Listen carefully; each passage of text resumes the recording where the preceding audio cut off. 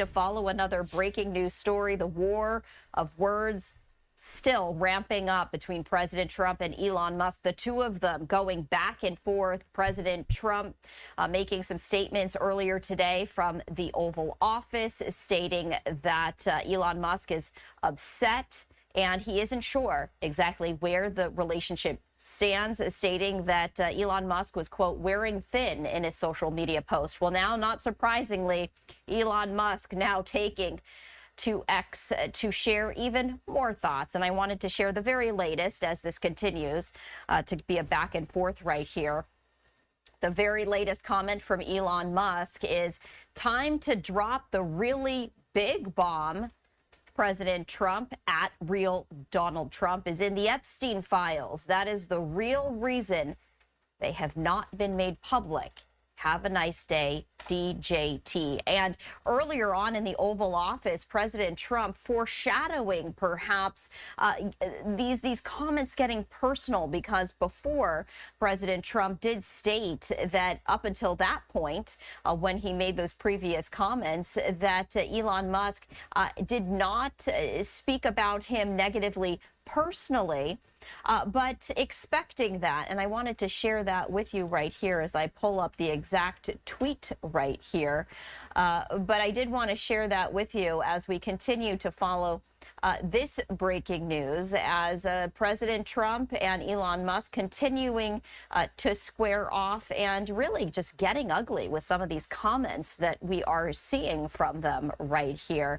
But before that, we did share this with you. This is something that President Trump has stated prior to this particular comment from Elon Musk, saying Elon was wearing thin. I asked him to leave. I took away his EV mandate that forced everyone to buy electric cars that nobody else wanted, that he knew for months I was going to do, and he just went crazy. So the latest comment, once again, from Elon Musk is he is taking off the gloves right there, saying, quote, time to drop the really big bomb. Real Donald Trump is in the Epstein files. That is the real reason they have not been made public.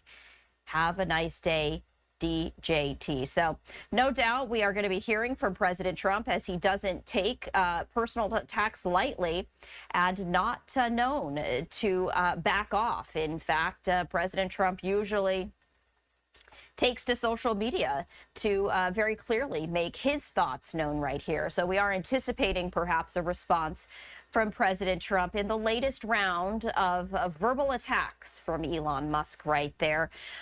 It's continuing to evolve minute by minute, sometimes second by second, as both individuals, President Trump and Elon Musk, taking to social media 24/7, around the clock, really, to make their thoughts known, and no doubt continuing to make their thoughts known about one another right there.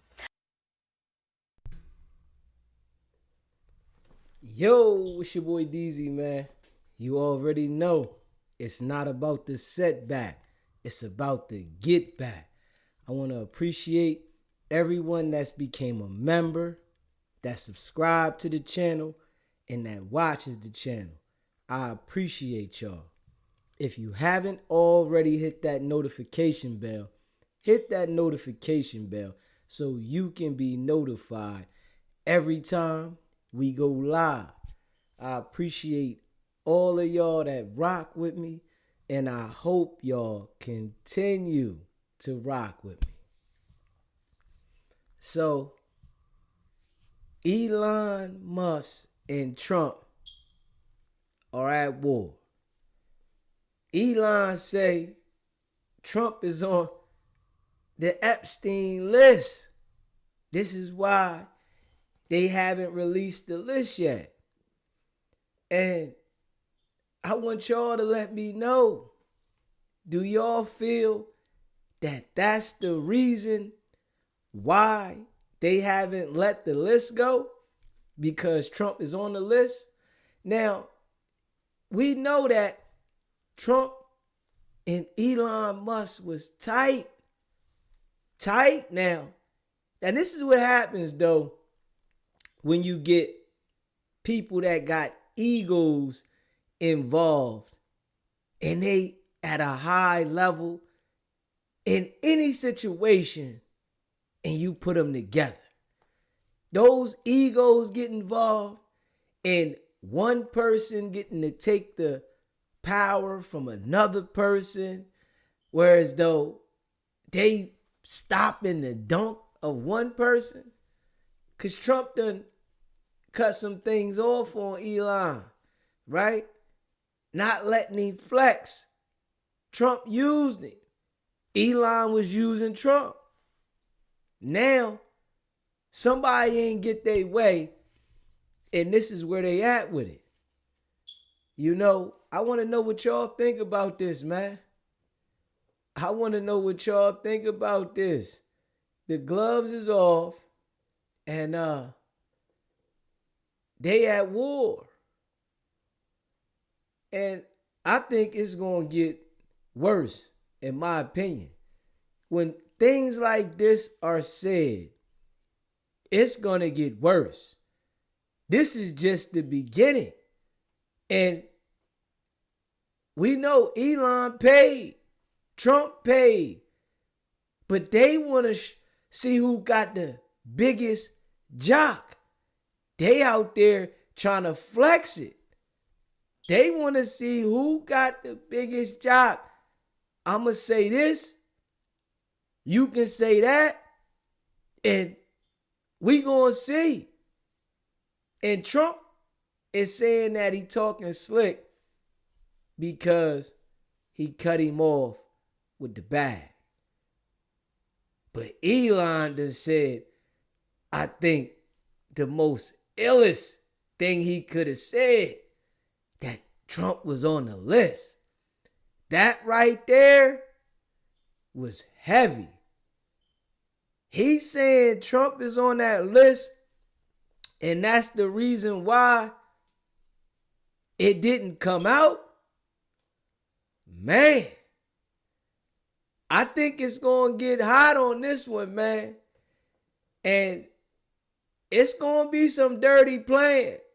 You know, trust me, it's going to be some dirty playing.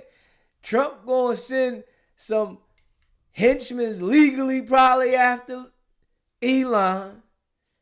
And, you know, they know the secrets about each other. You know, that's what happens when people get together and they start doing business like this, right? And we got to be real here, man. When people get certain positions, we start to put like a face on these people like they don't do no wrong, that they're perfect. Nobody's perfect. But when people got a certain position that other people look up to, they got to be perfect in the public eye.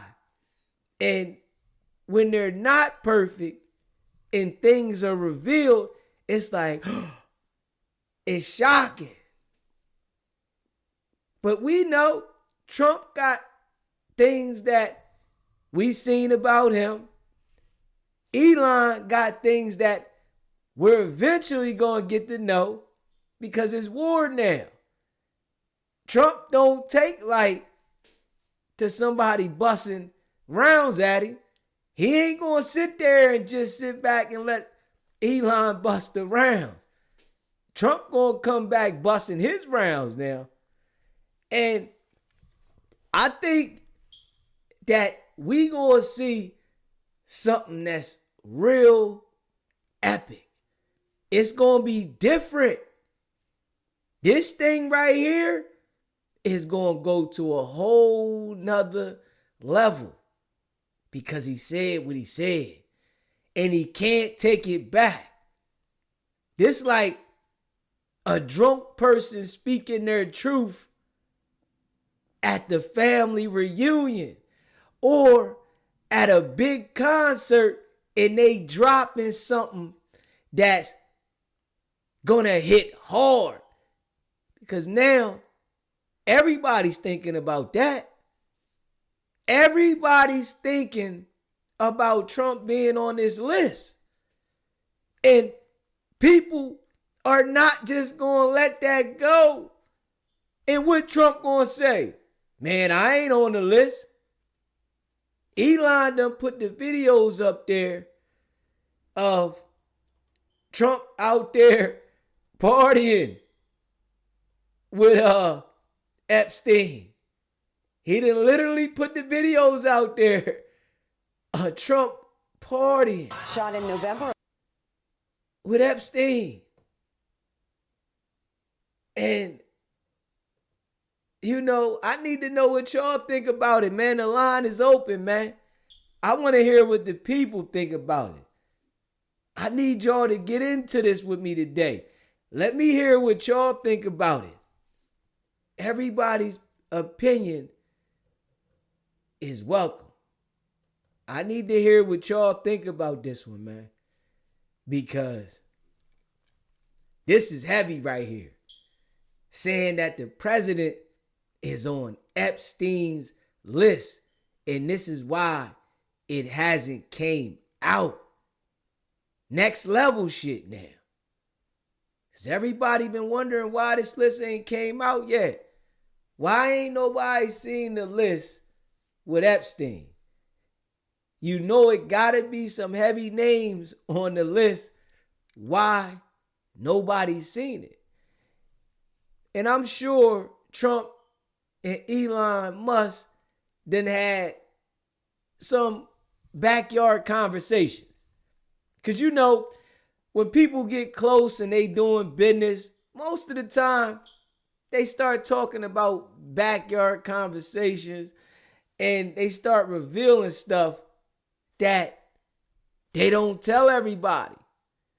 They start telling people the things that they could have been in a situation for, that they might have got through. And when it get hot, it's always somebody getting mad that want to put it out there. Now, this is the first thing that he puts out there, though. So you know it's about to get hectic. He probably about to start talking about the election. He about to start talking about Trump charges. It's about to get heavy. And he about to go all the way in. That's why you got to watch who you get next to. Because it's always like this in life. Always. And I mean always. On every level. From rich to broke. When you are next to somebody and they get mad at you and they know your business, they end up taking it to a whole nother level. Because they mad. And Elon mad because Trump done sliced his bread.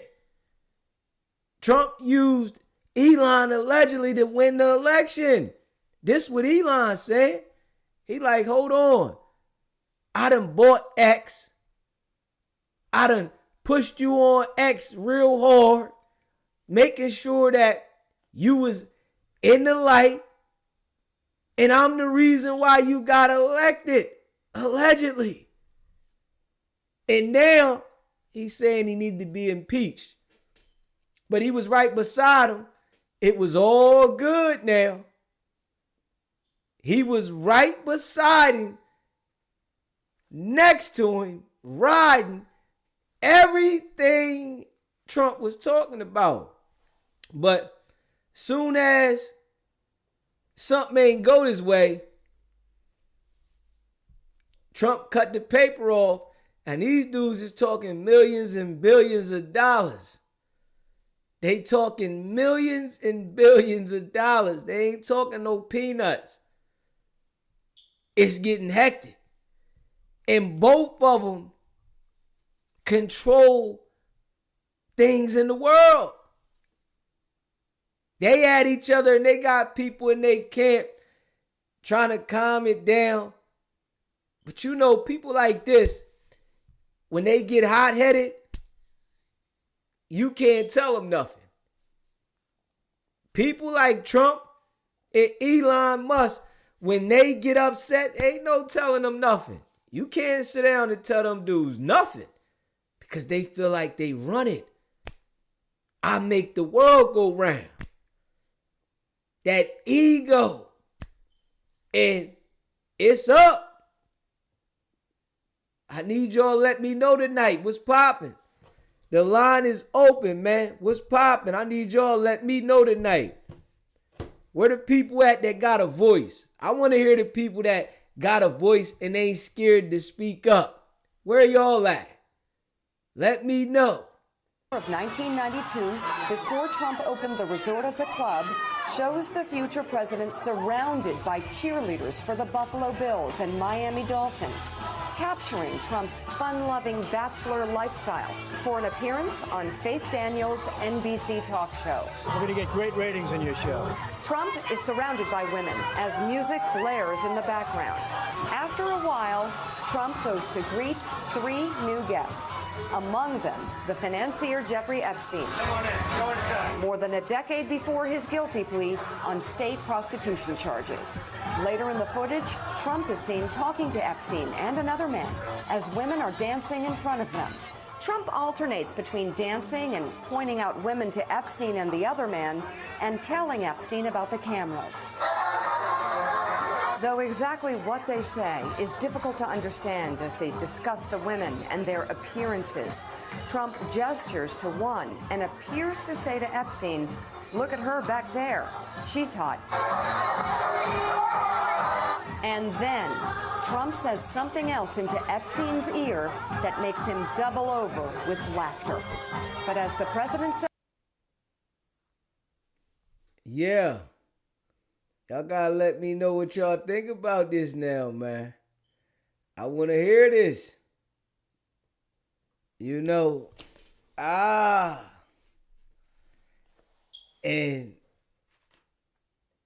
Elon going all the way in. Yeah, he going all the way in.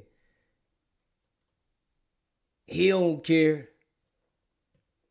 He don't care. They said he done lost $34 billion since he been putting these tweets out going at Trump.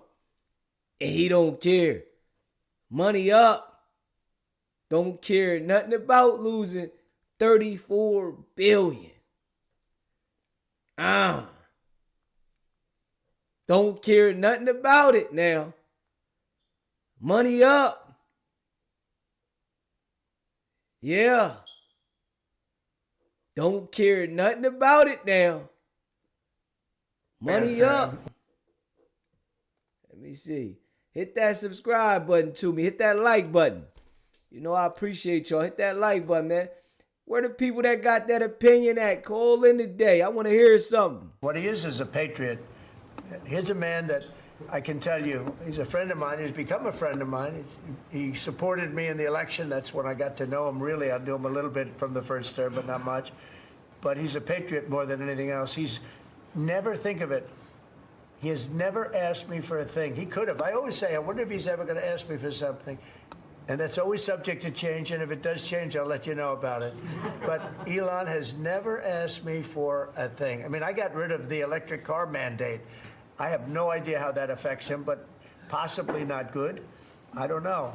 But he's never asked me for a thing. And I think that's an amazing tribute. I did get activated last week when I saw what they were doing. I said, he makes an incredible product, and we're going to go out and tell people you can't do that stuff and support him. They got to support him. Because if he wasn't doing this, he wouldn't have any of these difficulties. And I think it's getting less and less. Pam has done a great job with regard to all of the, I mean, I know the kind of investigations that are going on. If she finds them, which she will, she already found 4 of them. But I think they're going to suffer very grave consequences because they're really terrorists when you think about it. They're terrorists at a high level.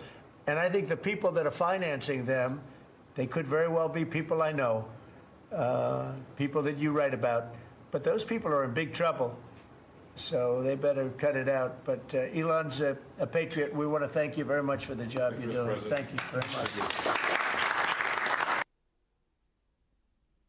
So Elon put this up there showing that Trump was praising him for the job he do. Yeah. But now it's war. He said, mark this post for the future. Yo, he's on Twitter going hard. Yeah, he said, mark this post for the future. The truth will come out. It just gets better and better. Like, the war has popped off. Yeah, it done popped all the way off, man. Make sure y'all hit that subscribe button. Hit that like button. You just got here. Hit that like button. Somebody said what Elon Musk is doing is genuinely heroic. Let me see.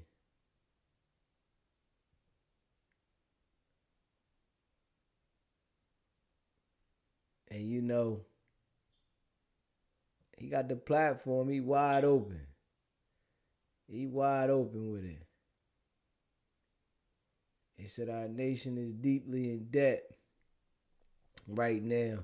Next year, our country will owe more than we produce for the first time since the end of the World War II. That's a very bad place to be.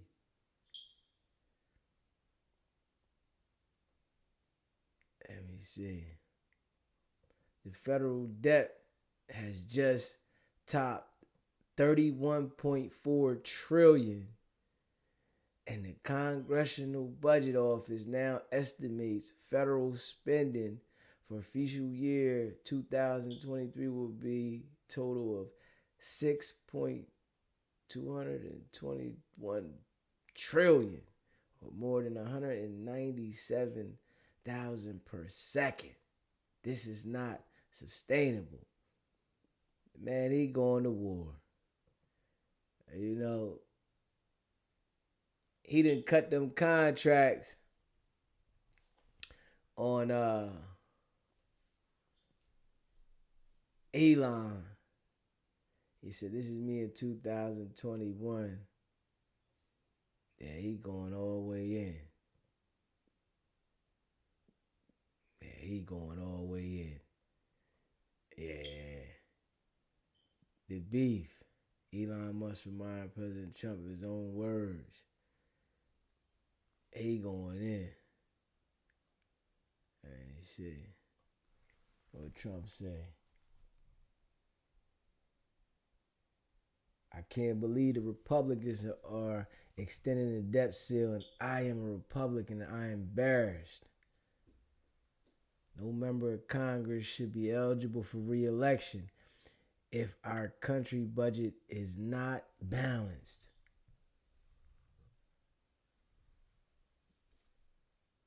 Deficits not allowed. I couldn't agree more. See, Elon trying to make sure he throw everything that Trump was saying back out there. Man, you was saying this. You did this. This why I can guarantee y'all they about to say some more shit. The Epstein list was the first one. Got shit ringing. Got shit ringing. You hear me? Straight up. He said a new monetary system will be unveiled. Assets-backed blockchain technology, gold, silver, etc. Let me see. He said Tyrese Halliburton makes big time killer shots. They done definitely ready to go to war. You see what he say here? Epstein likes to tell people that he's a loner. A man who never touched alcohol or drugs. And one whose nightlife is far from energetic. And yet, if you talk to Donald Trump a different Epstein emerges. I've known Jeff for 15 years. Terrific guy. Trump booms from a speakerphone. He's a lot of fun to be with. It is even said that he likes beautiful women as much as I do. And many of them are on the younger side. No doubt about it. Jeffrey enjoys his social life. He said, here is what Trump said about Epstein in 2002 New York Magazine profile. He said the relationship between Trump and Epstein is well established. Trump flew on Epstein's plane at least 7 times. Though it's not clear he ever went to the island. Man, they at war, man. He said, President versus Elon, who wins?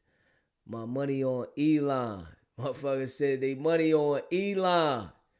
Trump should be impeached and J.D. Vance should replace him. So they said J.D. Vance should replace Trump. Let me see. Right here, it say time to drop the real big bomb. Donald Trump is in Epstein files. This is the real reason they have not been made public.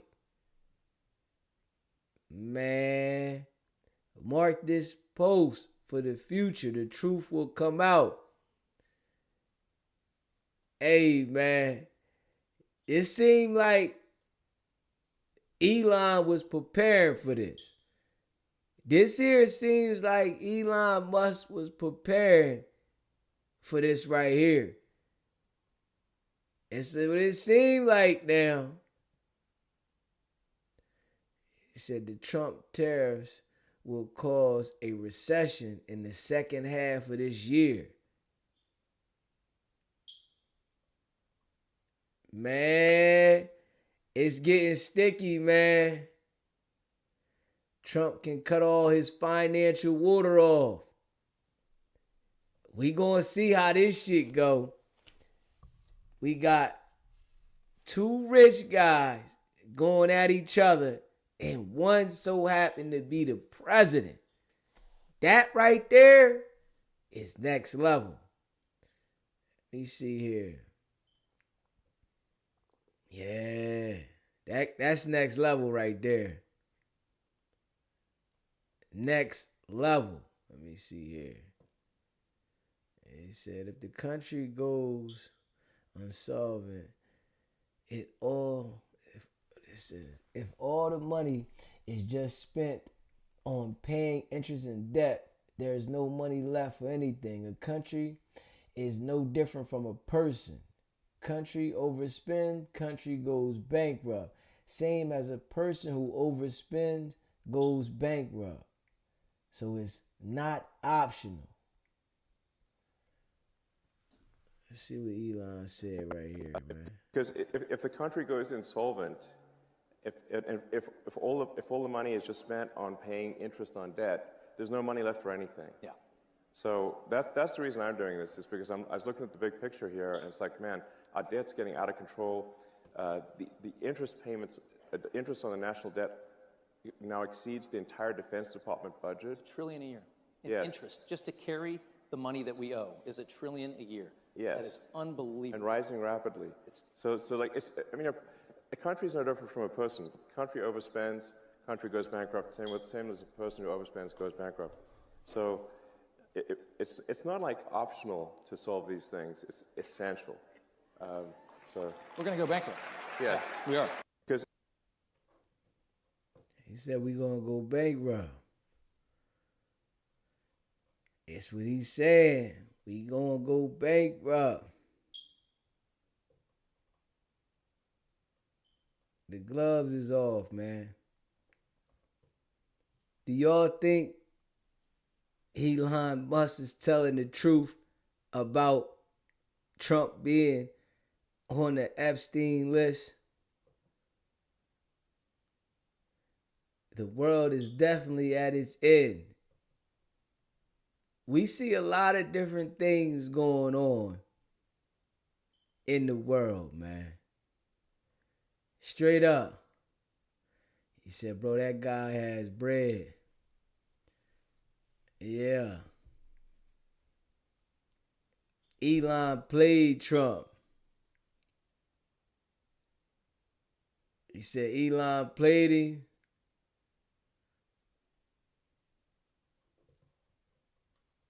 Elon played Trump. And now he done turned on him, huh? Trump done did something he ain't like, done cut the paper off. And Trump saying, what he say about the paper? He should have been cut off his contract. Biden should have cut off his contract, nah. Let me see, hold up. Let me see here. I wonder if I can see what Trump said.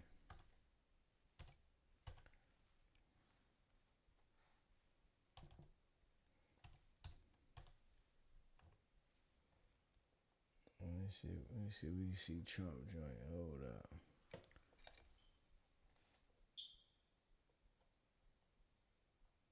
Let's see what Trump said. Is Trump saying something on here? Hold up.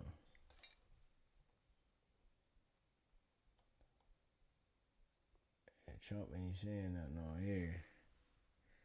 I'm looking for Trump to see if he's saying something on here. Trump saying something on the Truth Social Network. Social Truth Network somewhere. Let me see if I can see that shit, man. Yeah.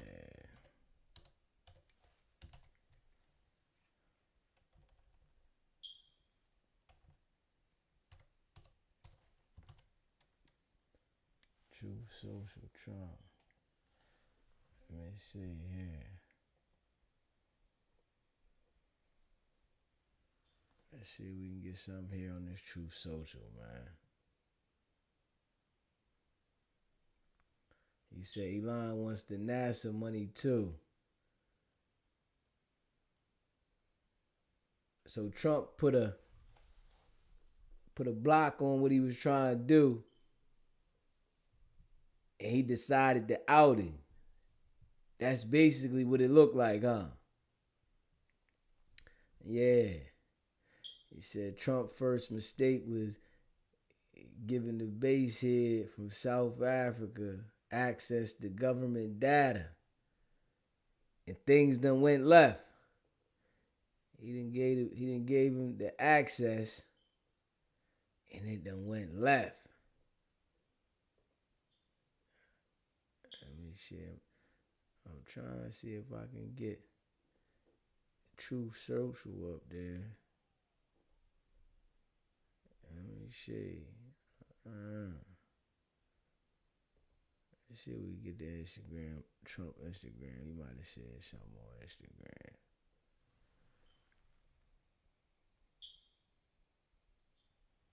I don't see nothing. Hold up.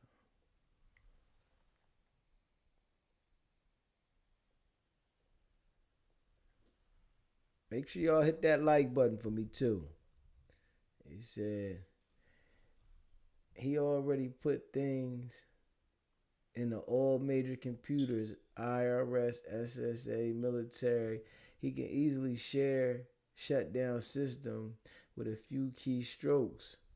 He should have NEV ever been allowed in the government and Americans' business. They done gave him access, and it done got messy. Now, shit done backfired.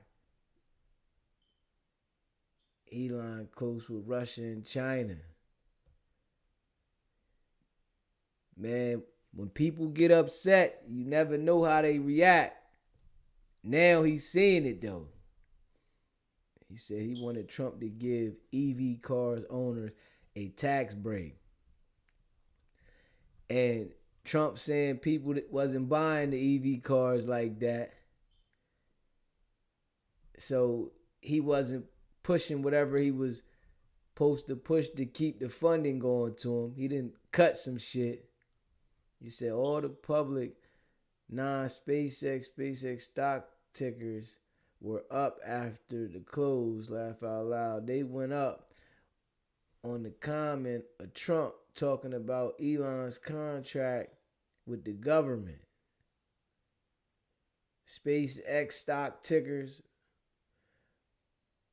So are they up now? Are the SpaceX stock tickers up right now? He said it's crazy because Trump worth $200 billion. Both of them billionaires going straight at it. Let me see here. He wanted that TikTok block too. He said he wanted the TikTok block. He said SpaceX is necessary. That 10 hours conference in Congress is real. He said Elon worth 20 trillion. Look it up. God damn. Let me see. He said he worth 20 trillion. Let me see. How much is Elon Musk worth? Nah, it ain't. He ain't worth 20 trillion. I don't say that. It say right here. It say 420 billion.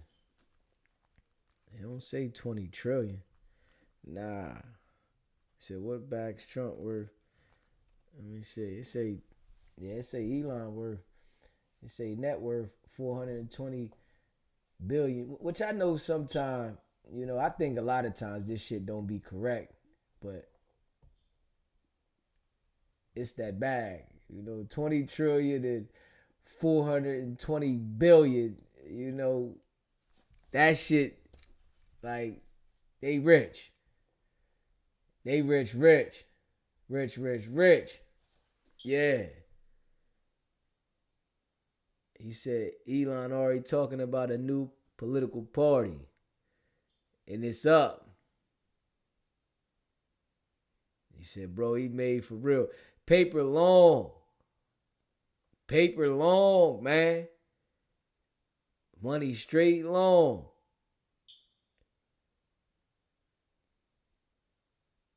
And Elon done stopped some shit with the SpaceX.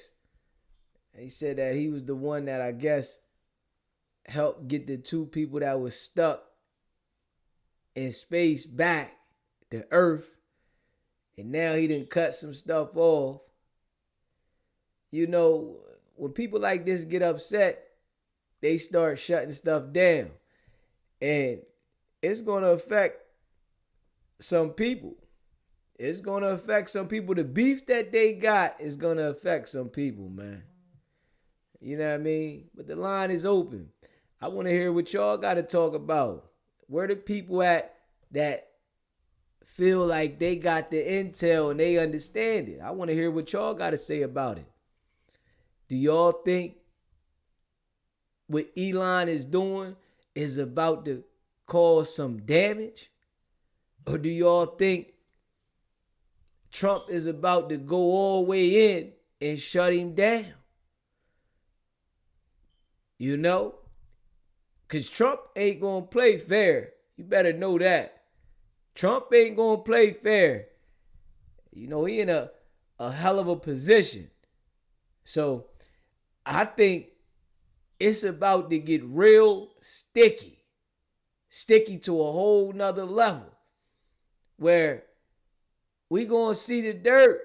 The dirt about to come out. Because that right there was a blow. That was a low blow right there. And, I'm going to be real. I think Elon might have been telling the truth. Like, Trump was running with them bulls, man.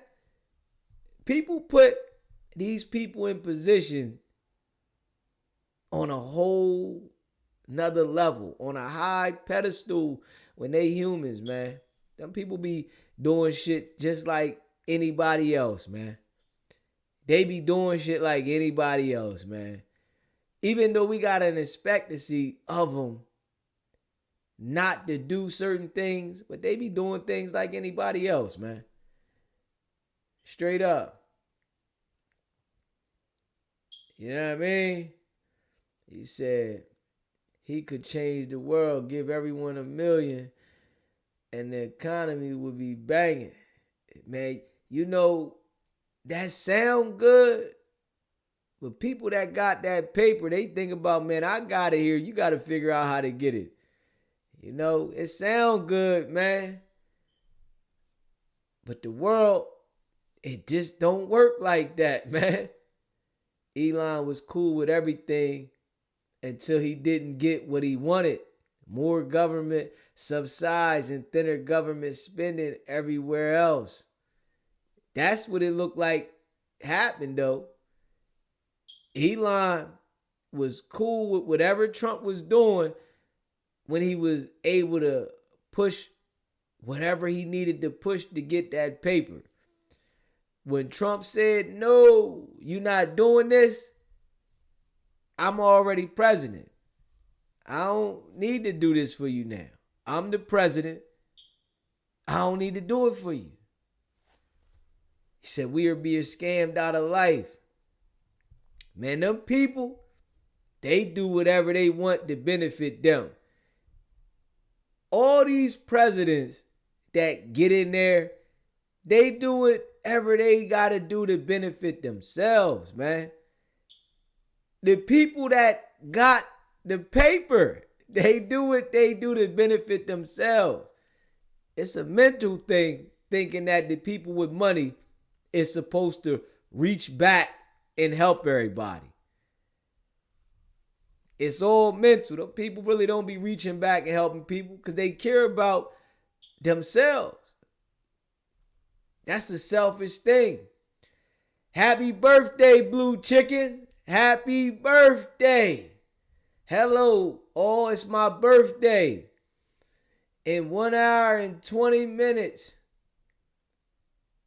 the God I serve is blessing me. Thank you, God. Waiting on 12 a.m. It's going down, baby.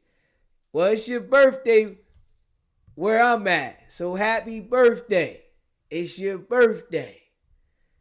Yeah. He said, I'm always chilling, I'll try to be happy even though I crashed my car yesterday. Things happen, man. You know, keep your head up. Keep your head up. Elon trying to build space stations and shit with the money. A whole nother level. A whole nother level. But he don't care about nothing but what he trying to do. And Trump ended up putting the monkey wrench in what he was trying to do. So he said, I'm out you. That happened on every levels of life, though. The lower level, the higher level. When you intertwine with people and something don't go somebody's way that they want to go their way, man, they gonna out you. This all come with building a team. When you build a team with people and y'all lock in, this how it happens. It always comes to this. Always. You hear me? Always. He said there's different levels to this. Most definitely. Most definitely. Let me see. can't even compare Trump's net worth to Elon. Trump lost a whole lot of money. He's been around 5-6 billion.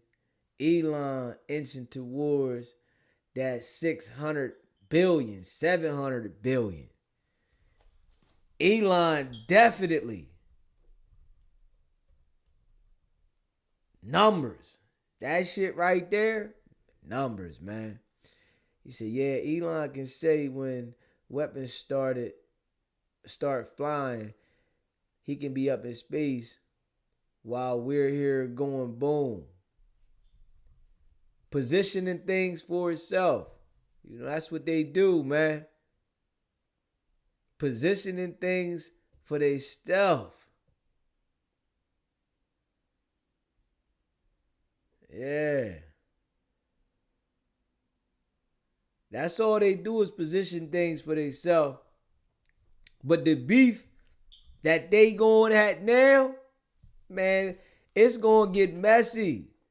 It's going to get real messy. It's going to get real messy. This shit here just started, man. This shit just started. Let me see. Let me see.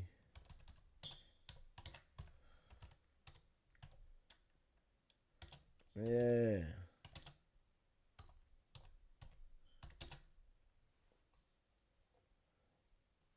Yeah, let me see. Yeah, this shit just started, man.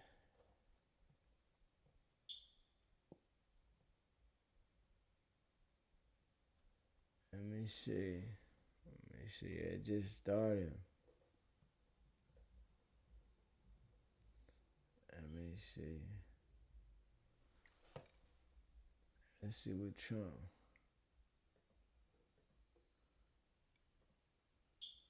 I'm trying to see if I can see something to show y'all. Let me see. Eczema isn't always obvious.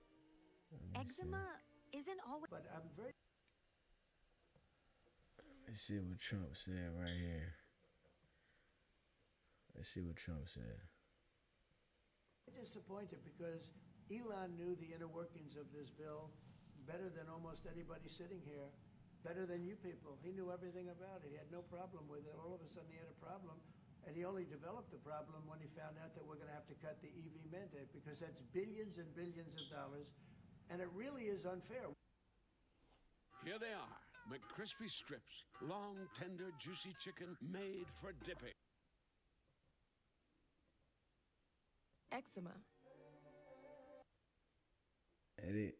I'm trying to play this off this app, and they want to run this on me. I don't want to see this. Elon said, AJ said, happy birthday, Blue Chicken. AJ said, happy birthday. Appreciate the super chat. Let me see. He said, I'm sorry, but I just can't stand it anymore. This massive outrage, pork-filled congressional spending bill is disgusting. Admonished.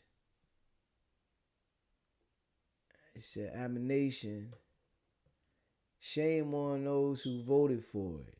You know what you did wrong. You know it.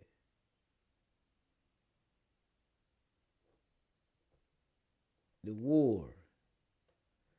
Let me see. The war, hold up. I was trying to see. I was trying to put something up there.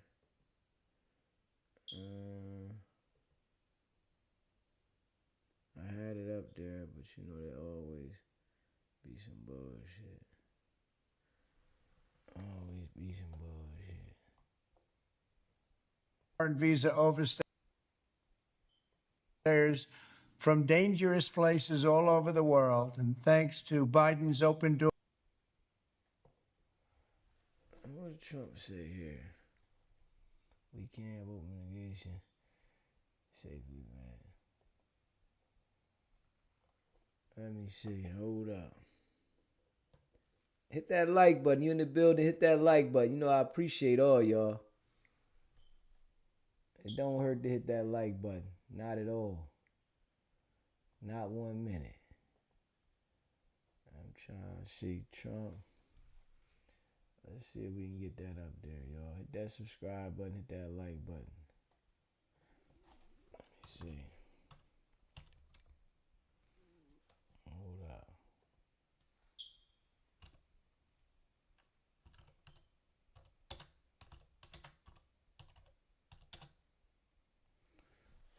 Let's see.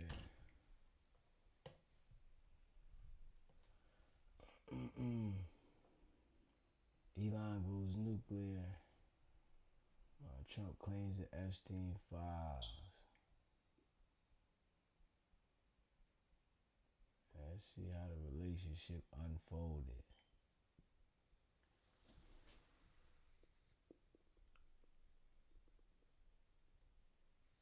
Let me look on here. Let me look on here, man. Musk claims the Epstein files. Trump and billionaire Elon Musk has so rapidly disintegrated that Musk, without evidence, is now accusing President Trump of being in the as yet released Epstein files. Musk tweeted this afternoon, quote, "Time to drop the really big bomb. Donald Trump is in the Epstein files. That is the real reason they have not been made public. Have a nice day, DJT." This claim, which CNN cannot confirm, of course, would imply that Trump was in some way name dropped in the case surrounding Jeffrey Epstein, the notorious and convicted pedophile who died by suicide in prison in 2019 while awaiting his federal sex trafficking trial. The accusation from Musk is about as nasty as it gets, accusing somebody of being a pedophile and then covering it up. Mr. Musk did not detail how he would know what was or what was not inside any unreleased filings related to Epstein, assuming there are unreleased files related to Epstein. CNN's reached out to the White House for a response.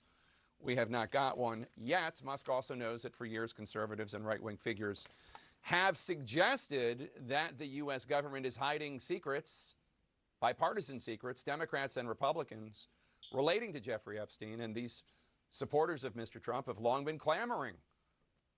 Do y'all think that the government is hiding secrets about Trump's relationship with Epstein? Man, let me know. For the government to release more of the files. Trump, who was friends with Epstein decades ago, talked on the campaign trail about potentially releasing more files on Epstein.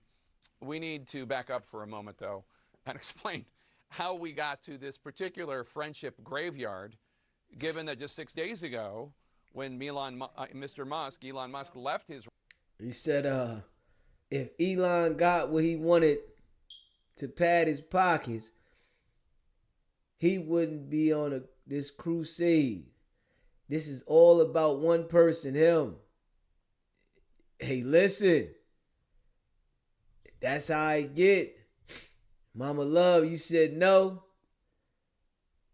We got people saying yes. Mama Love said no. You know what I mean? Hold up. He said no. He said Elon knew the information, but now suddenly he has a moral compass. That's how I get, don't it? Ain't that how I get? People be knowing the information about stuff that people really want to know, and then they come out and say it when they get mad. They want to hide it, but then they want to come out and say it later. His role as an advisor to the president and head of the Department of Government Efficiency, or DOGE, President Trump gave Musk the key to the White House, the ceremonial golden key. Mr. Trump may now be changing the locks, as this feud today essentially escalated publicly. So 6 days ago, he gave him the key to the White House. 6 days ago, he gave him the key to the White House.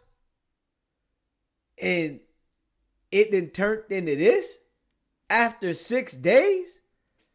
Oh, shit. In real time, while in the Oval Office with the German Chancellor this morning, a reporter asked President Trump about Musk recently viciously criticizing the so-called one. I definitely agree with the birds of a feather flock together. Y'all know I agree with that. It's a reason they was lined up together. But like I said, birds of a feather flock together. But when the fallout hit, the gloves is off. And they supposed to speak publicly, I guess, tomorrow. I don't know how they going to speak publicly together after the man that said he was in the Epstein files. Everybody in the world wanted to know why that Epstein list wasn't released. Everybody. We all wanted to know that now. Why wasn't the Epstein list released? And for that there to be said, that was deep now. Damn right. They said Trump ready changed the locks. One big, beautiful bill. Elon had been calling on Congress to, quote, kill the bill, saying it adds too much to the deficit. So here's what President Trump first said today about Elon's bill bashing just before noon Eastern time. I've always liked Elon, and it's always very surprised. I'd rather have him criticize me than the bill, because the bill is incredible. So the president went on to talk about other subjects. And, you know, be careful what you ask for when he says, I'd rather have him criticize me than the bill. The president went on to talk about other subjects, eventually doing the weave, the proverbial weave, back to the subject of Elon Musk. So this was at around 12:06 p.m. Eastern. I'm very disappointed because Elon knew the inner workings of this bill better than almost anybody sitting here, better than you people. He knew everything about it. He had no problem with it. All of a sudden he had a problem, and he only developed the problem when he found out that we're going to have to cut the EV mandate. The EV mandate. So he's saying that when they cut the EV mandate, Elon went straight commando. Man, I don't care about nothing. I'm telling it all. I'm putting it out there, man. You didn't cut the EV mandate. I'm going to show you what I'm going to do. The electric vehicle mandate, obviously Mr. Musk owns Tesla, which is a premier electric vehicle company. But it turns out Mr. Musk, Elon Musk, was watching that, and he didn't let that one go unanswered. 13 minutes after President Trump said that, Musk posted, quote, whatever, keep the EV solar incentive cuts in the bill, even though no oil and gas subsidies are touched. Very unfair, but ditch the mountain of disgusting pork in the bill. In the entire history of civilization, there has never been legislation that both big and beautiful. Everyone knows this. Either you get a big and ugly bill or a slim and beautiful bill. Slim and beautiful is the way, unquote. As President Trump continued taking questions at the White House, Elon Musk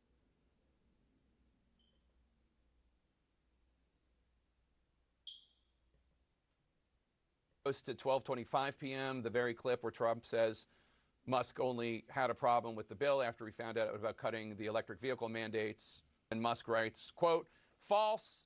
This bill was never shown to me once and was passed in the dead of night so fast that almost no one in Congress could even read it, unquote. Shortly after that, 12:46 p.m. Eastern, is when a doctor might have officially called the time of death on the Trump-Musk relationship. Call it. Musk posted on his X platform, quote, without me, Trump would have lost the election. Dems would control the House and the Republicans would be 51-49 in the Senate. Such ingratitude, unquote. Hitting Trump where it hurts in the Electoral College there. and the rage posting. Musk even tagged Donald Trump, saying, remember this? Showing a video of when Musk essentially turned the White House South Lawn into a car dealership.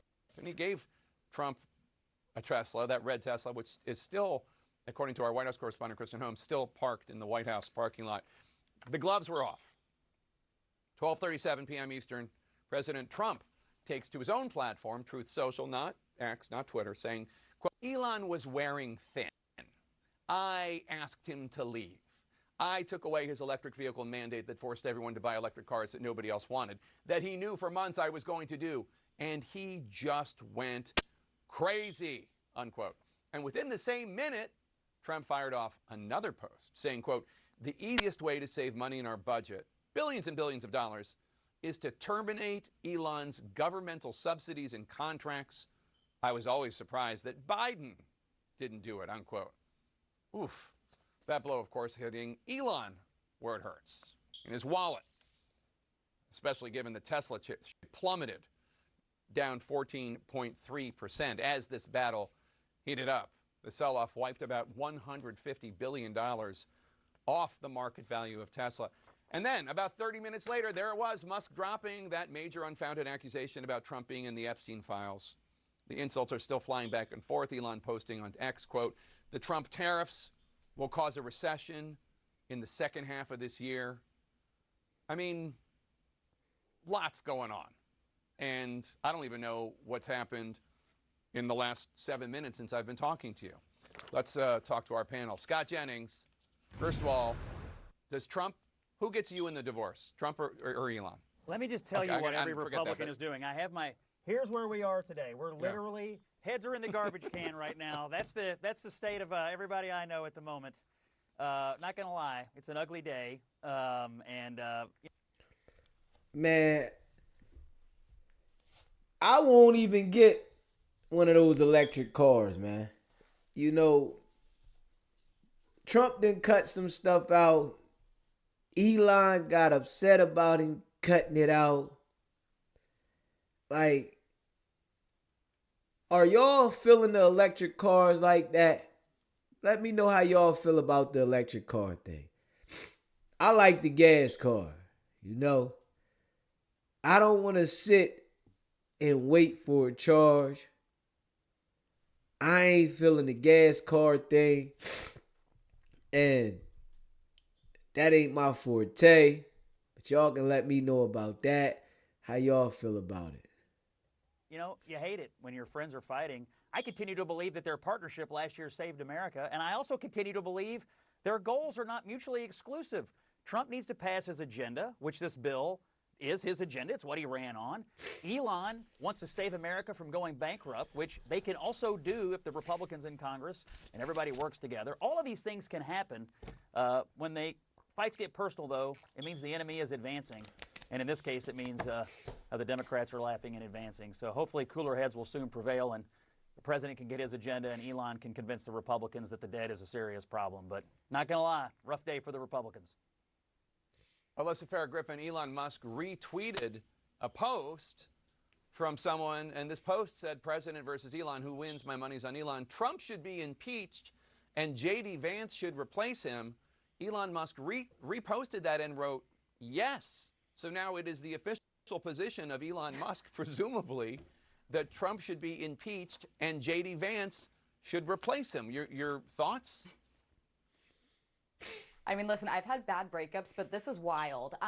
Listen, Elon's had a lot of attacks he's launched. She said I had bad breakups. This is claiming wild. that Donald Trump is in the Epstein files, saying that he's going to cause a recession in the next quarter. And then, of course, this. But I will say the attack that I think is actually going to stick the most with President Trump is him essentially calling him a lame duck president. He's saying he's going to be here for 3.5 years. I'm here for 40 years. That is what Donald Trump is afraid of. If this bill doesn't get over the threshold and end up passing, it's his entire legislative agenda. The midterms are just a couple miles ahead. And he's realizing, like, this is the most damaging thing at this moment that could be happening. And for members of Congress on Capitol Hill, The conversations that they're having, the ones Scott's avoiding right now, are, listen, if you're up in these midterms, you really don't want to get crosswise with Elon Musk, who's willing to spend basically endlessly in your district if you support this bill. Now, if you're somebody who's not up this cycle, you might wait it out. You might say, you know, I'm not going to get on the bad side of Donald Trump right now and be with him. But there's like actual conversations countless members of Congress are having right now about where to be on Donald Trump's signature legislative item because of this rift. The relationship between, like, man, they talking about doing away with the gas cars in Cali in 2035, huh? Man, I guess I won't be getting a new car from out there then, cause I don't want no electric car. I like to be able to put some gas in my shit and roll. All that sitting there waiting, you know. But this how rich people get though. They want things their way, and when they don't go their way, they want to have a fit. Elon's having a fit right now. Trump, he'll having a fit when he wants to have a fit. And it's like they show that they get upset and they flex their fucking power. When they get upset, they flex the power. Yeah. And Elon don't need Trump because he got the paper. He got shit going on. He really don't need him, but he was trying to use him and shit done backfire.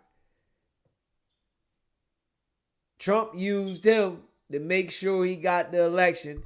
Trump lined himself with all the people that could benefit him to get elected. He definitely aligned himself with all the people that could benefit him. And now he telling Elon no about shit. Nah, we ain't doing that. I ain't doing that for you. Elon took his basketball and ran home. Straight up.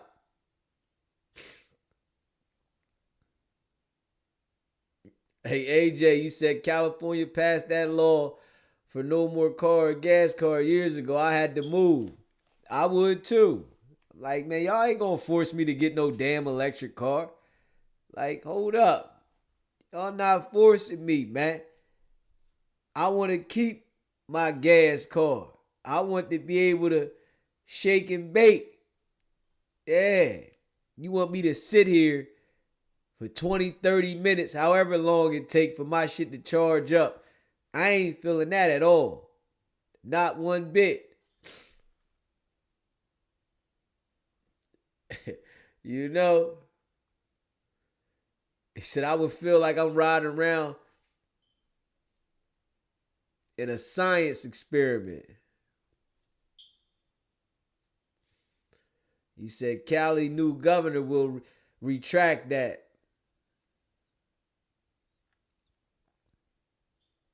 What RM say? Said they playing chess, kid. He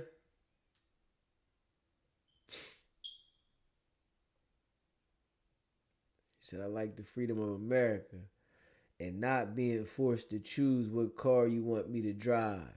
I love that. I love to be able to have that freedom that we have. But they be trying to put certain things on us to make us do certain things. And it's like how they forced everybody to listen to the music streaming. They took all the damn CDs and took all the CDs out the car. Certain shit that they do, that they force us to get into it. That be the bullshit. For real, for real. Fuck you gonna force me to get into something that I really don't want to do. Let me have the option. Make a car with the Cyrus shit and no CDs, and make cars where I can have a CD in it. You see how they change the time so they can control everything. Straight up. Straight up, so they can control everything. He said, DZ, unless you're driving 250 miles a day, you can charge your car overnight at home. Man, I don't like that. Hey, hotshot, I don't like that. Why I gotta run my damn electric bill up? Let me run around with the gas at the gas station. I might want to jump on the road and go somewhere. If I jump on the road and take off, I got to think about that. Sometimes I wake up and I just want to go. You know, I wake up, I just want to go. Man, I'm ready to roll. I'm out of here. And now I got to be subjected to sit at the damn gas station to charge up.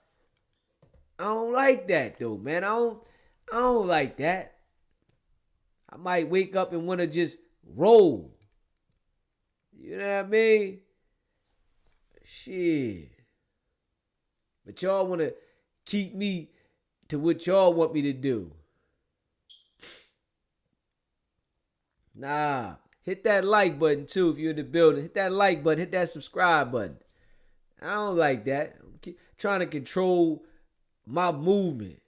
Yeah. And then them damn Tesla cars, they got a whole bunch of cameras around them and shit. I want to feel comfortable. I don't feel like I'm damn monitored by the damn space station everywhere. Let me at least trick myself. I know it's cameras up and down the highway, but goddamn, let me trick myself. Damn, don't let me think I got to be monitored everywhere. They tapping all into my shit. You know, they tapping into my shit every goddamn where. I mean, damn. Let me feel like I got some privacy. They make it now like you ain't even got no privacy. And they telling you these damn cameras is everywhere. And I know they got it set up where they can tap into every damn thing.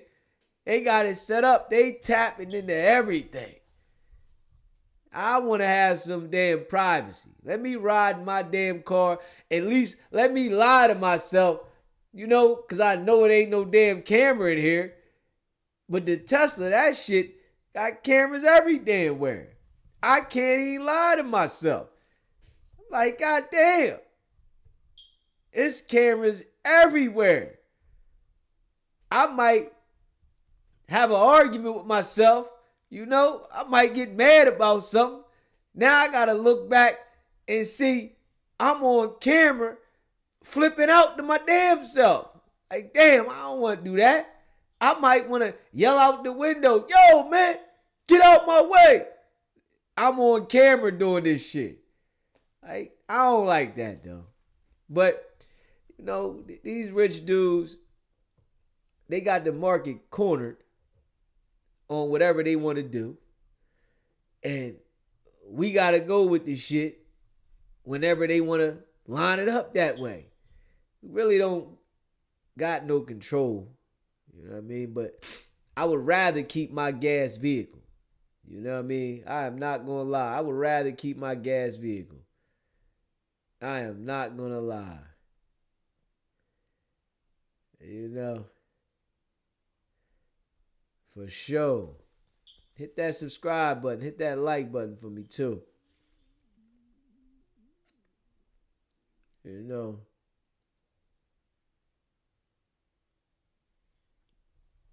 Yeah. You know, and listen. This feud that they got, this back and forth beef that Trump and Elon got, it's going to get worse. You know, once you do something like this to somebody, you feel like you can do it anytime. That's why you always got to watch what you say to people. It's very important to watch what you say out your mouth to people. And when you go ahead and go commando and say something to somebody, you'll do it again. You feel that you can be disrespectful? Because I'm sure Trump took that as disrespect. He plotting now. Trump is literally plotting now to go at Elon. Yeah, send it to me. You got something to send me, you can email it to me at sbgbtv@gmail.com or you can text it to me. Either way. Yeah. Said that truck looks scary on the road. Yeah, man. So I don't like the way it cut off at the red light. Hey, listen, I hate that shit. I turned that feature off. You know, the gas cars got the feature. I turn it off. I want my shit on. You know what I mean? When I'm driving, I want to be that cut off at the light. I turn that feature off. I ain't even gonna lie. Straight up. I turns it off. You know? The truck is definitely ugly. He said the truck is straight out of Demolition Man. And hit that subscribe button. Hit that like button. You in the building, hit that like button. As soon as you get in the building, I appreciate it. Hit that like button. The gloves is off, though. Let me see. The war has started. The war has started. Let me see here.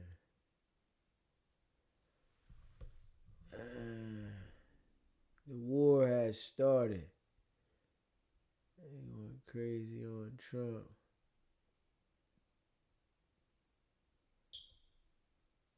Yeah. Joining us now is... Let me see. Yeah. We're going to get into that Diddy shit in a minute, too.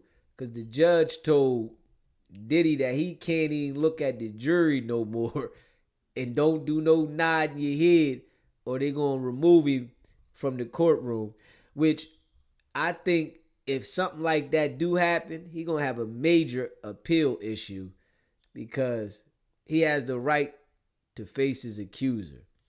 The judge, you know, getting too emotional. Let the case go on. You know, it can go against Diddy, honestly, right?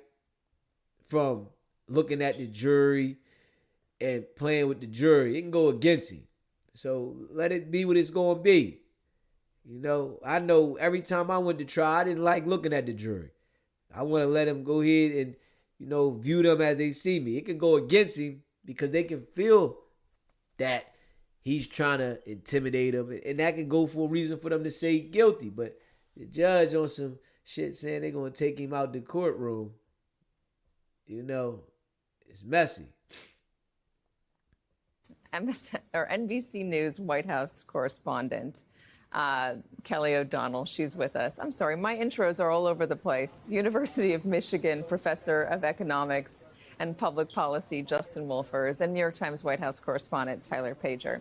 All right, thanks for bearing with me, folks. Talk to me, Kelly, about the president's reaction to Elon Musk's tweets.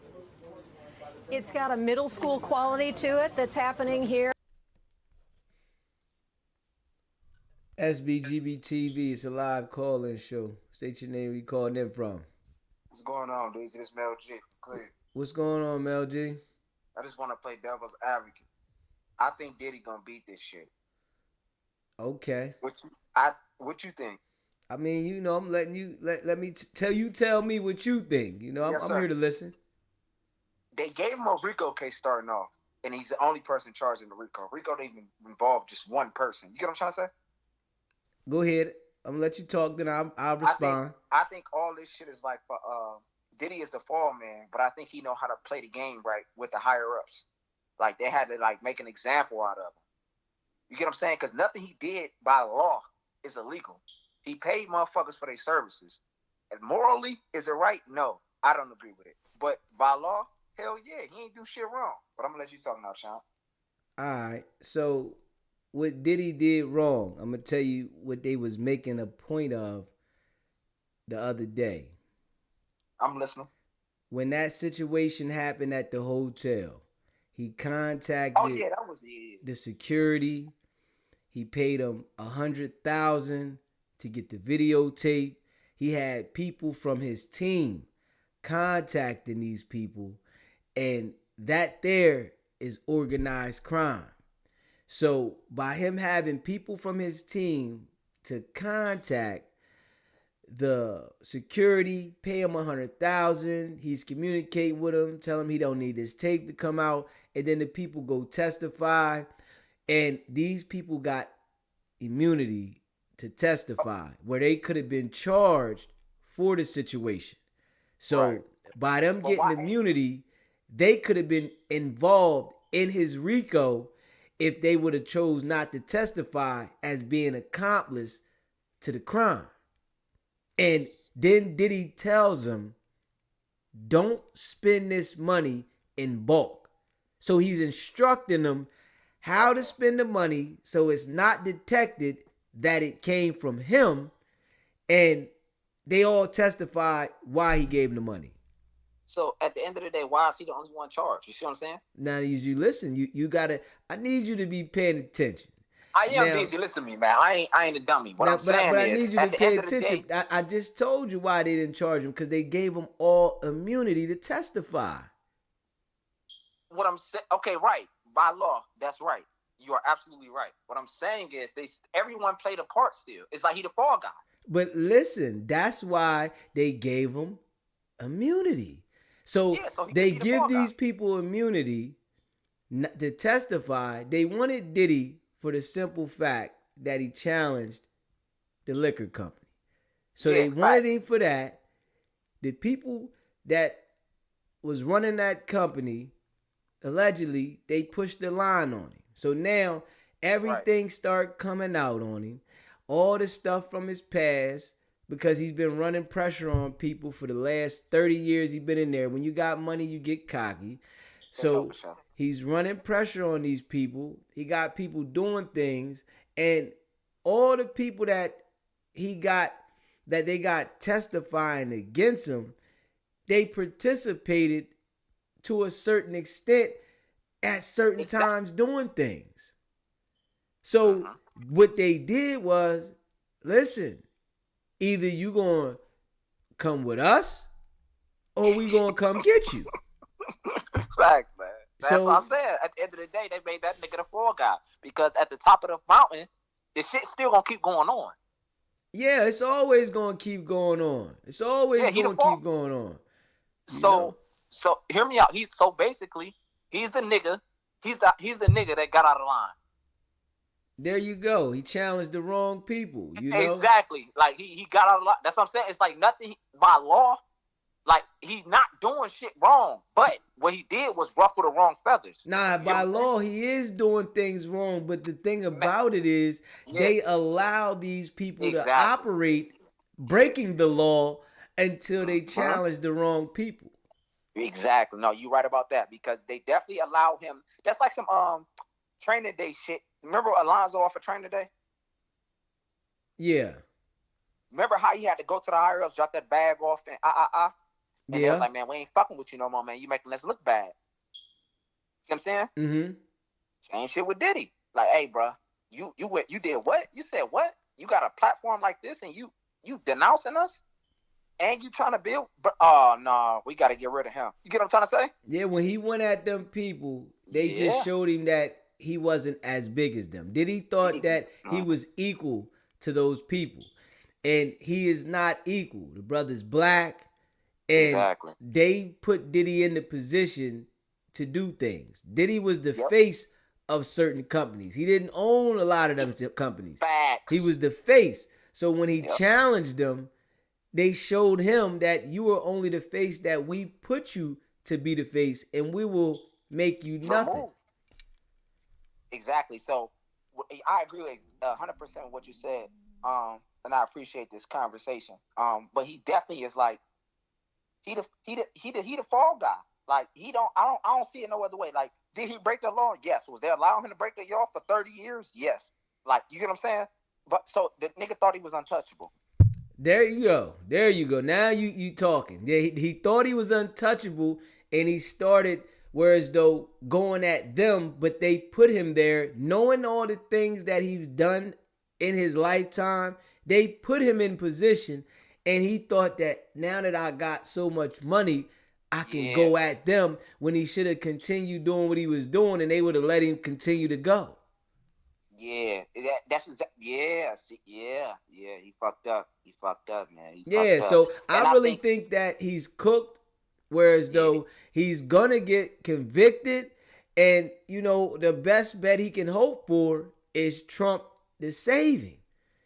And I think that's his best bet. Either that or legally he gonna beat the shit. Like, look at the little simple shit that they doing. You can't nod at the jury. Who the fuck can't nod at the jury? Now the judge went too crazy. The judge is trying to flex the power because they know Diddy rich, and Diddy got a lot of influence. Yeah, he can get some shit done. You know what I'm saying?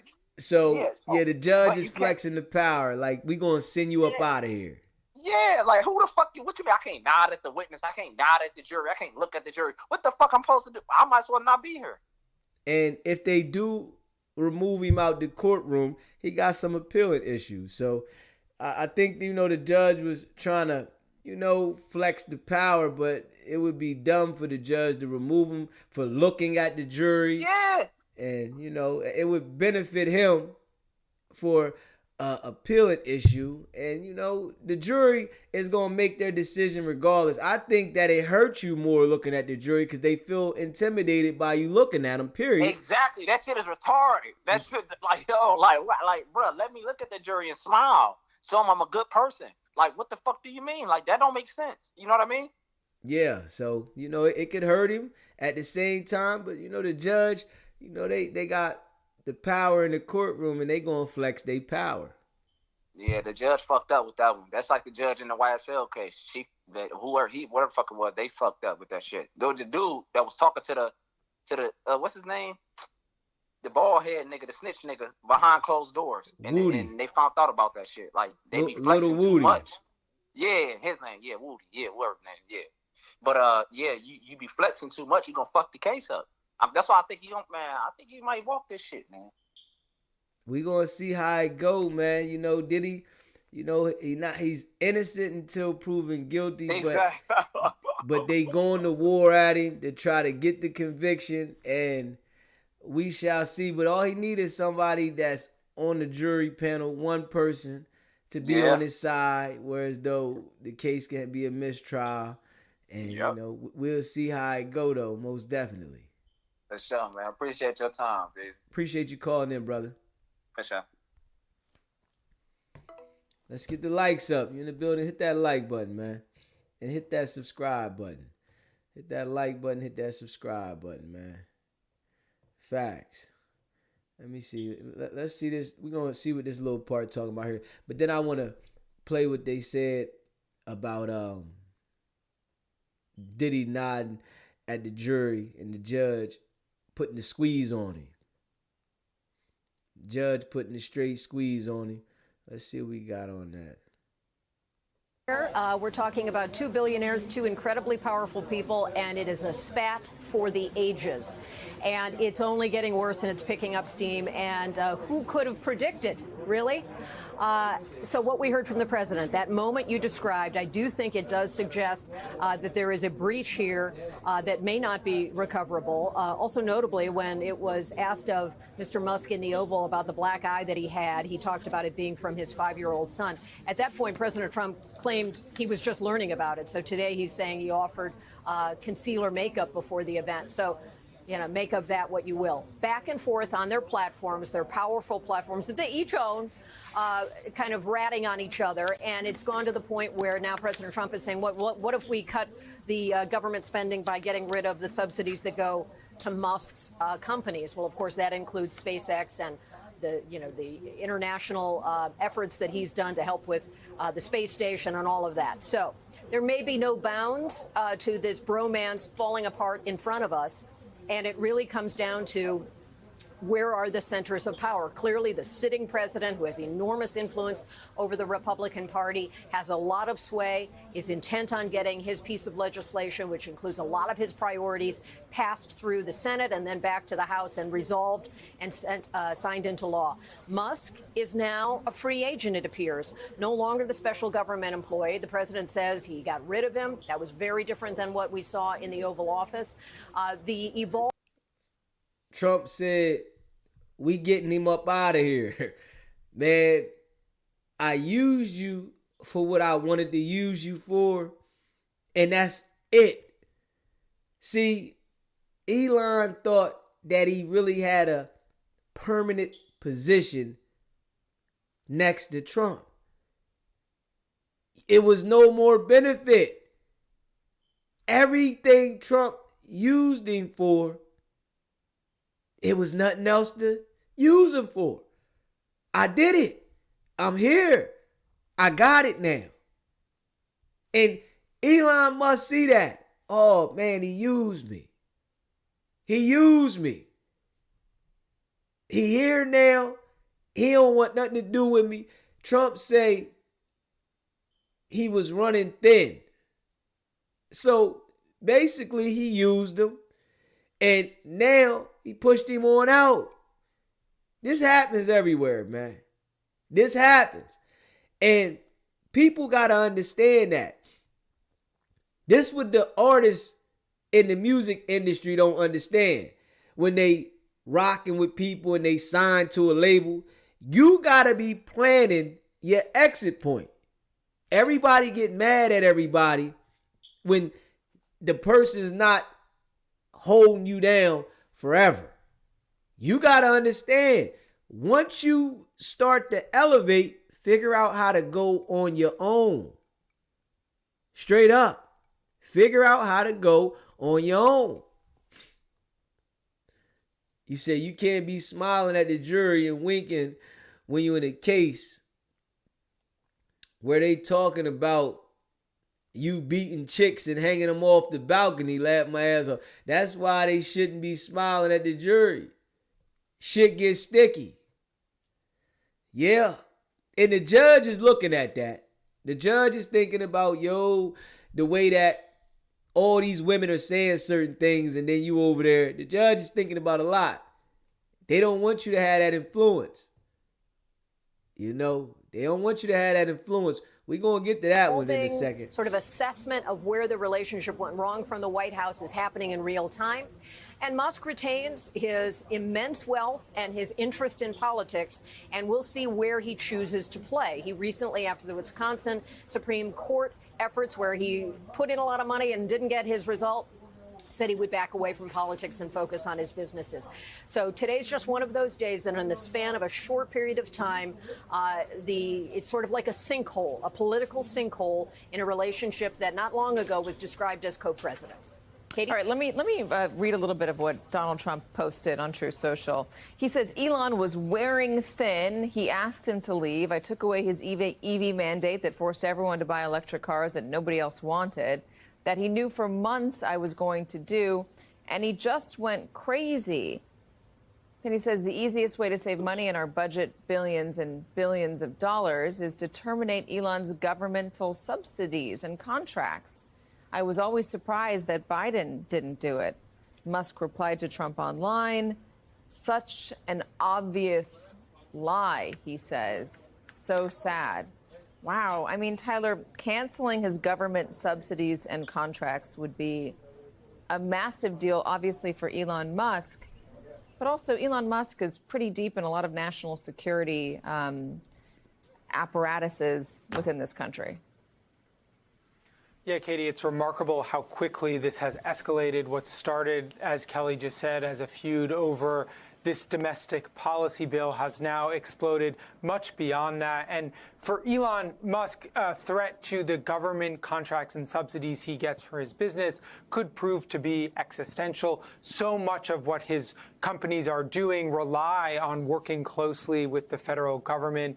And so it's remarkable that Trump is going really for the jugular here on something that is core to Elon Musk's private wealth and his management of businesses. And if you just take a step back to recall, one of the reasons Elon Musk was stepping away, or what he said was he was stepping away from his role in the Trump administration, was to go focus on those private businesses. And this is such a come down from just a few weeks ago when there were the parade of Teslas on the South Lawn of the White House, and Trump said he was going to spend his own money to purchase one, lamenting that Musk had dealt with a lot of professional reputational damage and his company had been hurt by Musk's work in the Trump administration. Now we're seeing the tables turn completely and Trump going after these companies with this threat on social media. So really a remarkable breakdown of a relationship that less than a week ago we saw them in the Oval Office together, and they were both heaping praise on one another and promised to continue to work together as friends and partners. Tesla, by the way, is down 14%. I'm going to put up our... And Trump already had an agenda. Elon Musk had an agenda too. But Trump is older than Elon Musk. He been playing the game a lot longer. And as you get older, right, dealing with people, you understand that people are likely to switch up on you. They likely to turncoat. For real. Or we're getting a few more tweets in. Laura Loomer, I can't believe I talk about Laura Loomer so much, but she is influential in this space. She tweeted about the fight heating up. She says it'll be interesting to see what lawmakers do. Elon Musk then responded to her, and he says, oh, and some food for thought as they ponder this question. Trump has 3.5 years left as president, but I will be around for 40 plus years. That's directly to Republican members of Congress. You want to get reelected? I've got 40 years of cash behind me, and I can do a lot of damage to you. Interestingly, Justin, and this is what has always made Elon Musk. Elon Musk was talking slick right there. He talking slick right there. He know Trump gonna be 80-something years old when he get out of the office, and he like, hold up. Let me see how old Elon is, man. Let me see how old Elon Musk is. Hold up. Let me check, y'all. Let me check right now. Let me see how old Elon Musk is, man. Hold up. Let me see. Let's see how old Elon Musk is. Somebody in the chat know? I'm going to look it up, though.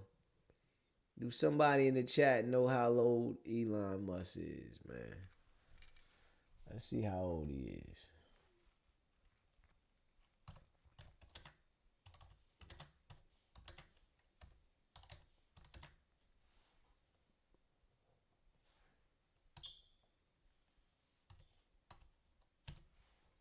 $53 years old. Yeah. Trump got 30 years on him. He talking slick, ain't he? 53. He talking slick. Man, I'm going to be around 40 more years. So you know that technology he coming up with, he like, man, I'm going to make it to 100. I'm going to make it all the way to 100. That technology he done came up with, I'm going to make it to 100. Yeah. That's what it looked like, though. Let me see here. Such a fascinating character. His more natural base of support for one of his biggest businesses, Tesla, were the Democrats. Were more progressives, people who are willing to buy EVs. And Okay, so 25 years, not 30. 25, not 30. 25. SBGB TV. It's a live call-in show. State your name, where you calling in from. SB, this Jay from the East Coast, SB. What's going on with you, Jay? Hey, SB, which one you want to talk about, man? The Trump or the Diddy thing? I don't want to talk about both. I mean, you pick it, my brother. Go ahead. I'm letting you do your thing. Go ahead. You pick which one you want to talk about, brother.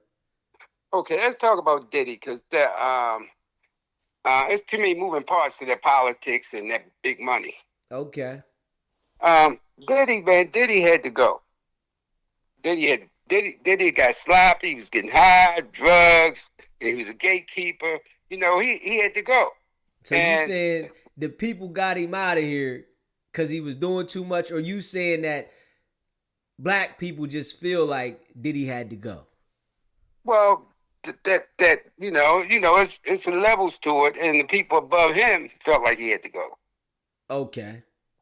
You know, because and you know, then Diddy was taped. You know, he was filming with people, and Diddy might try to, you know, put pressure on people with them tapes. So you said the tapes that Diddy had on people had people like, man, we gonna have to get at him this way just to get him up out of here. Yeah, and recover those tapes. So you think by what happened, the feds running in there, grabbing the tapes, that right there made it where as though they can confiscate all the evidence against the other people that he could have outed. Right, because they're on a whole different level. You know what I mean? They got that kind of power. Okay. So you saying they had connections that got up in there and cleared the evidence. Right. And then they bring in, you know, it was a play. It was a play, and they had to get Diddy out of there. Okay. You know how people, you know, when people in a clique and somebody, you know, you hang, you know, like you're in a little clique, right? You go out and you got a guy, every time he goes out, he gets drunk, start trouble, and you know what I'm saying? You're like, man, we're not taking him with us no more. You know what I mean? So you saying that was the Diddy type of guy? Right. He was becoming a troublemaker, you know, and nobody wants to hang out with him. Nobody wants to be around him. So you saying Diddy was going too far and it was just his time? Well, it wasn't his time. It wasn't his time. He made it his time. You know, he by his actions. You know what I mean? You know, you do stuff, you make it your time. You know what I'm saying? Yeah. You know, it's like you go on a job. You go on a job. You're not doing your work. You coming in late. You know what I mean? You get into arguments with people. You know, it's your time, right? They're gonna fire you. Yeah. So, you know, how do you personally feel his actions took course against people? But see, what we see on TV is not really what I think, right? This is my personal opinion. What we see on TV is not really what's happening. What's going on is behind the scenes. You know, what's really going down is behind the scenes. You know, and they try to figure out what they want to do with Diddy. You know, do they want to can him or they want to let him walk and just, you know, because he definitely outcast now at this point. You said he the outcast at this point. Right. So they try to figure out what to do with him. And they thought this would be the best way to eliminate him. Well, they did the shame game first. You know, they're going to shame him. They're going to take away all your power. You know what I mean? Make you outcast. You know what I mean? And then they don't have to worry about you. Even if, you know, if they bring him back in public, who wants to be around him? They definitely tarnished his name. Right. They build you up and break you down. And, you know, he really thought that he was bigger than the program, and they showed him, you are what we made you. Remember when he had that part in the song, I'm richer than the white people? Yeah.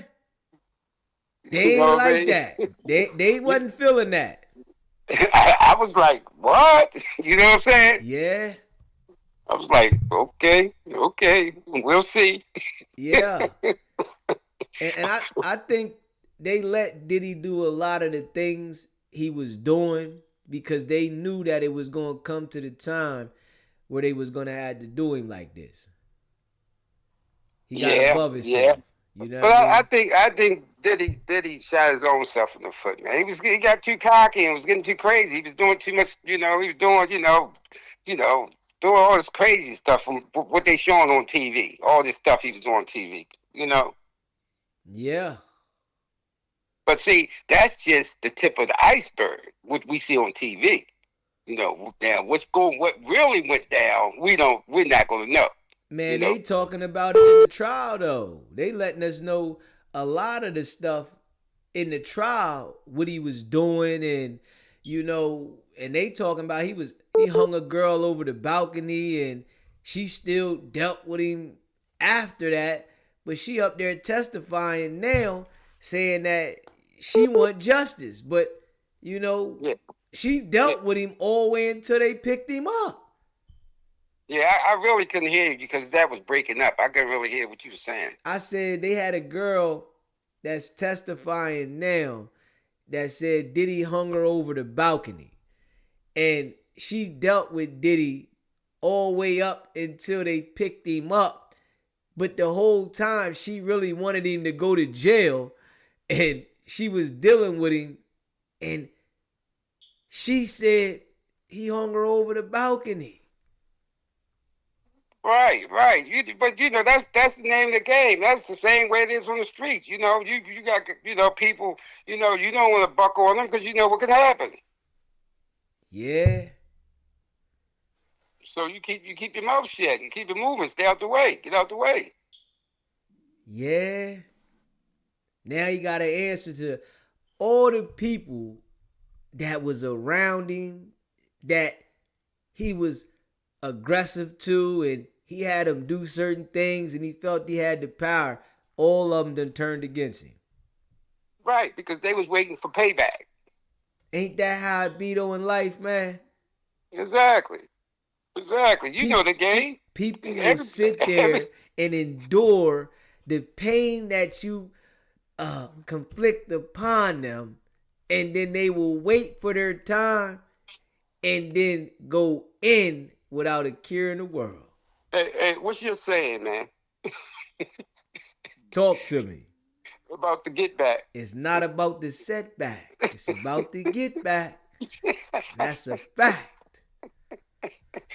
So that's what you see now. It's all about your get back. Yeah, they definitely on a mission. They got everybody going at him, man. And this is why I tell people that it looked bad for him with the RICO, because all the people that he employed had him doing certain things. They out there telling now on the stand about the things that he did and told them to do to cover up crimes and certain things. And that there is something that the jury is going to look at like it was an organized crime. Yeah. And plus, them checks not coming in no more for those people. You know what I mean? Yeah. So they like, fuck them. Basically. They said put a fork in them. Yeah. All right, yes, be cool, bro. I appreciate you calling in, my brother. All right, later. Yeah. Shit got real. Shit got straight real. Now, they going all the way at it. Without a care in the world. Going all the way at it. Hello? SBGB TV, it's a live call-in show. What's popping? Yeah, man, I just want to talk about the Diddy thing. He got you know what it was, like what y'all saying, man. He got high-headed.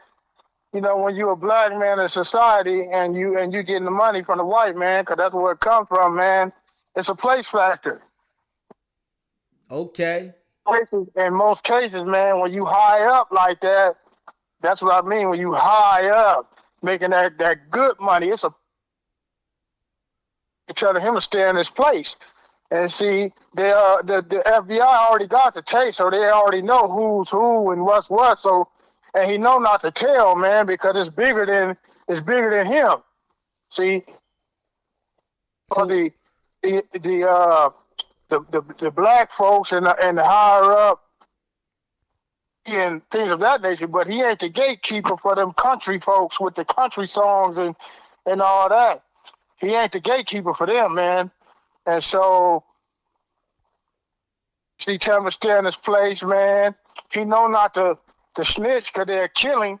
You know, if he go to talking, you know, I believe he gonna beat it. Trump gonna pardon him. You know, Trump don't care. He want to show the society, you know, that he has the power. He gonna party, man, because he been to plenty of Diddy's parties. He know what Diddy about.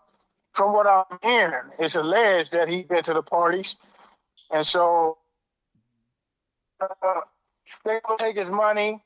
You know, he gonna be broke, man. But I believe he gonna escape this, man. They just gonna take all his power and all his money. So you think they gonna strip him of everything he got, and then Trump gonna come back and pardon him later? Yeah, I believe he gonna get pardoned, man. He pardoning everybody. Him and Diddy, you know, they was pretty cool, man. So I believe he'll pardon him as well. You know, and so you know, I believe it's just a teaching lesson. So, do you believe the things that they saying about Diddy? Do you believe that they're true? Most of them, yeah, man, because that show, you know, I forget what it's called, with Farnsworth, man. You know, I seen how he was treating him on there, man. The farm, they make the kids walk the bridge, getting at them foul, and you know, I seen through him then, man, and knew. You know, I said to myself back then when I used to watch that show, Making the Band, man, that it was he wasn't treating him too good on that show. He showed his character on that show. So I've been seeing his character for years, man, since Making the Band. And so, yeah, I believe a lot of that stuff, man. You know, most of it, 90% of it, you know, 10% maybe, you know, but you know, I believe most of it, man. You know. So what about him turning on Trump, right? You think Trump still gonna come get him? I didn't see where he turned on Trump. He turned on Trump. He said some bad things, and Trump said it. Said, yo, he said some bad things about me. I think I remember something like that, man. You know, ooh. He said some bad things about Trump when Trump started running to be president. And and Trump said that's where their relationship fell apart. So you think Trump's still gonna come get him, even though the relationship fell apart? Ooh, I remember that, man. That's a difficult question right there, man. You know, I know Trump been to them parties and this and that, and that's a 50-50 right there, man. It's a possibility. 50-50. Yeah, that's a 50-50. I've been to them parties, and I know he's been to plenty of them. And you know, Trump, you know, he's a section of himself, man. You know, when he ran for the president, touched the girl's private part, and you know, different things of that nature, man. So he often did that sexual type of stuff as well. And I'm not saying he into that type of atmosphere, man, where he can do what he want with women. And so I believe he done been through a lot of them parties. You know what I'm saying? So that's a there, man. When you just brought that up, I don't think it's where he won't get a pardon, but when you said that, that's a 50-50, man. You know, they basically put him in check. You know, putting him straight in check, letting him know you still a nigga. That's just like you know, I seen back in the day with Floyd Mayweather doing all that flash and this and that, man. They come back to bite him. I knew it, you know. I saw it, and they come back to bite him. You know, them rich white folks, man. You know, the black people, they got one or two jets. Yes, man, them rich. Them elites, they got 100 jets. You know, I heard Floyd Mayweather mention that about one of the elites, how he had 100 jets. To make the money, man, they let the black person in. They let them in, but you must know your place once you get in. That's why none of them do nothing really.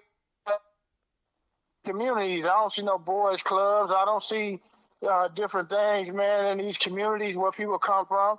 They say they donated to charity and want to say they do it, but I don't believe it, man.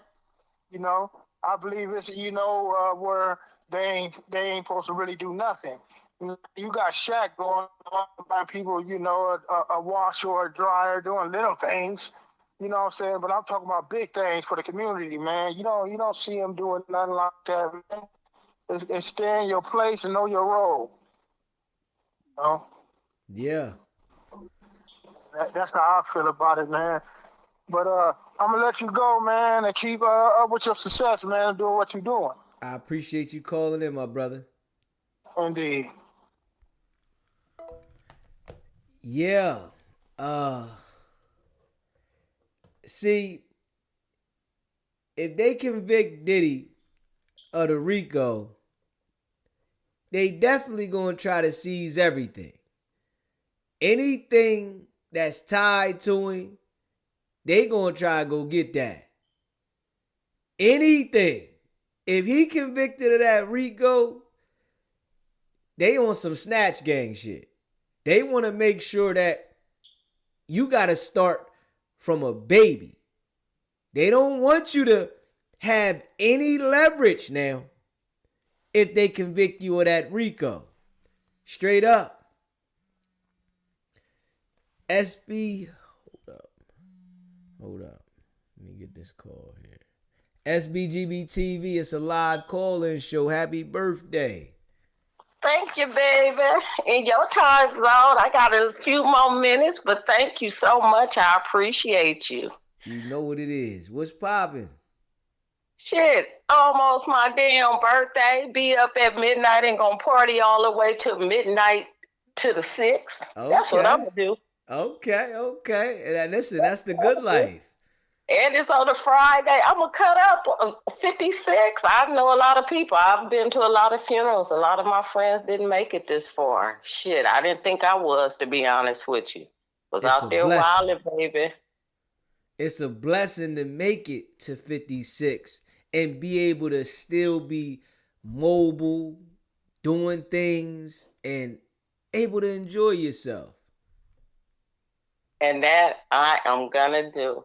I want to say something. I highly don't think Donald Trump gonna do anything to help Diddy because he could have done it by now if he wanted to.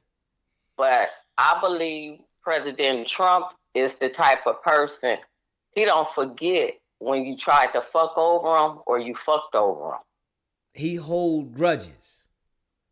And he too old to give a shit. He know he on his way out, but before he get out of here, he gonna do what he think is right by the American citizens. Elon was talking shit, and I bet he had that nigga back. What his son hit him with, the end of the table to make his eye black like that? Something happened, huh? What, the little 5-year-old boy got enough strength? He bad as hell, the little boy now. You could tell that. He bad. Yeah. You know he a spoiled brat. You know how that go. They let him do what they want, and you know they be egging him on to do certain shit probably. So yeah. It's all cute when they little until they grow up and they do that shit to you. Yeah, until you bust him upside his head, it's a whole different story. So we started now, huh? Yeah, that's what it looked like, though.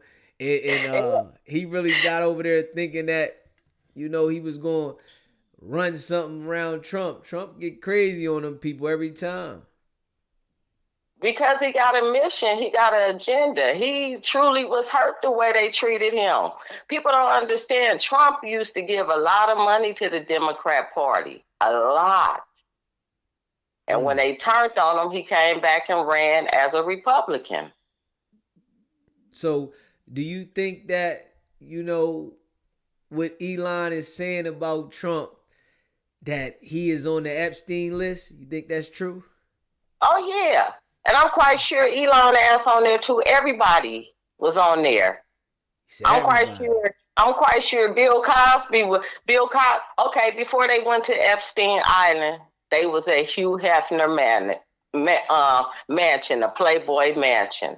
And you know what they was doing up in there. They was all going crazy. Yeah, they was messing with them little young stars. Look at Brooke Shields. She was what, 12, 13, up in there drinking, snorting, all that, because they find a way to pull your parents away from you as young actors and actresses to make it feel like your child is okay.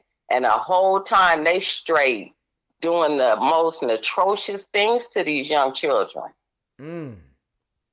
So you said they all was over there on the island. All of them. Why you think Puffy was bragging when he was like, I bought an island. How many of y'all can get an island? But what you doing on that island? They over there making their own little laws, but thinking that they exempt from the laws over here. Correct. But I wouldn't want to go nowhere like how you were talking about electric cars. I see people driving the electric cars. They using them more when you taking Lyft and everything, but that's not my car of choice. I would like to put some gas in my car to know how far I'm gonna be able to go and make it. You know? Yeah. Listen, I definitely don't like that electric car shit, because if they shut the electric down and something happened, I gotta, what if I have a power outage at the house and I'm at home and my shit out of motherfucking electric? I gotta, try to make it shake. I like the gas thing. It gives me opportunities to go in different directions. I might have some gas cans at the crib, anything. But that electric thing, it feel like it's just making me go a certain way, and I don't like it. It's making you go, for me, it's making the majority of the people go against a better judgment, because you shoving it down their throat, just like they did with the transgender stuff. Yeah. You mean to tell me my child can come to school, dress up in girl clothes, but put on his boy clothes when he come back home, and you ain't never once gonna call me from the school and tell me? But if I say anything about it here in California, they will lock you up and say that's a hate crime? Now that there is crazy. Like that, you mean to tell me I can't say nothing? Nah, that's crazy. Once they implemented Common Core into the schools, which was over, about 20-some years ago, when they stopped teaching our children how to read and write in cursive, we were doomed as parents. They don't want your children to be able to read and write in cursive because they won't be able to read the Constitution and the Bill of Rights. And I noticed that the kids now don't know how to write in cursive. I do notice that. And I was wondering about that. I'm like, yo, y'all don't know how to write in cursive? Nah. I'm like, damn. That is something. Read it. They can't read it. They can't even sign their name in cursive. That is something. I'm telling you, I taught my children how to write in cursive. We were already writing in cursive by 3rd grade when I was coming up in school, and I graduated from high school in 87. We used to have to stand up and recite the Constitution and the Bill of Rights. Everything changed. They want to keep everybody dumb to that. Let me tell you, the schools will be so mad at me because at one point in time, they were having these unisex bathrooms in the school. And I will stay up at the school and I'll tell my son, if you got to go to the bathroom, you go to the principal office. Because what you setting up is for early rapes, pedophiles, and all of that. Why is the boys going to the bathroom with the girls and the girls going with the boys? Yeah, I don't like that. I definitely don't like them mixing the bathrooms up like that. It's definitely setting things that happen that shouldn't happen. And it's going to happen because you setting up a disaster. You waiting for it to happen. That's just like the same thing with what's going on at Epstein Island. Shit, Obama name on there. They all been over there. Leonardo DiCaprio, all of them, all of your top stars had to do a little something strange for some change to get to where they at. Shit, Oprah was all up under Harvey Weinstein back in the day, taking pictures with him and shit. You can't tell me she didn't know what was going on. Look at that school she built over there in Africa, and they was beating on them girls and raping them. And it was a boarding school. They thought they was the best of the cream de to be chose to go to Oprah's school, and Oprah did not protect them girls. She purposely sent them there to be molested and beat on like that. Yeah, allegedly. You know, you gotta watch some of the things you say though. Allegedly, yeah. but she full of shit. Yeah, but make sure you watch some of the words you say. Yeah. You got to know. I need you to Allegedly. be a little. I need you to be with some of the words. You got to say some of them. Say them in code. You ain't got to be so blatant with them. Okay. Yeah. Allegedly. Yeah. Not the words though. The words. Some of them. The words. The R word. The M word. I need you to code them up a little bit. Well, you right. Right. My bad. Don't want them to strike you. Yeah. You can do your thing, but I need you to be a little bit in code. You right. I'm getting caught up in my conversation because I'm being passionate. But listen, and I'm with the conversation. I'm with the shits. Keep it going, but just throw a little curveball in there for me. I got you, little brother. I got you. But yeah, they all. Yeah. And as far as Elon Musk, he out of there. Because I'm quite sure Donald Trump had him in the back room chastising him like he was a stepson. It's all coming out. Donald came into office and did at least 80% of what he was going to do. There's no more taxes on tips. There's no more taxing on overtime, but the Democrats shot down not taxing the retired people that's on Social Security that have to pay taxes. Why you double taxing these people when they worked all their life and they was paying into their retirement and you was taxing them only for them to get up in age and you still taxing them?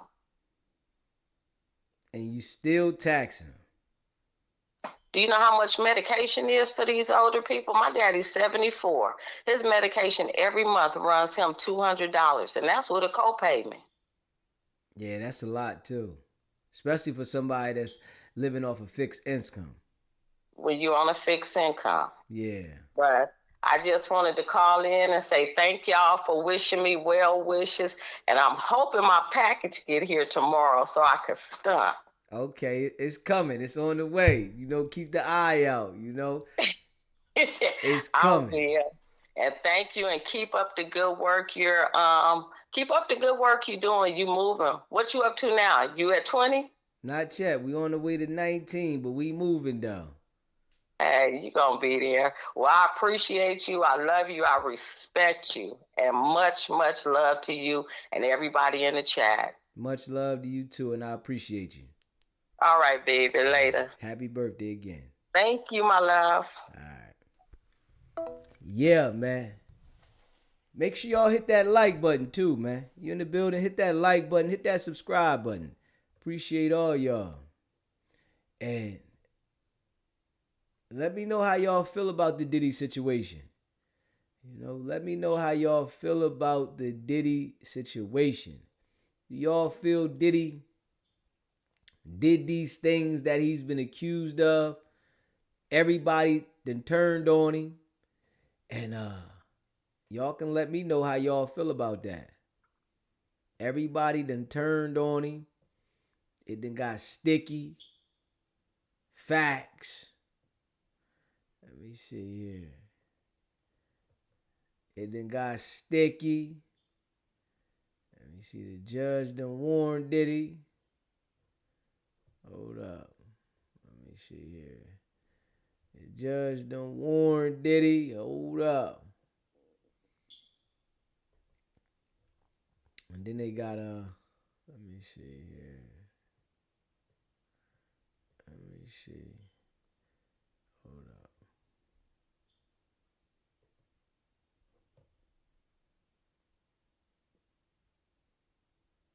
Let me see here.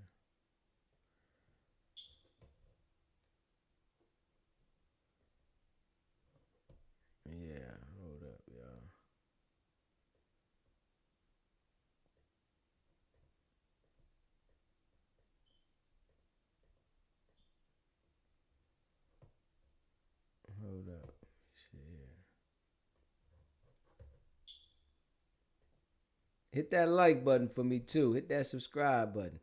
Hit that like button. Hit that subscribe button. Let me see. Share this live.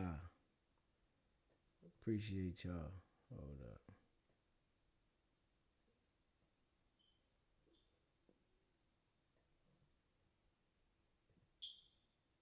Trial. While the jury had left the room, the judge had a conference with the actual attorneys, at which point the judge said, I was so clear this morning to Mr. Agnifilo, who is the lead counsel, I was so clear this morning there were not to be any reactions to this jury. There were not to be any theatrics. Was I or was I not clear? Mr. Agnifilo said that they were clear about it. He then admonished Sean Diddy Combs, the defendant in this RICO trafficking and prostitution case, that he had been nodding at the jury. He had been looking straight at the jurors. The judge, in no uncertain terms, said that that was not the correct behavior and that he threatened to preclude Sean Diddy Combs from being inside of the courtroom for possibly the duration of his own trial if he continued to look at the jurors and nod and react in any way to the testimony that was coming in. This was a really big moment, of course, for the judge to make this statement. He is on trial, of course, fighting for his life, could spend the rest of his life in prison if he is convicted of all 5 charges. The judge said he expects this not to happen again, that the defendant in his case would look at the jurors, would nod, or in any way react. Now, you can imagine if you are the jury in this case, hearing testimony come in where the defense was scoring some significant points to a witness by the name of Bonna, who they tried to chip away from her credibility line by line, even suggesting she did not know the date of the alleged dangling off of the balcony incident, or that she was somehow in cahoots with Cassie Ventura to concoct some narrative and to promote Bonna's own civil lawsuit. And so you have the impression for the jurors, if he's not able to react in some way, how would that possibly hamstring the defense? This just happened. Sean Diddy Combs threatened with not being able to be present for his trial if he reacts or nods and looks at the jury who is waiting to decide his own fate. Now, like I said, if they remove Diddy out the courtroom, that's an appeal issue. You know, that's an appeal issue. Especially for looking at the jury. But he got to understand that it's a lot going on from all these people that are testifying against him. And they hearing how much power he had. So the judge still thinking like the man got power. The man got 8 lawyers up there. You know, it's real. And Laura, as someone who has been in a number of courtrooms, seen a number of cases, how rare is it for something like this to happen, for a judge to say, listen, you keep doing this, you're not going to be sitting here for your own trial? I have seen it, of course, with theatrical and particularly disruptive defendants who are told to calm down or not to be theatrical in the way they are presenting to the jury to sway them. I've also heard it if the judge believes that somehow the conduct of the defendant might possibly influence or intimidate the jurors in this case, direct eye contact or otherwise. But to have this particular reaction in this high profile of a case when a defense is well versed in the appellate process and knows full well that anything that the judge orders their defendant and client not to do, if a conviction results, could very well go up on appeal. And of course, you've got the common sense notion. Imagine, if you will, the hypothetical if you were accused of a horrendous crime, and the jurors will naturally, as human beings, look to the defendant for some human reaction of any kind. If one is not provided, there could be some adverse inference drawn for that jurors. And so if you are a defendant, it is a human instinct to react. The judge, however, had a very tight leash on this trial, including the attorneys and beyond. This was a moment that I have not seen where Sean Diddy Combs, who is normally stoic, looking ahead, has been threatened. If he reacts and looks at the jury and nods along with the testimony in an effort to try to persuade them on his own thoughts, he could possibly not be present for his own criminal federal trial.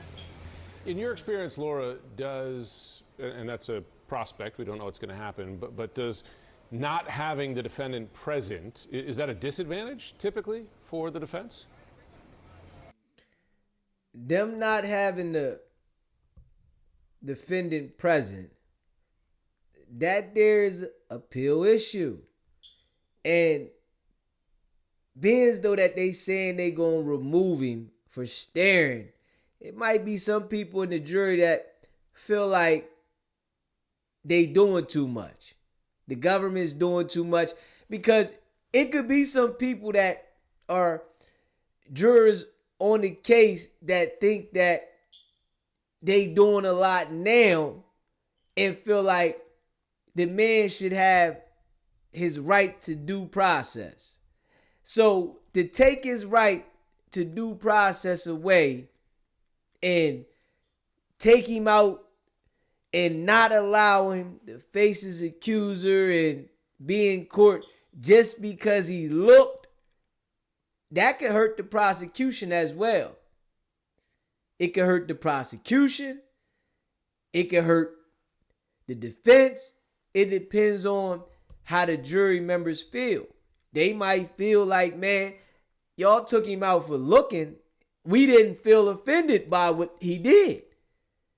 Or they can look at it like, man, we was scared and nervous.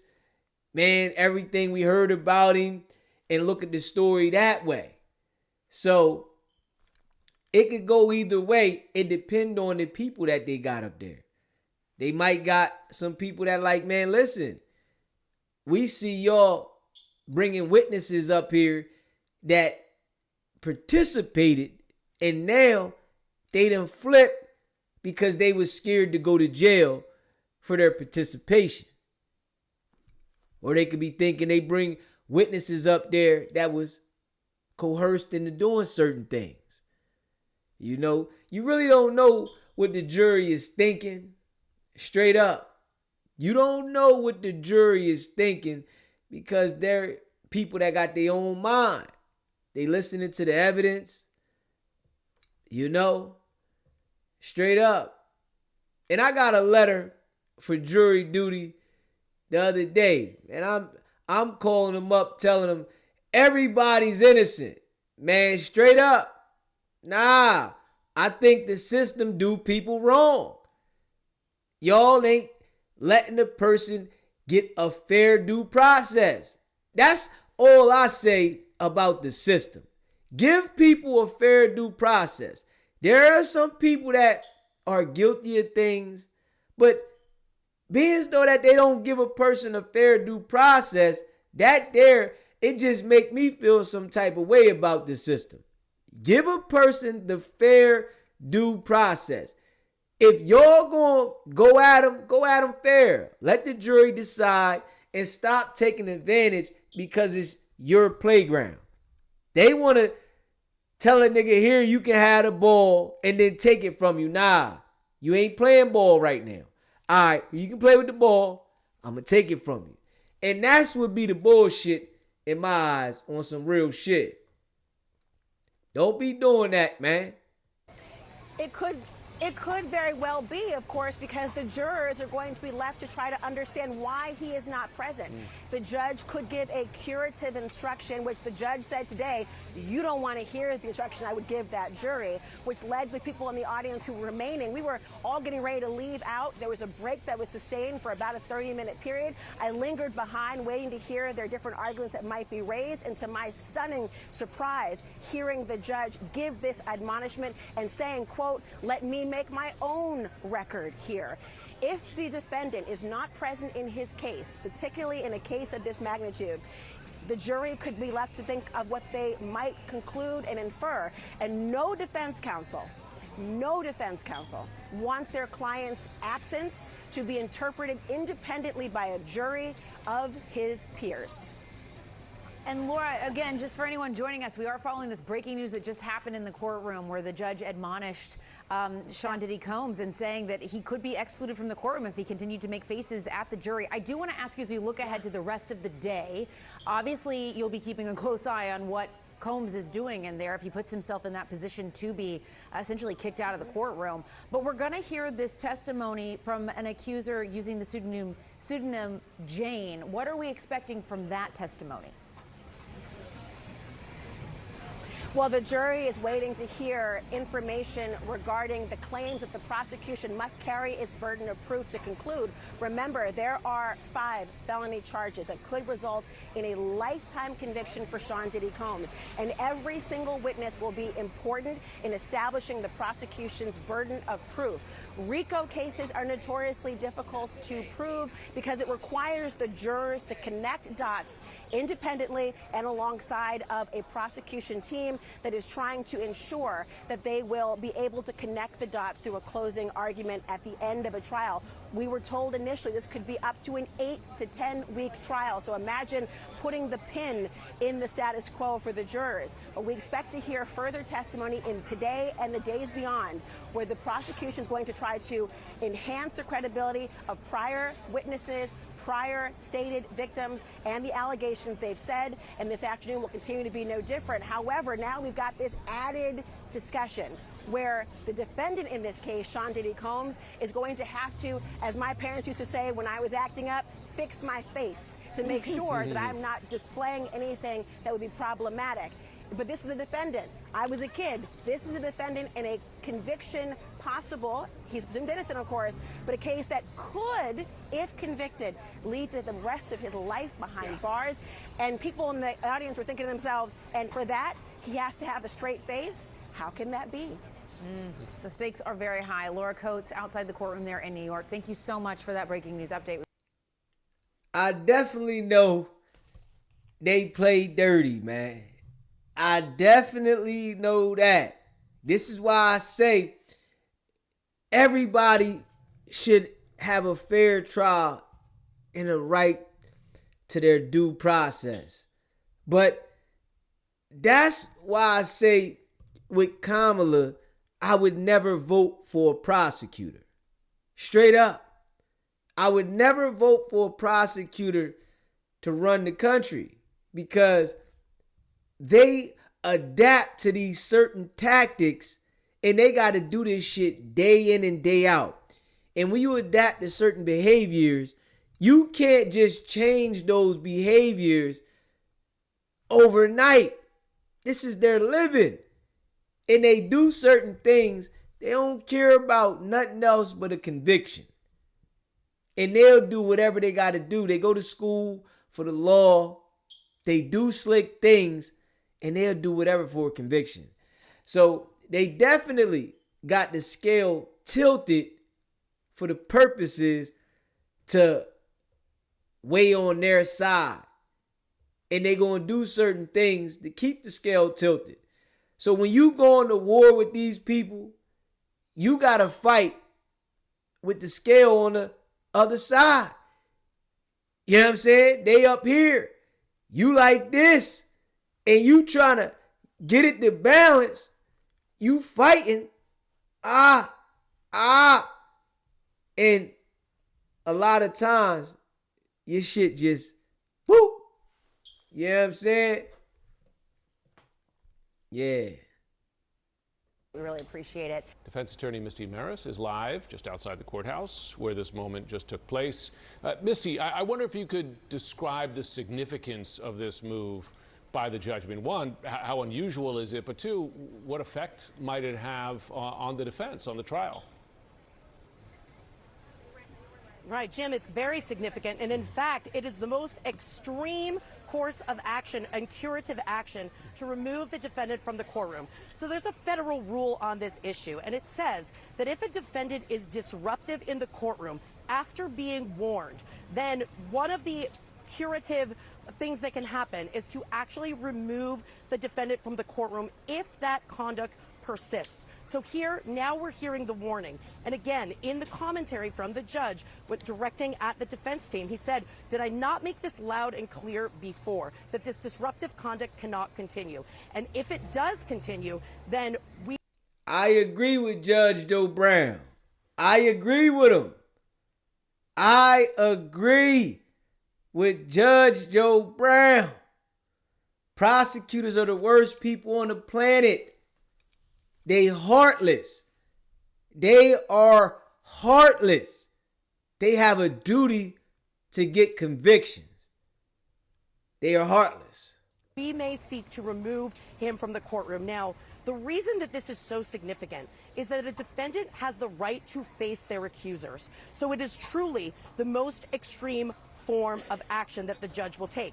And the reason to do it is not really because the defendant is looking engaged, passing notes to their attorney, the other things that we've seen Combs do during the course of this trial. It's really when it comes down to any interaction with the jury, that there is some way that he is trying to influence or intimidate those jurors. And so the nodding of the head directly at the jurors during the testimony was a bridge too far for this judge, and now the warning is out there, and the next step could be removal, which would be pretty devastating to the defense. And I do want to ask you about that, Misty, as a defense attorney. Walk us through just how impactful that is if you have a client that isn't sitting there while all of this testimony is being heard about them, about their alleged actions. It's absolutely impactful for so many reasons. First, if the defendant were to be removed in any case, and in this case in particular, you would automatically have a significant appellate issue about whether or not that was the appropriate way to handle the situation. So that's one piece of it. And you're thinking about any appellate issues from the defense perspective. But from an optics perspective, if your client is not in the room during the trial, the jury will absolutely notice. And that could potentially be prejudicial to the defense of the case. And when we're talking about the severity of the charges here, although that's not really a factor in making this type of determination, in any case, that defendant has the right to be there. But from the optics perspective and the jury looking at an empty defense table, it is likely that they will look at that negatively. And there will be question marks that will never be explained to them as to the why. So from a defense perspective, it would be a catastrophe. And so my guess is that there's going to be a harsh conversation behind the scenes with the defense team about keeping the conduct in line.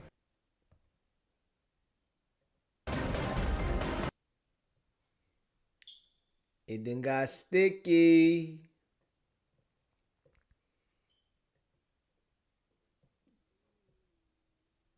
Y'all think Diddy cooked, man? Is it over for Diddy? Is he cooked, man? Let me see.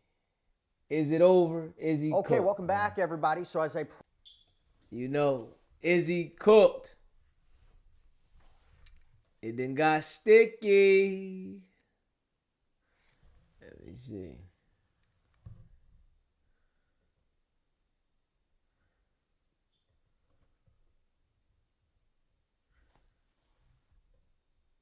They don't want Diddy doing no nodding at the jury. Don't look, don't nod. You got to stand there still like a statue. Sit your ass still. Your life on the line. She was really, really heavily cross-examined today. I mean, they were striking at different aspects of her credibility. And, I asked our viewers if they have any questions for you. So as you talk about the highlights of Brianna Bongolan's cross-examination, we have a question from I Do Voodoo 1. Did Brianna seem frazzled by the defense questioning, or did she keep it together? Yeah, from my perspective, I felt like she kept it together as best as she could. She didn't seem frazzled. She didn't get combative with Nicole Westmoreland during the cross-examination. She really just, for the most part, if she didn't remember something, she said, at one point, right, and I gotta be real. I like to be real, raw, and authentic. At one point, I said, I don't see what they proven, right? But once I start seeing that they gave these people immunity to testify when they could have really charged them in the RICO, but they gave them immunity to identify these transactions that they did to cover crimes up, that right there is where the organized crime is created. And we got to really look at that. Them giving Diddy giving people money to cover up crimes is a criminal organization. And we got to open up our minds and look at it for what it is. You know, I want the brother to have a fair due process, regardless if he's guilty or innocent. I want him to have a fair due process. But they not giving it to him. And I gotta, be real. They want to throw a monkey wrench in the game, right? But they done went to the people. And it's crazy how people can get you convicted. People can get you convicted, man. This is why you got to watch the company you keep. And I'm saying this about your family, your friends, everybody. You got to watch the company you keep, because those are the same people that them people are going to use against you. Straight up. You out here living it up, balling, and you out here flexing. They're going to go to the people that are your family and say, well, was he doing this? Was he doing that? Oh, well, we know you did this. We got a case on you for this. And most of the time, the people that are rocking with you, they're going to end up telling on you. It happened like that every single time. So you got to watch the people you keep. And these guys be so rich, they employing people over and over, new people, at the same time being cocky and disrespectful to them. And those are all the people that turned on Diddy. And you know how people are, right? When they deal with somebody and they want you to do something, they become nice. But when they don't feel like they need you to do something and they mad at you about something, they become evil. Diddy had these flip-flop ways about him dealing with the people he was dealing with, and all of them done turned on him for shit that he done paid them to do and different things. They got people that said he was trying to mount up to go do something to Kid Cudi. Like, they got the people saying he paid for the tapes back from the hotel. They got the hotel people, because they told them, if you don't tell, we gonna charge you with the RICO. Scare them now. And the thing is, they might not have been able to charge them, but they scare these people with these certain tactics. And then the people sit down and say, all right, I'm going to tell you everything. That's what people don't understand. It be some situations where the feds really can't do nothing to certain people, but you got civilians that done got in the middle of Diddy shit, and then they turn around out there being questioned by the feds. And you know, when the feds come up, right, because niggas ain't never experienced the feds grabbing them up, putting the pressure on them, they start trembling, start shaking, right? And the feds start questioning them and then tell them, yo, you know we can take you to jail, right? Niggas say, what? Oh, tell the women, oh, you know we'll take you to jail and you're going to lose your kids. They start telling everything. And a lot of these people were waiting for the opportunity anyway, because they wanted Diddy to fall because he was so cocky in the way he treated them. So, you know, they was waiting. And what you think they going to do? They going to go ham on Diddy. Straight up. They up there going ham. Telling everything, the stories. You know, even if they participated, they going to act like they didn't. Now we talking about the feds now. Even if they participated, they going to act like, man, I ain't had nothing to do with it. I was forced to do this and I was made, and, you know, I would have never did it, but I didn't want to lose my job. This is how the game works dealing with people. But people don't understand it. The whole world can watch this process, right? With Diddy, and still don't even understand it. And get out there and do the same thing and forget about this. This is what happens when you have to deal with people. The people will turn against you. And that's facts. I don't remember, even if it was something that happened relatively soon as far as the date goes, or when it had happened back in 2016. And it felt like the focus of the cross-examination for the most part, I'm sure you've already been discussing it, Jesse, it's just what she recalled and when she recalled it, specifically whether or not these injuries occurred and did they occur because of Sean Combs. And I think some of the big stuff that Nicole Westmoreland was really going over during the cross-exam was, for example, showing her photos about her sending a picture which looked like drugs. It had pills, there was crystallized substance in these exhibit photos, and Nicole Westmoreland was like, oh, so things were just business as usual just after this incident occurred. But I think the big kind of gotcha moment in a way was just that the defense brought up Diddy's hotel receipts, and specifically receipts from when he had checked into the Trump hotel September 24th through September 29th of 2016, because Brianna, while she was on the stand, was saying that she believed that this date, or the date of the incident, had occurred in late September, specifically September 25th or September 26th. But as the defense pointed out towards the end of their cross-examination, Sean Combs and even Cassie in some aspects were over here in New York and even in New Jersey. So they brought up the Trump hotel, it was like a check-in document or a receipt, but the receipt was for Frank Black, and you saw the arrival date from September 24th of 2016 to November 29th of 2016, and then the various charges to that respective room as far as breakfast bills, which went from $344 to $1031.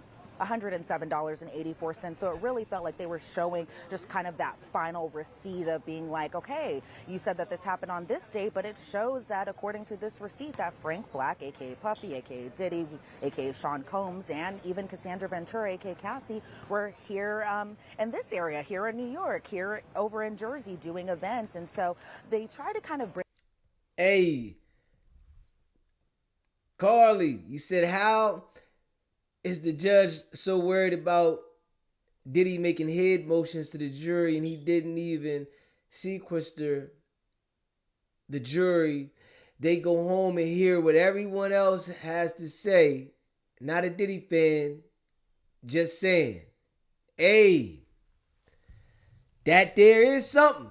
The jury should be away from the world, not hearing it. I don't know if this how they doing it, but you saying that's what they not doing. But the jury should definitely be secluded.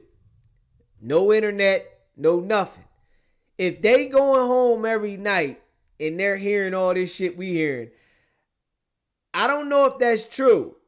Are you certain about that, Carly? Are you certain that you know that for sure?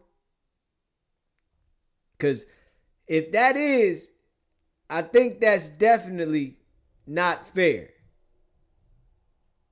Because they should be secluded, put away in hotels, no phones, no internet. And, you know, when they put the people in the public opinion like this, they find you guilty before time. It's hard as hell. You say you can't isolate a jury anymore. Yeah, you already damn guilty in the public eye then. Goddamn. You already guilty in the public eye. You guilty. They done put it out there for months before they indicted him. That's what's so ill. And then the people get to go home and watch this shit that everybody's talking about on the internet after the trial. Man, the due process is messed up. Nobody's getting a fair trial. Nobody's getting especially with a high profile case. You're not getting a fair trial because they get to go home and watch all this shit and then they gotta go back and listen. Oh man. Yeah. That might be an issue that, yeah. When you look at it, they go home listening to all this shit. Yeah. It ain't fair no more. The trials ain't fair, man. They ain't fair. Bring it back under the redirect, but I kind of feel like and kind of have a sense that the damage might have already been done. You know, we have a question here from Danny, and this is one of the reasons I love having you on, Elizabeth, is there's only so much we can get. Hit that like button. You in the building, hit that like button. Danny asks, is it true that during some of Breonna's testimony she was laughing on the stand? No, not at all. Like not from everything that I've been hearing did I hear any type of laughter. So no, that is not true, unfortunately. All right, Or not unfortunately, but it's not true. What about this? This is a question from Candela. How are the jurors coming along? Are they as invested as the first testimonies, or does the repetitive nature of hearing these allegations seemingly getting to them? They must be tired, I would assume. Yeah. Well, you know, from what I could see of them, I did see one juror kind of in the front row, kind of doing that tennis match look where she was looking at Nicole Westmoreland, and just kind of her direct line of questioning, because she is super direct when she asks the question. So did you say that this happened? True, yes or no? So I saw this juror look at Nicole Westmoreland and look at Bonna for a reaction. I saw, from what I could see over in the gallery, some jurors still jotting down notes, but I also, to that point, wondered, are they kind of tired of the repetitiveness? Because it wasn't until the end of her cross-examination that we really kind of got to the point of where they were trying to go with this. So I was wondering, Nicole Westmoreland said it would take maybe 30 to 45 minutes for her to finish her cross-examination, but I was wondering, did we need the first 15 or 20 minutes of that cross-exam today? But we did, and we got through it, and now Bonna is off the witness stand. I have maybe the most important comment yet. This is from Enlin DK for you, Elizabeth. Elizabeth, what's the skincare? Because damn. The people love you, Elizabeth. Everybody loves you. I know you needed that. There you go. They love you. They love you. Thank you. Let me ask you this.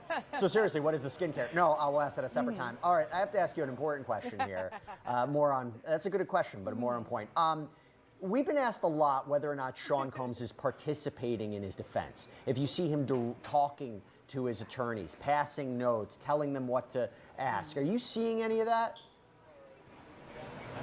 Oh, absolutely. Every single day. And, you know, I have this kind of phrase to myself where it feels like Sean Combs, a.k.a. Diddy, is really kind of quarterbacking his own defense team. It seems like, from what I can see of him, he's always jotting down notes. He's always paying close attention to, one, the exhibits, but also what the witnesses are saying. So, for example, when Bonna was on the stand and Bonna was asked under cross-examination whether or not she worked on the Bad Boy reunion tour, I saw Diddy just nodding his head along while Nicole Westmoreland was asking this line of questioning. So I don't know if that was just kind of a candid moment that he was having, but there are times where I see him, one, actively participating in his defense, but also kind of answering the questions that the defense attorney is asking, but to the witness and not himself. And so he is an active participant in his defense. There is no passiveness with him being on that defense table, not one bit.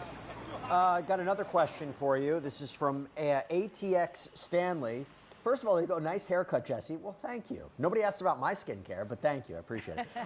In the courtroom, Elizabeth, has Diddy's family continued to show up daily, or has his courtroom support varied as time has progressed? Yeah, that's a great question, and it kind of has varied. You know, there were times, especially at the beginning of the trial, where all of his children, with the exception of baby Love, were inside that courtroom. Then that kind of dwindled a little bit. We haven't seen his daughter since week 1 of trial. As far as his son goes, that's kind of dwindled here and there, too. For example, last week we saw Quincy, Justin, and Christian Combs all inside that courtroom. But as far as today goes, it's a different kind of lineup. Justin Combs is inside that courtroom. His mother, Janice Combs, has been inside that courtroom for most of the duration of trial so far. Haven't seen his sister Keisha since last week, but his kind of one of his biggest supporters, Char Lucci, who's also a producer, but one of Diddy's very close friends from childhood, he's been inside that courtroom every single day of trial, and he was also one who had often attended the pre-trial hearings. I think notably kind of a person who I think is pretty interesting that's been showing up to court this week in particular has been Dana Tran, and that is the mother of Diddy's youngest daughter, and that is baby Love, who is, I think, maybe 2 or 3 years old, but she's been appearing in court today. So as far as everyone together, it's like Diddy's PR, his mom Janice, Dana Tran, Char Lucci, and Justin Combs, all there to kind of support Diddy over on the defense side. Elizabeth, something just happened in court a few minutes ago, and I want your perspective if you've seen this. So Judge Arun Subramanian said to Mark Agnifilo, one of Sean Combs' defense counsel's defense attorneys, Mr. Agnifilo, your client was looking at jurors and nodding vigorously. This can't continue, or I will give a limiting instruction you won't like, or other measures, including barring your client from the courtroom. Do you understand? And Agnifilo responds, yes. Did you see this? So I will say that once they kind of got into those arguments, I just went kind of to the door. But I'm surprised that the judge kind of has been noticing this too, because that is one thing that I've been noticing whenever the jury comes into the courtroom, and even when they exit the courtroom, is that Diddy is kind of looking at them. He is looking at them and nodding his head at them. And I think in some respects too, while he's at the defense table and there's a question or an answer that the witness gives, he's shaking his head, he's nodding his head. He is giving kind of visible reactions to things he doesn't like that are being said on the witness stand. And so I'm surprised that the judge kind of brought the hammer down, but I think it was only a matter of time before he was going to say something about this. Have another question for you, Elizabeth. This is from RSS. Reporters and press have noted strange interactions. Reporters and press have noted strange interactions outside of the trial. Has Elizabeth faced any such strange encounters? And then it gets cut off. I mean, I don't know if anybody's been watching Sidebar. Sometimes people yell things, but have you noticed anything like this? Yeah, they do. Yeah, there's been a lot of just interest, and I think just the volume of people here who are here. Diddy can stop denying it, definitely. That shit is out there. Ain't nobody ever gonna look at Diddy the same again, though. Never. You know, any speculation that you had about Diddy switching sides, that shit's done. It's solidified. You know, any speculation, yeah, it's solidified. You know what I mean? Ain't no more thinking if he is. Definitely.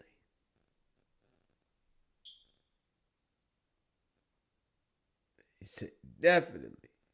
Every single day, there are some interesting encounters that you have. For example, today, one of the people who sits in line overnight was allegedly hit in the head with a hammer by none other than the MTA lady. And so there are some people who just try to either cut the line to get into the courtroom. There have been kind of, I wouldn't say verbal spats, because then that would imply that it was super aggressive, but there's been kind of just a little bit of, I would say, kind of a little bit of aggressiveness as far as just some people who either will cut in line, or some people who just want so much access to the trial that it kind of is upsetting people who have been standing in line for hours on end. Aside from this is a case that raises a lot of emotions. People have taken certain sides in it. I saw it personally when I was covering Johnny Depp, Amber Heard. It's one of the cases people are really, really invested in. Let me ask you this, Elizabeth. This happened at the beginning of the day. There was a whole back and forth about the press in court, about whether or not the press are following court orders. What was that all about? Can you provide a little bit more illumination on the press being, there was a constitutional issue in terms, what was going on there? Yeah.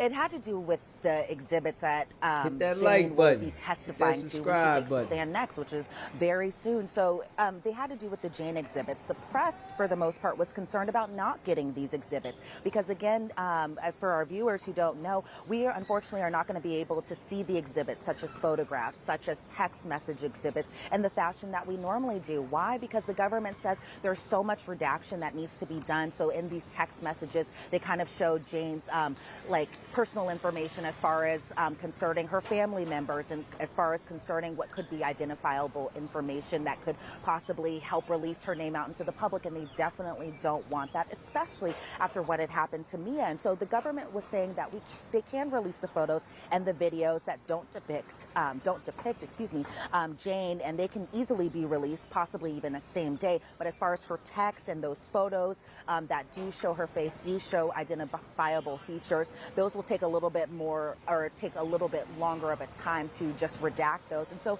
the media organization, kind of legal representative, was saying that the government should have redacted these exhibits before she had testified, or before she testifies today.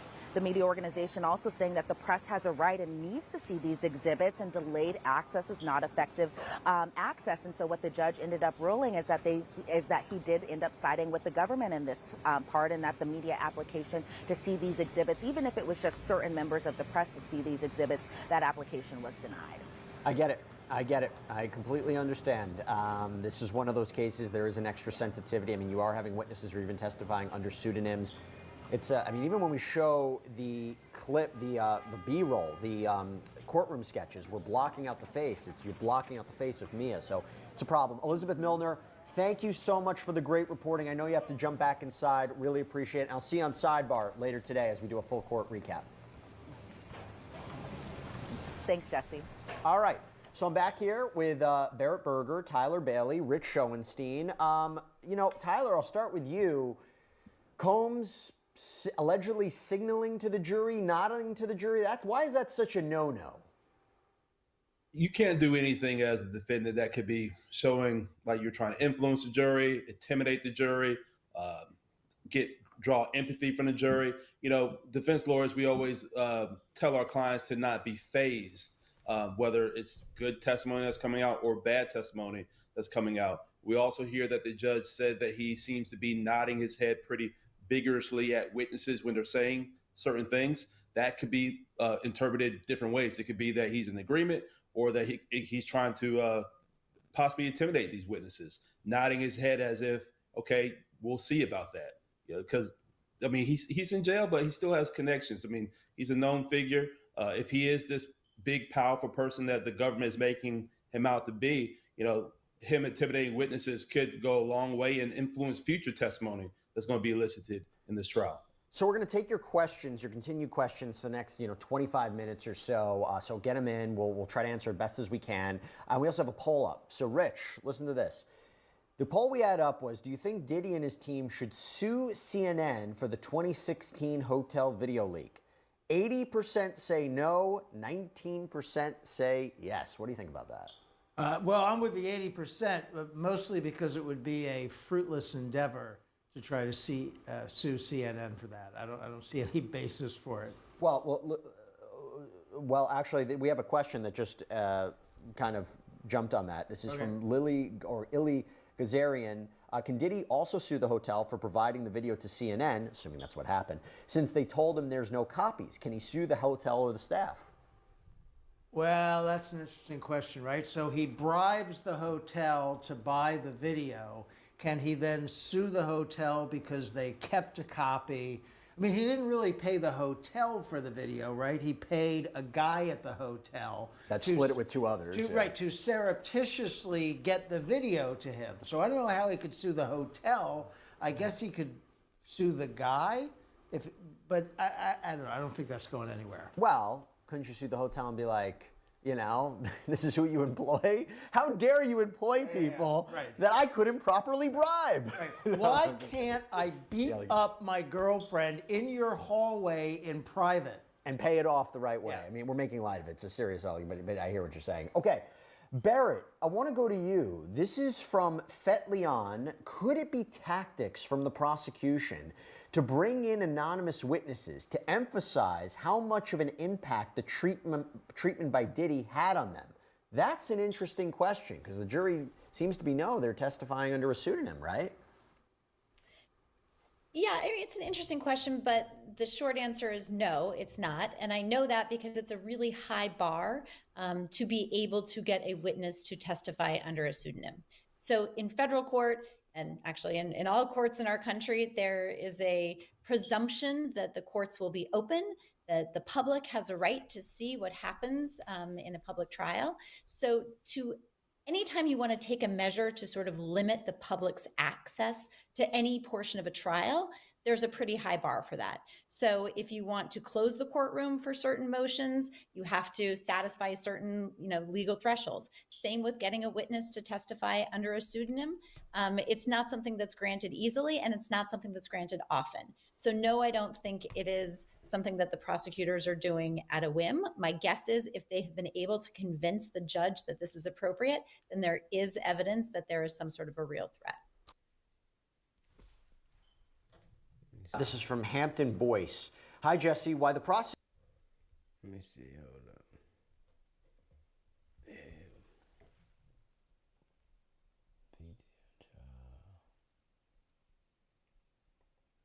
Immunity. It has come up a lot during cases. Racketeering conspiracy by its nature means there had to be an agreement with others. So wouldn't others be a part of it? And since he's the only one charged, wouldn't these alleged co-conspirators or collaborators 2016 with the caption "Best Dressed Photographer." And so this was the exact same day that Bonna had accused Diddy of threatening to kill her, saying something along the lines of, "I'm the devil, I could kill you." And so Bonna says it was on or around this day where Diddy had threatened her. So I think what the defense was trying to kind of point out is maybe the dates were wrong. Maybe this didn't happen on this particular day. But then we saw another exhibit photo from May 10th of 2016 from Bonna to Cassie. It's a photo of drugs. Now, Bonna, while she was on the stand today, couldn't say or even remember necessarily what type of drug it specifically was, but just kind of looking at the photo, it definitely was a crystallized substance of something. It kind of had like a brownish, whitish color. I don't want to presume what it was, but you could tell it was definitely drugs, and it was photographed next to a dime. And so Nicole Westmoreland asked Bonna, "You would agree that this was taken after Diddy threatened you?" And Bonna replied, "True. You went on as business as usual with Miss Ventura, aka Cassie," and Bonna replied, "Yes." Then we saw another exhibit photo from May 31st of 2016, and I think it was a text that accompanied with the line of, "Can I get an amen?" But the photo that went with this particular text message from Bonna to Cassie again, it was a photo showing drugs, I think in her hand or in somebody's hand, and it was drugs like pills that were blue and white. Also, you could see like a powdery white substance. Brianna couldn't verify what particular drugs were in that little baggie that the picture was taken with, but Nicole Westmoreland asked, "You told us at the end of April 2016 that Mr. Combs had threatened your life, but you continued dealing with Cassie. You weren't too scared to do that, were you?" And Brianna replied, "I guess not." And so I think what the defense was trying to point out is even through allegations of threats to Bonna from Diddy or anything like that, that still she continued to have these relationships with Cassie, that she would show up back to Cassie's apartment, the very apartment where she was allegedly dangled from that 17th story balcony. And so I think the defense was trying to be pretty effective as far as being like, well, even though you were scared of Diddy, even though you say you were threatened by him and that you were terrified of him and fearful of him, that you still continued hanging out and dealing with his girlfriend. And weren't there a lot of texts? I mean, texts in this case, my gosh. Whatever witness you want to talk about, whether it's Mia with social media posts or her text to Combs or Cassie Ventura's text, they're being used to show there's another side of the story, that if you really claim you're the victim of this tormentor and this victim of this sex trafficker, why are you writing praising texts of him? Why are you saying you love him? Why are you encouraging freak-offs or trying to set them up?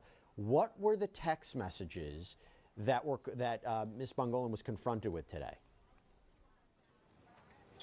Yeah, we saw a number of text exhibits. So, for example, we saw an exhibit from October 8th of 2016. It was a text message between Cassie, Bonna, and I believe Deontay, where Cassie had asked them, "You ladies want to come over, have wine, smoke, cooking, sleep over tonight?" And I'm just kind of paraphrasing here. And I believe it was Deontay that had replied, "I was just about to hit you, LOL." And then Bonna responds, "Yeah, we can at like 8. And so Nicole Westmoreland asked, "So you were willing to go back again to that exact same place where this incident had happened, where Diddy allegedly dangled Bonna from that 17th-story ledge off of Cassie's condo?" And Bonna replied, "Yeah." And so then we saw another exhibit photo. It was text between Bonna and Cassie, these ones from October 10th of 2016, where, and again, always paraphrasing here, Cassie in this particular message had wrote, "Coolio, what are you and Friday hungry for?" And Friday was Bonna's then girlfriend. I believe her real name is Sarah, but she had gone by Friday. But then Bonna had responded, "Cool, hit you up later, love ya, Puff wants some." And so when she was talking about this particular Puff wants some, or P wants some, as she had put in this particular message, the defense was trying to point out, okay, well, what are you trying to get P, aka Diddy, as far as a sweatshirt or a t-shirt from, I guess, their clothing line?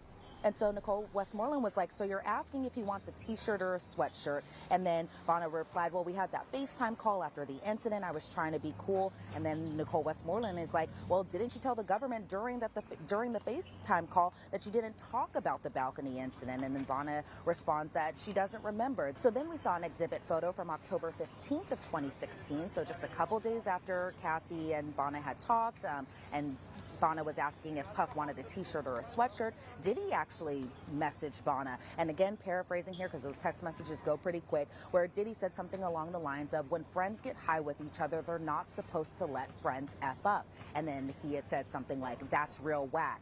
And then Nicole Westmoreland is like, well, didn't Mr. Combs want you to stop doing drugs with Cassie? Something that they alluded to when Cassie was testifying. And Bonna responded, it was confusing with just everything going on. And so it seemed like she didn't kind of necessarily know why Diddy was texting her and calling her whack and referring to her as being kind of a whack friend and effing up and that type of thing. But it seemed like the defense really was trying to use her own words and her own messages against her. The defense was kind of teasing up this message because they wanted to get it in front of the jury. And it seems like they were able to do that, especially with the whole that Bonna was allegedly real whack for giving Cassie drugs, and something must have happened with the incident of the drugs too. Yeah, so a couple of things there, right? I mean, if she was dangled off a 17-story balcony, the jury could say, I think it's kind of odd she's asking if he wants a sweatshirt 2 weeks later. If he's really this sex trafficker and this violent individual who is supplying people with drugs to make them more compliant for sexual episodes,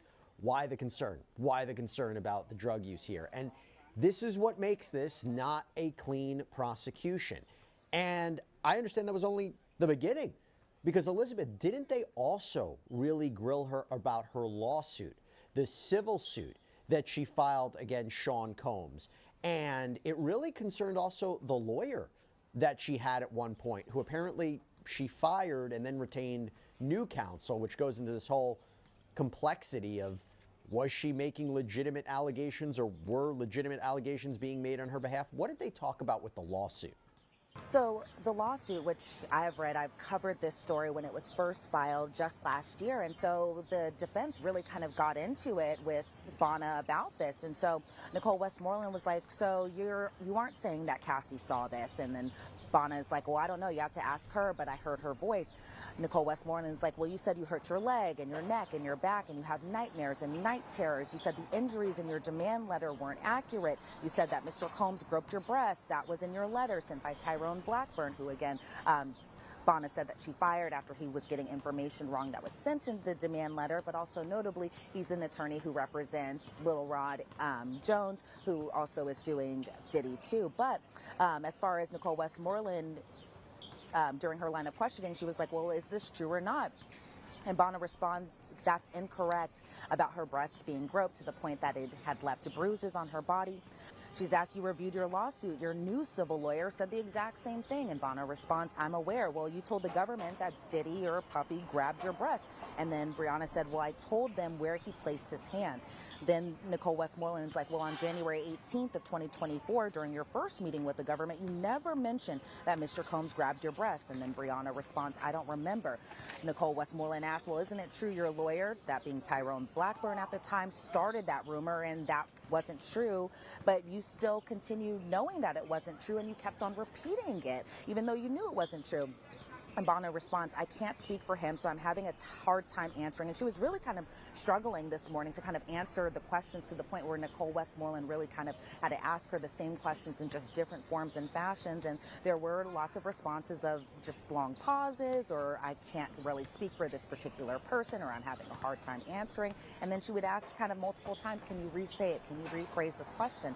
And then Nicole Westmoreland just comes out and is like, well, did you believe the only way to file the lawsuit was to say that Mr. Combs sexually assaulted you? And then Bonna responds, I don't recall. And so I think maybe there was a lot of apprehension in just Bonna's answers from today, but I feel like the defense was really kind of pointing out and really kind of showing to the jury that Bonna doesn't necessarily remember all the details, but she's still staying firm that this balcony incident happened, but then the details are wrong, the allegations are wrong. Sometimes in one letter, the dates are wrong, in another letter, the dates are this. And so I think, especially towards the end of her cross-examination today, they really kind of honed in on, when did this happen, and are you sure that this incident did happen? It seemed like that's kind of where the questioning was leading up to, especially towards the end of her cross. And didn't they also confront her with receipts, hotel receipts, to say, you claim Sean Combs is in one location when he might have been in a completely different location?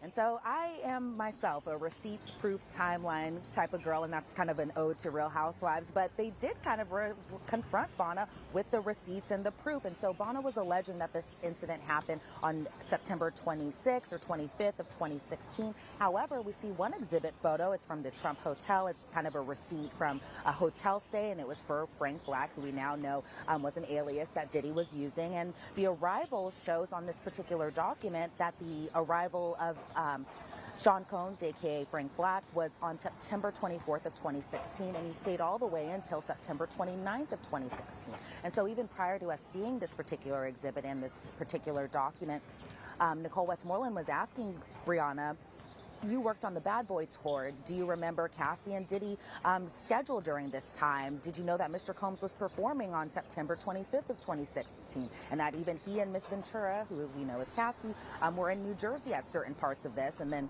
Brianna is responding, I can't recall. And then Nicole Westmoreland asked, are you aware on September 26th of 2016 that Cassie and Diddy were at this charity event, and then Diddy later went to this other event? And Brianna responds, I don't know. And so while we're seeing this exhibit, we do see charges, including charges for breakfast on September 25th of 2016 and on September 26th of 2016, as well as September 27th of 2016, where you can see purchases for in-room breakfast for $210.31, $107.84, $102.77, and $344 for this breakfast, which is a lot of money for breakfast. But when you're somebody like Sean Combs, I feel like that's probably chump change to him. But at the end of this kind of line of questioning, then Nicole Westmoreland asked, well, you agree that one person can't be at the same place at the same time? And then it seemed like the defense, they were alleging, because Bonna would testify that this incident happened on September 26th of 2016, where you can see from this particular document that Diddy wasn't even in Los Angeles around this time period. He was actually here in New York at the Trump Hotel during this particular time frame. And so I was kind of wondering to myself, why wasn't that just the first line of questioning? But I feel like towards the end, it might have been pretty effective, because if you're seeing this particular receipt, then there's possibly no way to prove that this might have happened on this particular day. You know, look, I could see where the defense is saying you don't remember these details. How on earth can that be? But I imagine when she was questioned again on redirect by the prosecution, you know, they could say it's a traumatic episode. You might not remember the dates, the details, but it happened. And aren't they backed up with photographs of her injuries? I mean, was there a way the defense tried to argue against that? Was that something that the prosecution really focused in on redirect? I mean, what did the prosecution do to try to rehabilitate or clean up her testimony? And also, did the defense say anything about the photographs of the injuries? Well, I'll take the second part of your question first, where the defense did kind of bring out Bonna's injuries. And I remember yesterday saying, like, these were really kind of gnarly injuries that you could see. It was really of a bruised leg, had a little hole poked in it, but they brought that photo out again. And so this was of Bonna's injured leg. It's from September 26th of 2016. And we see the metadata of this photo that was taken, and it's at 9:45 a.m. And Bonna is asked about this metadata from this photo. And so Diddy, you can see, is kind of nodding during this time frame, because that's when the defense kind of segued into that Diddy was on tour during this time frame, and that he was even in Los Angeles. He was over in New York or New Jersey, just on the opposite side of the country. And so then Nicole Westmoreland, towards the very, very end of her cross, is like, Mr. Combs didn't cause the injuries from the photos we saw. And Bonna responds, I can't agree with you. Then we see that exhibit photo again of the bruise on Bonna's leg and that hole, particularly in that bruise. And then Nicole Westmoreland's like, you came in here and you lied. And Bonna ends her cross-examination by saying at the end, I can't agree with you. And so I felt like when the redirect happened, Bonna kind of confirmed that she didn't see the government's meeting notes, which is something that a lot of witnesses have testified to, because the defense during their cross-examination, which began yesterday and continued into today, they were really kind of throwing her meeting notes at her when she told the prosecution these allegations on what specific meetings that she had with them, and that Bonna had explained that she never checked these particular documents for any type of accuracy. Then Bonna says that the only conversations that she had with Cassie, as far as Cassie's lawsuit goes, was just about Cassie using Bonna's name in her lawsuit, which she didn't want to happen. Bonna didn't want her name to be used in Cassie's now settled lawsuit. And so Bonna was asked, were you and Cassie trying to make up this this story or tell Cassie what had happened to you. And then that was kind of an objection. It was sustained.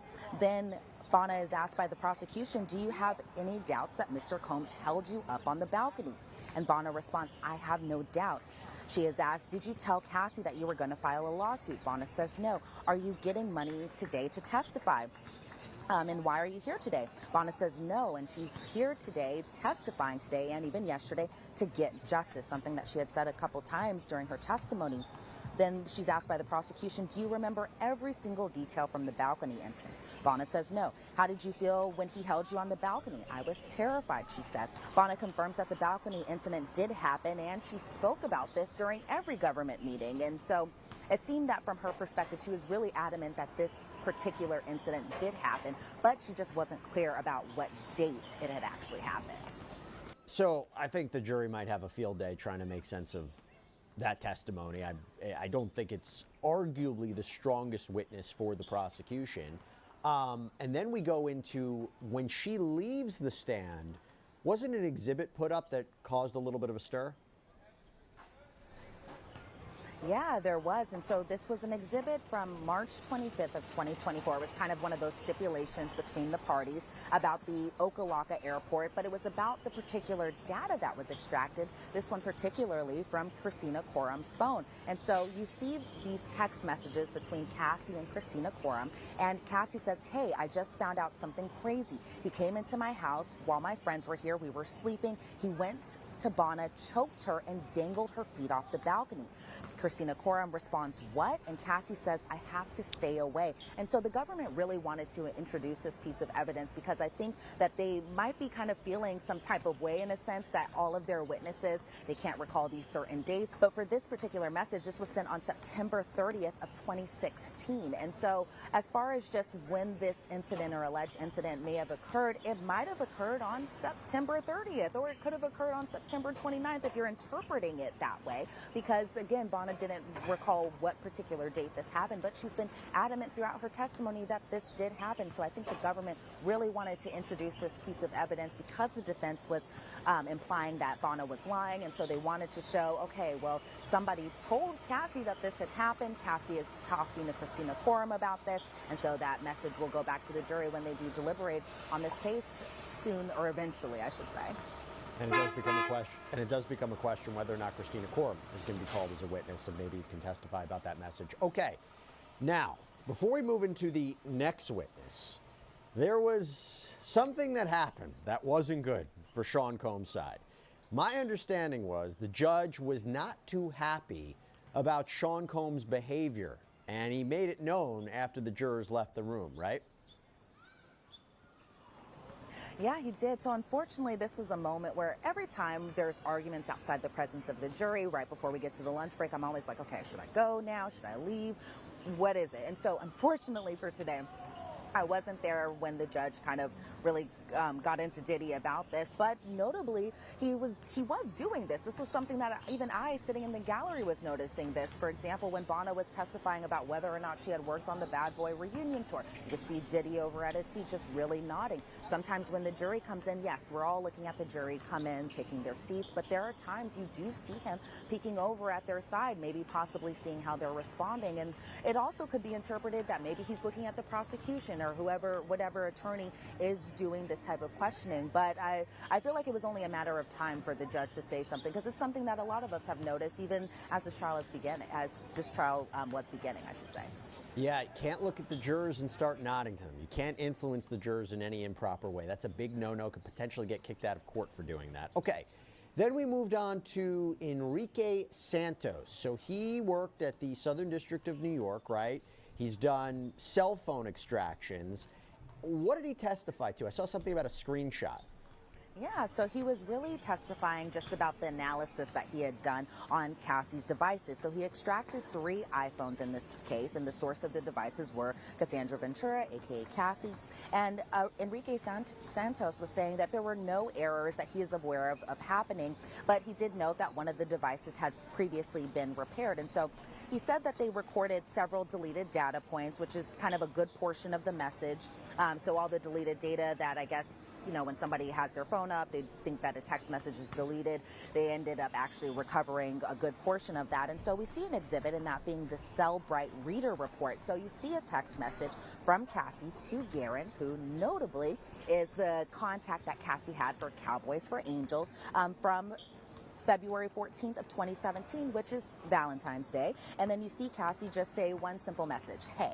And Enrique Santos was like, we also export audio files, but the audio files are normally separately from the PDF and these Cellbrite reports. And then emojis, because, a lot of people love to use emojis when they're sending messages back and forth, that sometimes they can't be interpreted and they kind of show up unrecognizable in the Cellbrite data report. But we see another exhibit of the Cellbrite Data Files report where you can kind of see a message when it's created, when it's modified, and when it's accessed. And so created obviously means if I'm sending a text message to my mom on today's date, then it says, hey, from Elizabeth on June 5th of 2025, the day it was modified.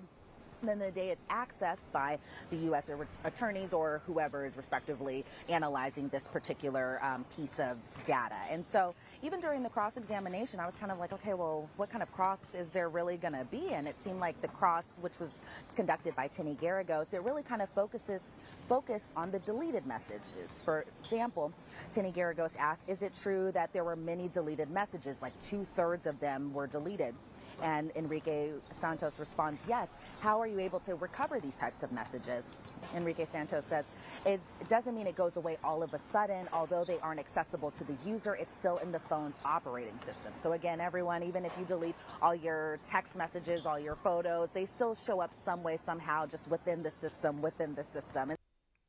It never goes anywhere. Ever. You think you getting rid of something by deleting the trash can. You think that you go into the other spot to delete it. It's never deleted. Everything you search, all your pictures, screenshots, that shit don't never go nowhere. They will go back deep in your phone and pull it up. And people think that they can get rid of shit. Your phone is definitely up to speed on keeping everything documented. And so we see an exhibit of the capture date from a Cellbrite report where Tinny Garagos asked, how do you know that the capture time is really Ain't correct? going nowhere. So, Enrique Santos was like, well, it's the most accurate reflection. We just don't speak in the absolute. So he can't say 100% that this is when this particular data point was created or anything like that. But for the most part, he says it does have the most accurate reflection. And then shortly after, the cross-examination ended and Enrique Santos was off the witness stand. So he was a really short witness today before we had the next big witness to testify. Yeah, I don't know how much everybody's going to be focusing on Enrique Santos, because then you had Jane. So Jane takes the stand. This is alleged victim number 2. This is somebody we were anticipating her testimony. Again, she makes up several counts in the indictment. I said it before. Several she's now. Arguably the second most important witness behind Cassie. Now, before we begin about her testimony, so everybody's clear, you are limited in what you can report about what you're seeing in that courtroom and about her, right? Yeah, I'm very limited to it. So I cannot describe her physical appearance, necessarily really her demeanor while she's on the stand, or any identifiable traits that she had while she was even testifying. I can't speak on just her more personal information, nor, and I think one of the biggest things is, nor can we see any of the exhibits. And so if I'm going to be talking about these exhibits, it's from what I can hear inside the courtroom. And Sure. then Is they saying this supposed to be 50's alleged baby mom? Is victim 2 supposed to be allegedly 50's baby mom, though? Let me know that, chat. Because I heard somebody saying that. And they got her under straight. Nobody can know who this is. Okay. Yeah. They don't want nobody to know who she is. We don't want nobody to know Daphne Joy. I gotta look Daphne Joy up. As if this supposed to be 50 baby mom.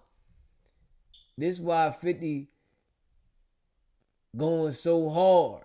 You know, he thinking about Puff that did all this freaky shit to my baby mama. I can't stand him. He did all this freaky shit to my baby mama. I can't stand it. Daphne Joy. I gotta look it up. You said Daphne Joy. Let me see. Hold up.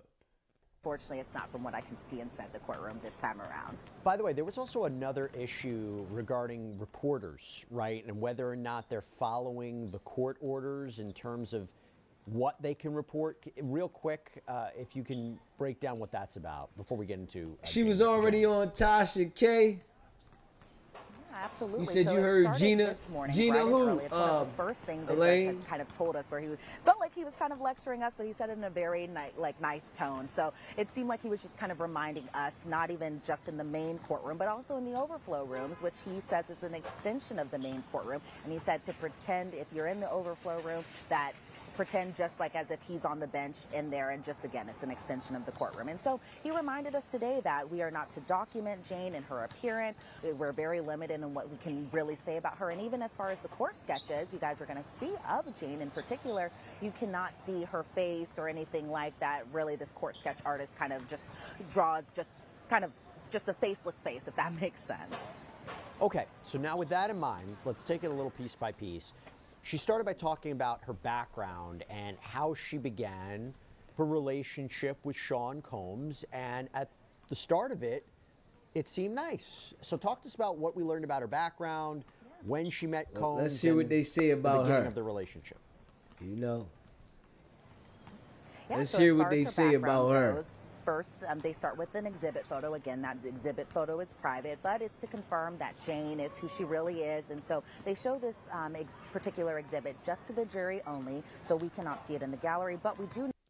Now, this drawing here, it let the people know she got long hair, even though they didn't put no facial features on her. She got long hair. Let me see. Daphne Joy, hey man, let me see. Let's pull a picture up of Daphne Joy, man. Let me pull a picture up of Daphne Joy, man. Hold up. Let's pull a picture up of Daphne Joy. Hold up.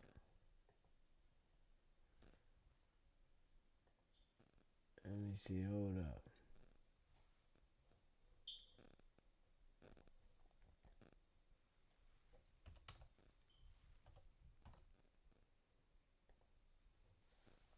Hold up. Let's look at this picture here of Daphne Joy.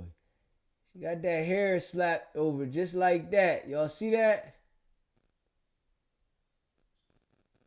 Y'all see that hair slapped over? That part right there. Let's go back. Hold up. Y'all see that part right there? Hold up. Now, am I tripping? Y'all see that part right there? Hold up. Y'all with me on that one right there? I'm looking like that. Look at the part right there. I'm thinking about the long hair in the part. And it looked like it's, that's her twist. To put that part right there.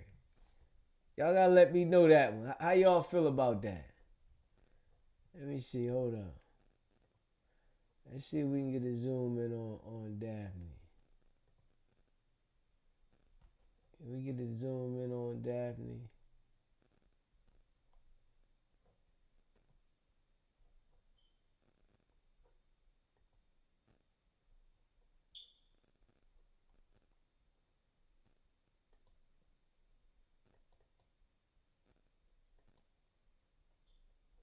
Trying to get the zoom in on there.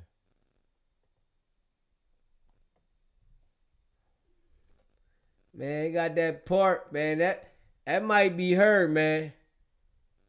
I ain't gonna lie. Hey, yo, y'all gotta tell me what y'all think about that, man. Tell me what y'all think about that one. I ain't gonna lie. Let me go back to the other one. Hold up. Oh, man, that gotta be her. That gotta be her, man. That gotta be her. That y'all let me know, man, in the chat. That gotta be her. Hit that like button. If you haven't hit that like button, hit that like button for me. Cause I'm that part. You know, that's a distinctive look. For somebody to have their hair with the part and then we go right to the picture of her. Let's go back to that picture though, man. I wonder how y'all feel about that, man. Yeah, that's her. And she got the same head shape. It's the same hairstyle, same head shape, and the earring. Hold up, let's go back. And the earring. Yup. Yeah, that's her. She ain't want to be known at all. Yeah. 50, this why 50 going so hard. This why 50 going so hard. Yeah. This why 50 going so hard.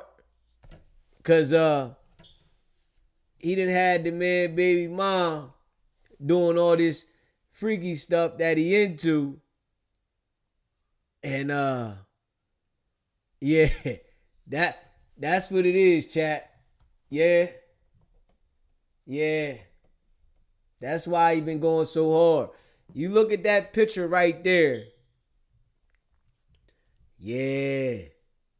I ain't gonna always look at it one more time, y'all. Let's look at it one more time. Let's look at it one more time. Yeah. That's it right there. That's it. Yep. I'm going with it all the way, y'all. I ain't even gonna hold you. I'm going with it all the way. Yeah, I'm going with it all the way. Let me see if I can see any features right here. Yeah. I'm going with it all the way. Let me look at it one more time. Hit that like button for me too. I'm going with it all the way. Yeah, look at the features on the neck. Yep, I'm going for it. I'm going all the way for it. Yep. I ain't even gonna hold you. Yeah, I ain't even gonna hold you.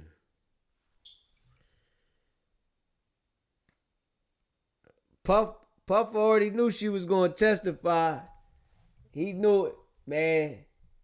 Straight up. But this the kind of shit happens though. You know, when you like Puff is and you wanna go at other people's baby moms and they turn on you. Yeah, it gotta be her. Let's see what we got. Know that it was Jane's driver's license with her real name, but we're still going to be calling her Jane. And so Jane grew up in California, and as far as her relationship with Diddy goes, it lasted for a pretty lengthy period from 2021 all the way up until 2024. And notably, she said the relationship ended when Diddy got arrested. And so, Hold up. All right, Joe. Hold on. We're gonna look at something else. Hold up. Let me look at something else. Y'all. Hold up. I'm gonna type something. I wanna see something else. Yeah. Hold up.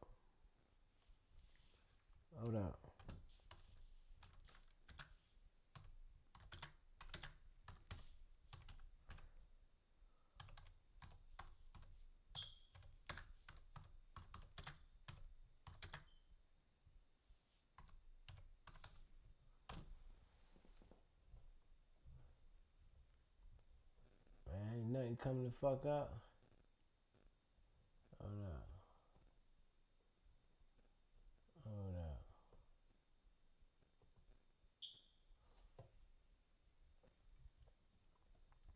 Hold up.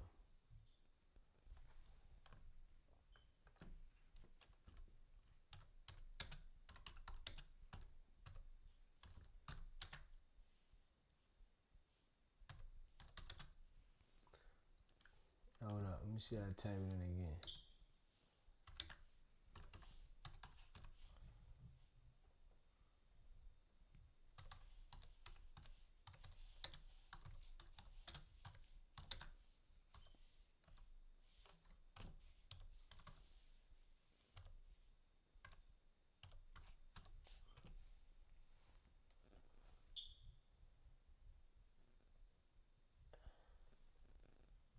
Hold up.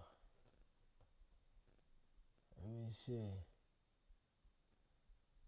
Based on a recent news report about Diddy trial, a woman using Jane testified she in a relationship. Let me see. I'm trying to find it. So they got this already online. Already. You know what I mean? We trying to find out now. Let me see. Oh, who is Jane? Motherfuckers, US Day, everybody trying to find who is Jane. Yeah.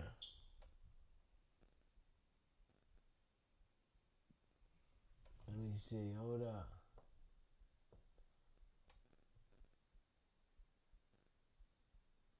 What year was Diddy with J-Lo?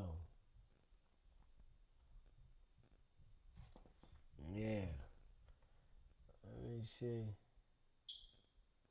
Diddy dating history.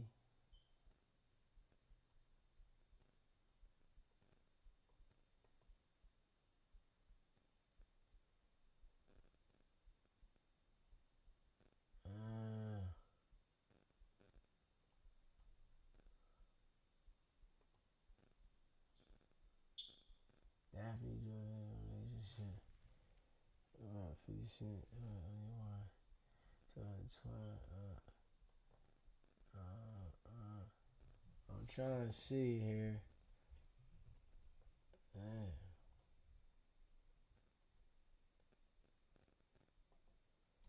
Let me see. Daphne Joy Diddy 2021. Let me see if I put that in there. What happens?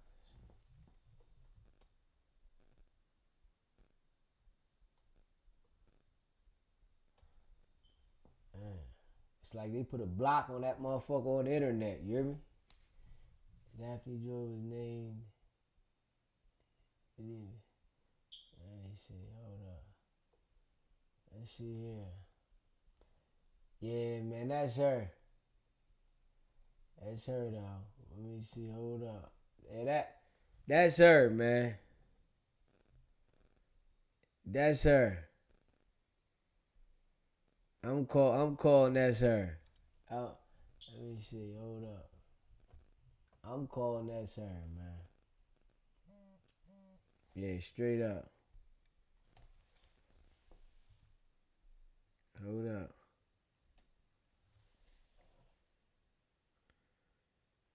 Hold up. Alright, hold up.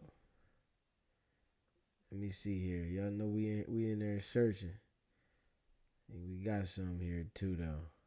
Hold on, y'all. We gonna put this. I'm ready to put this joint up there with Tasha K and Daphne did. Yeah, this gotta be Daphne. Let me see. Hold up, y'all. We're gonna get this up there in a second. I'm about to get this up there in a second.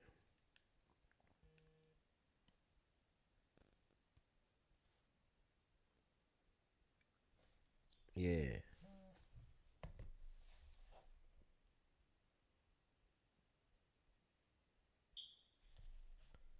Yeah. We're going to get this up there in a second. But you said DZ pull up Gina picture. What's Gina's last name? Tell me what's Gina's last name, Elaine. Yeah, I'll pull her up, but just tell me what's her last name so I can get her up there. Let me see. 50 thought he was in love with her at one point. Gina interview with Tasha K, not Daphne. Okay. Gina interviewed with Tasha K, not Daphne. Let me see.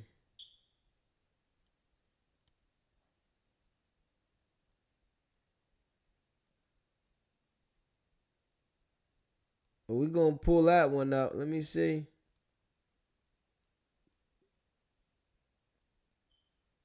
We're going to pull that one up then. I'm trying to see now. Did he let hit his girl? Ex-girl made her terminate 2 pregnancies. But they ain't got the name on there, so this must be her. Hold on, we ready to pull that joint up there in a second, y'all. We ready to pull it up there in a second. He said it's not Gina. Let me see, Diddy pull it in. Let me see. It's 50 baby mama. Yes, Gina is the one refusing to testify. All that she said Diddy did. She's still in love with him. Okay. So we gotta go with Daphne then. We gotta stay with Daphne then. Is Gina the one that's hiding out that they can't find?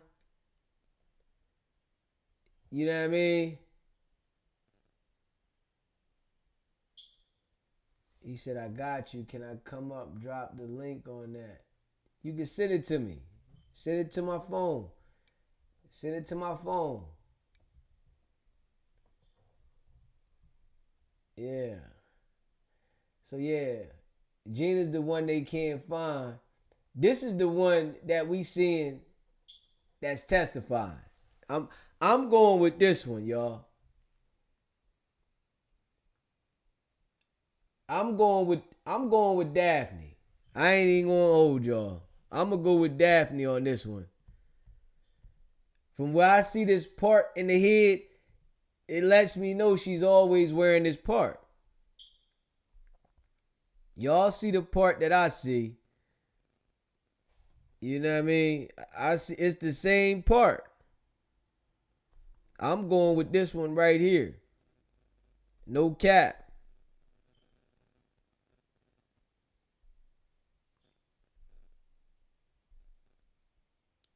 Hit that like button too. Hit that subscribe button. Yeah, I'm going with this one. Yeah. Yeah. I'm going with this one. You can email it to me.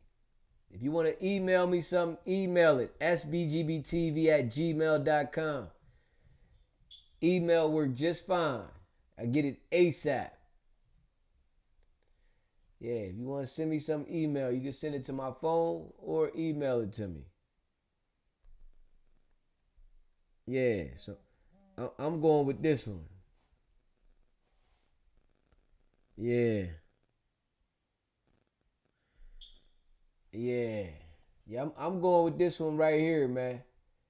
I ain't even gonna hold y'all. When I look at her, I'm going with this one. That part right there is a signature hairstyle for her. We done see all these hairstyles on Daphne. I'm willing to bet it. I'm willing to take that bet that this is Daphne that's on the stand. You know, that part right there, that's a signature hairstyle. You know, you can see her coming from a mile away because she always got that part. You know? Yeah.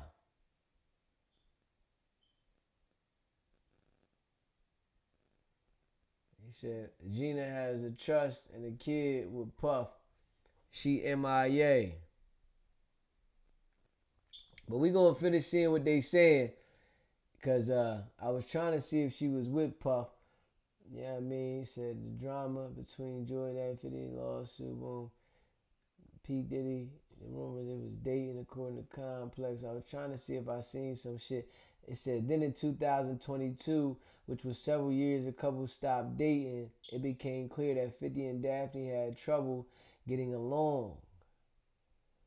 Yeah, let me see. Hold on. Hold on. It said the photos circulated online of the two spending time together in Miami. 50 Cent tweeted that it didn't bother him. He wrote, nah, me and Puff fight over business shit. If he liked the girl, he liked the girl. I don't give a fuck. Then in 2022, which was several years after the couple stopped dating, it became clear that 50 Cent and Daphne Joy had trouble getting along. Complex reported that 50 posted a photo of their son and also a picture of P. Diddy and Joy. He wrote, oh shit, that's your mommy over there with Puffy. LOL, remember what I told you the other day. These bitches be crazy. I'm ready to check the email now. I got it. Anonymous Podcast Show, I got it. So, I'm going for it's Daphne. They said in 2022, Daphne was with Puff and 50 posted about it. Yeah, I'm going to check it now, RM. I got it right now. I'm about to check it. I'm about to check the email right now.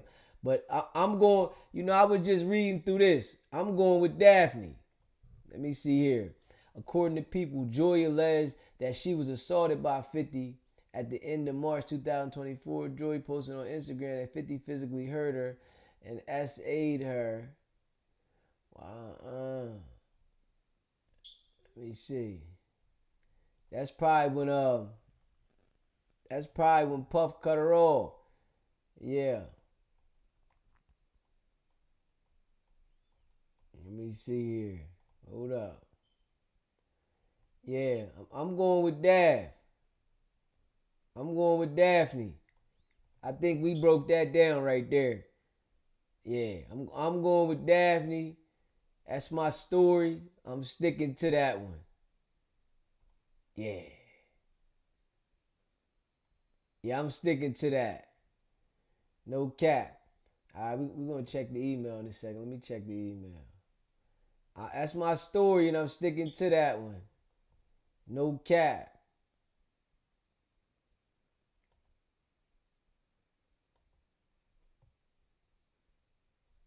No cap.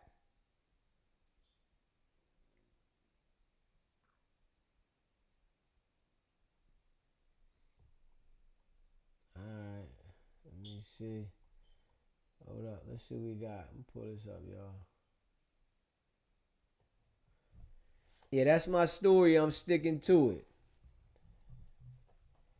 All right. Said breaking. Jane testimony rocks Diddy sex crime trial. Let me see here. A mystery woman known as Jane is testifying in Sean Diddy Combs' sex crime trial, and her identity is now the subject of intense speculation.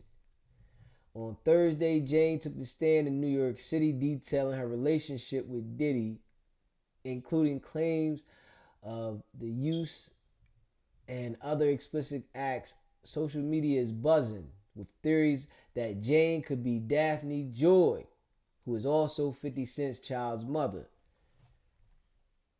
You know what I mean? Yeah.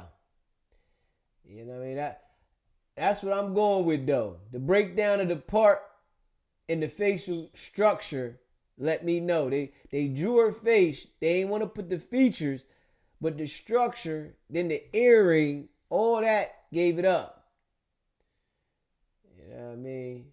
He said an anonymous woman mentioned that her child father had issues with Diddy, possibly referencing the well-known feud between 50 Cent and Diddy.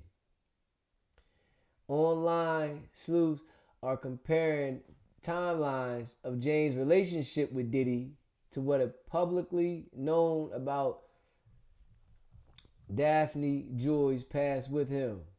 The details emerged from the trial are disturbing, says legal analyst Eva Martinez. The anonymity of James adds another layer of complexity, fueling public interest and speculation. Adding fuel to the fire, 50 Cent posted a photo of himself with Daphne Joy and their son during James' testimony, caption, "What the F?" This has an intensified speculation about the mystery witness identity. Daphne Joy was previously listed as one of Diddy's S-workers in an amended lawsuit filed by producer Rodney Lil Rod Jones. 50 Cent has publicly mocked Daphne Joy over these allegations and even sought custody over their son, Sire. Let me see. Hold on. We gonna also, go to 50's Instagram as well. You know what I mean? Let's go to 50 gram. Let's go to 50's Instagram. Hold up. Let's go to 50 gram. Let's go to the gram. We gonna go to the gram. Let's go to the gram. Do it for the gram. Do it for the gram. Make sure y'all hit that like button for me too. We're gonna do it for the gram. Let me see. Hold up. Do it for the gram. Let me see. Bam.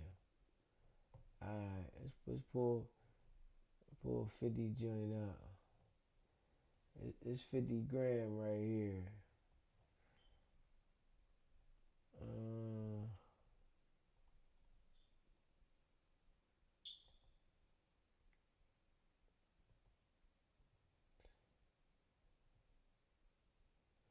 50 Cent plans to nuke Diddy chances of pardon. 50 real petty with it. Let me see. That's why this message is not just to black people. You know what I'm saying? This message is to everybody.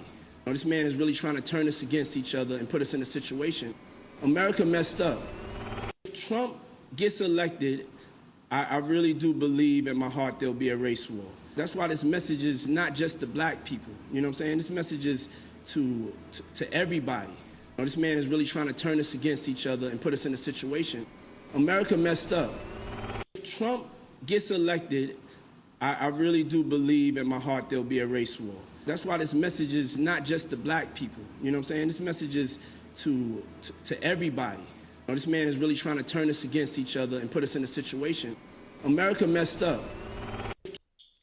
Yeah, Diddy done chased 50 baby mom, got her, and White men like Trump need to be banished. White men like Trump need to be banished. White men like Trump need to be banished. 50 playing dirty, ain't he? 50 playing dirty. I'm Sergeant Ramsey. I'm the one that called you. Thank you for coming. I'm sorry to call you. Some of my co-hosts, they got a couple questions for you, but I got one more question before they ask you a couple questions. We hear about 50's baby mom, Daphne, being involved in some of these things. Did you ever fuck Daphne, 50 Cent's baby mother? Nah, every time I was called or involved in any way, it was only Cassie specifically. All right, cool, man. This is the Punisher. Some of my co-hosts, they got a couple questions for you, but I got one more question before they ask you a couple questions. We hear about 50's baby mom, Daphne, being involved in some of these things. Did you ever fuck Daphne, 50 Cent's baby mother? Nah, every time I was called or involved in any way, it was only Cassie specifically. All right, cool, man. Some of my co-hosts, they got a couple questions for you, but I got one more question before they ask you a couple questions.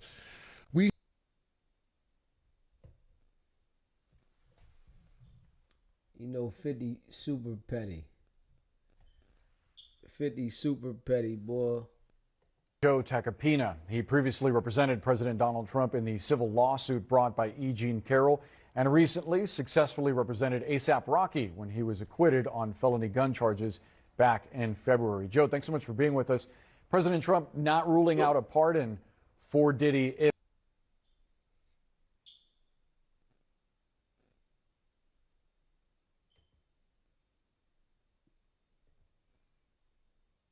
Man, you know he petty, man.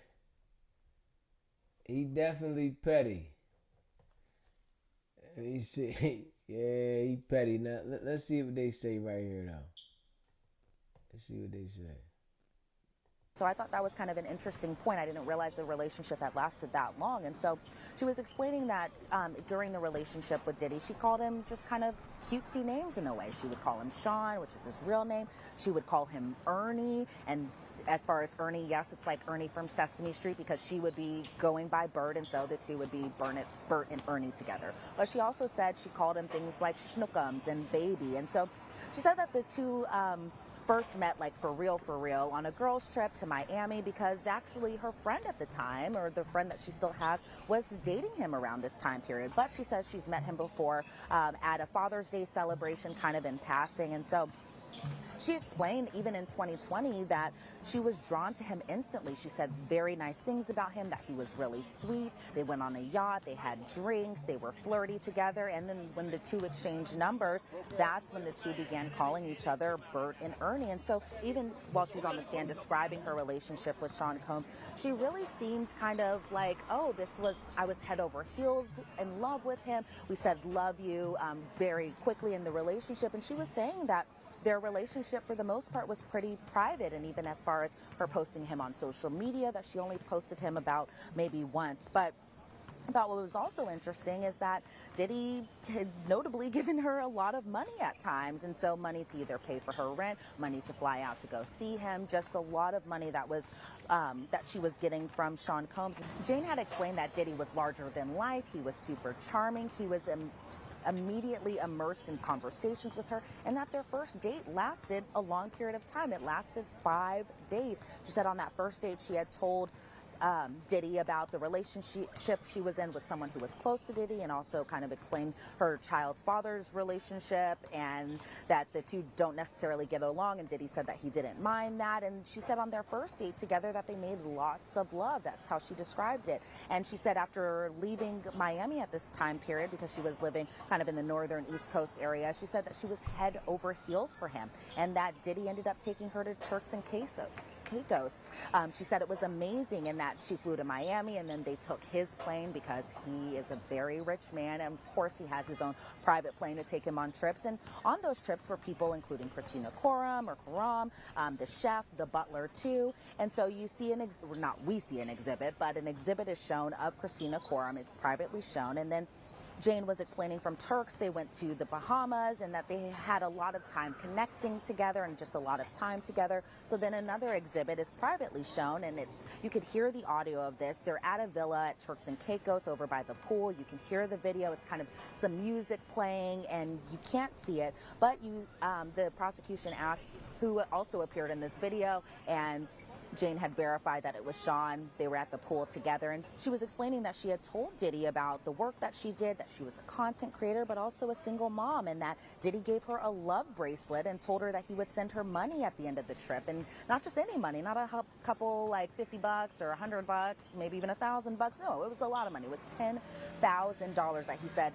that he was going to send her at the end of the trip just to have $10,000, which must be pretty nice for someone to send $10,000 just because. Look at her. She's smiling. She wished Diddy would have sent her a 10-piece McNugget. Including ecstasy. She said she had taken it before, but that Diddy was the one who suggested it at various points during the trip, like 10 times, as she said, and said that he had opened his hand, a pill was there, and said, take this, it'll be more fun.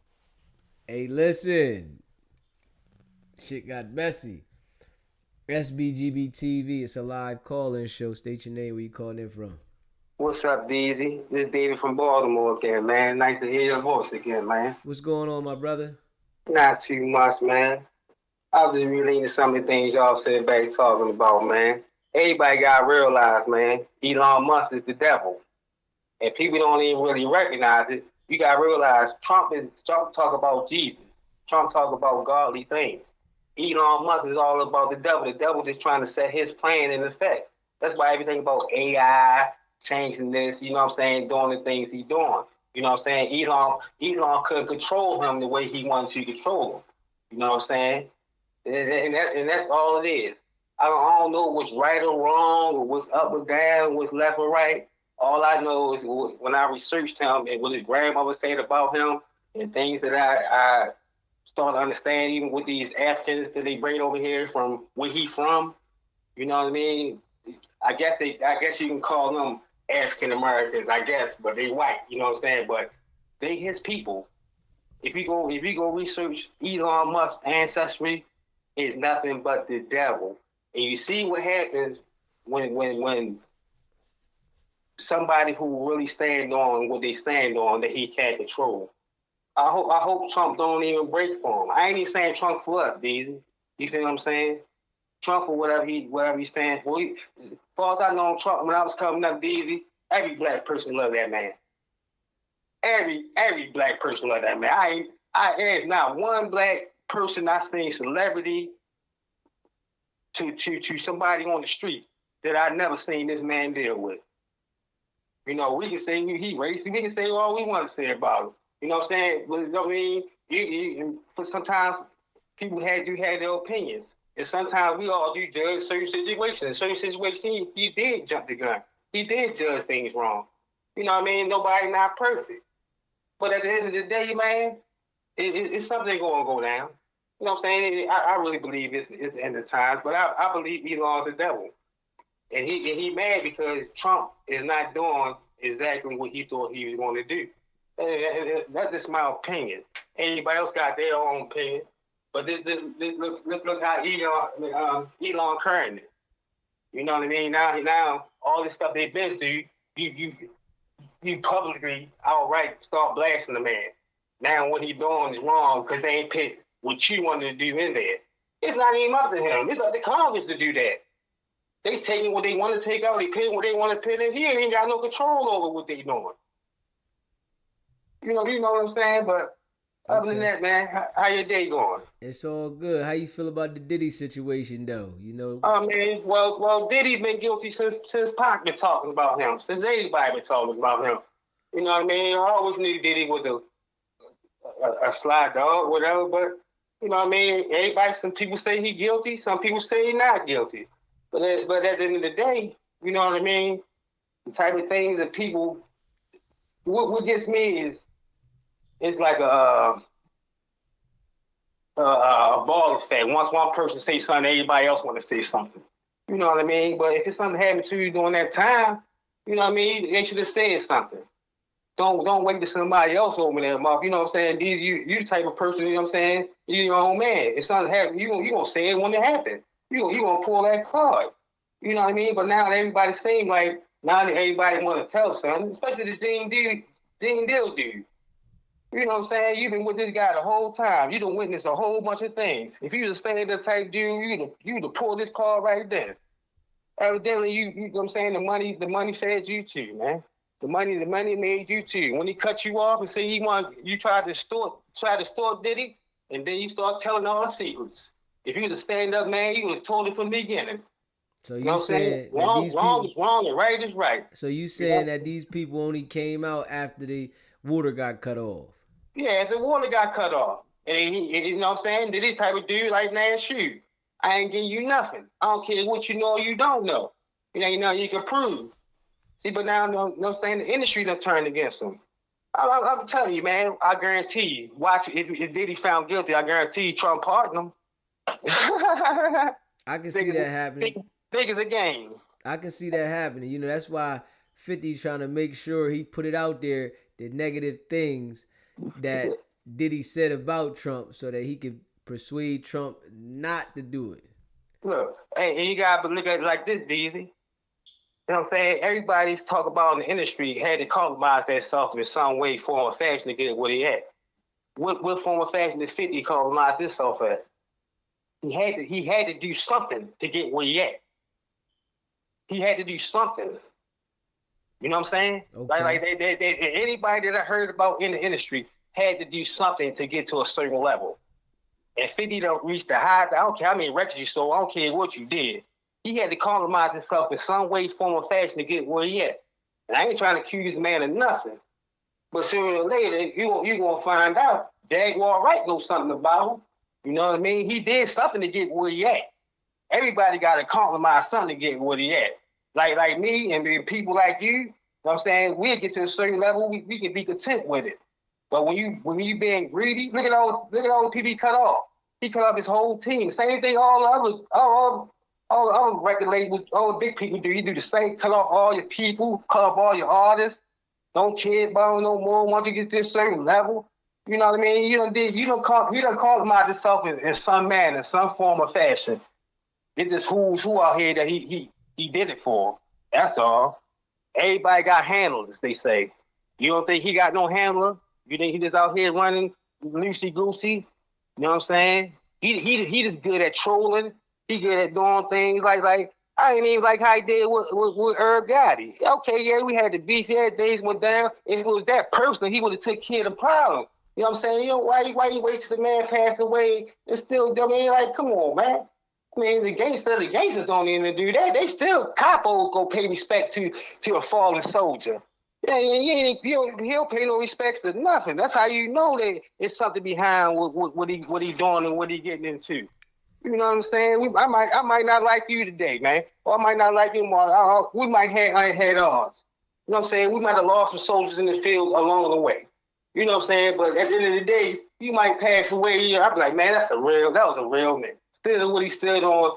You know what I'm saying? I want to keep hating it. And you know what I'm saying? He's 50-something years old, still like he's still 25, 30, man. He ain't no role model to nobody, no example to nobody. Not from Baltimore where I'm from. Nobody talk about no 50 Cent. We talk about like that he ain't grow up yet. Like but he compromised. He gotta be compromised, man. There's no way you making all these type of moves in this industry, sitting with governors and doing all that. His voice ain't that loud. Not here in Baltimore anyway. I mean, he can't never tell me who to vote for or who to do something with or campaign something to somebody here. We like, 50 Cent doing it, we gonna do it. And he ain't got that much effect on us like that. Like I don't know. Hey yo, you got more effect on people than I think he got. Hey yo, now listen, they got a witness on the stand right now, right? And they trying to insinuate that it's 50's baby mom on the witness stand. And do you know anything about that? Did you see anything about that? Okay. I know he was mad at Diddy about something. I know that. I know that beef ain't really about no clothes or who Diddy trying to take him shopping. It's bigger than that. It's about, he hitting the baby mom. Yeah. He hitting the baby mom, and Diddy like going after people's baby moms so he can flex because he know his bag is up and he want to flex on them. But he done had all the women do a lot of sick stuff, and now she on the stand testifying, and the world is insinuating that it's her from the structure, the facial hair, because you can't see the face, and then this earring that they got in there, and we think it's her over here. We going through it now, letting it play of what they saying of how the baby mom said her baby dad didn't get along with Puff and some more shit. So we running through that now, though. Yeah, I'm gonna get right back to it too with you. But the same thing Rick Ross did with him. Same thing. He's sensitive about them baby mamas. He's sensitive about that type of work. You know what I'm saying? But when they come down and talk about these women, the same thing when Vivica Fox came out and started talking about him. When she said he like her playing with his booty. You would never think he's so gangster. You would never think that he allowed something like that to happen. He never denied it. You know what I mean? Like, but we'll find out probably is his baby mama. I mean, Diddy had a lot of women, man. He had a lot of power, prestige. You know what I'm saying? He was on top of his game. And he did a lot of dirty things. You know what I mean? So, you know what I mean? Everybody gonna be dead just due sooner than later. You know what I mean? If you putting out that type of energy, you gonna get it back. I don't care if it's 20 years from now, 30 years from now. You'll be sitting there, you'll get it back. Whatever you put out, you gonna get it back. That's why I love your energy, man. I'm glad you're putting out this good message, man. And every time I call them, I'm glad you answer the phone, man. And I'm gonna get right back to what we talking about. But everybody know Diddy was foul. But Diddy was a sly dude. He was a street dude. You know what I'm saying? Because when I was coming up, my father knew to talk about him. Like, I ain't like him at all. Like, he ain't like that type, man. He ain't like that. Everybody thought he wasn't built like that. But when we come to find out, yeah, they be the type want to be putting in that work, but also doing, you know what I'm saying? I would never thought he's messing with men. You know what I mean? But so, I mean, like, everything throw somebody for a loop. So, you know what I mean? But Tupac said it. A lot of people were saying it. And every time somebody come out and say something about something, the first thing they try to say, they crazy. That's how I know when people tell the truth now, because when they come out and say something, they be like, no, they crazy, or they on drugs, or they doing this and they doing that. And to come to find out down the road, some people were telling the truth. I couldn't even believe what Tupac was saying about Quincy Jones. And it came out to be, shoot, Quincy Jones is tearing everything up. Yeah. Like, damn.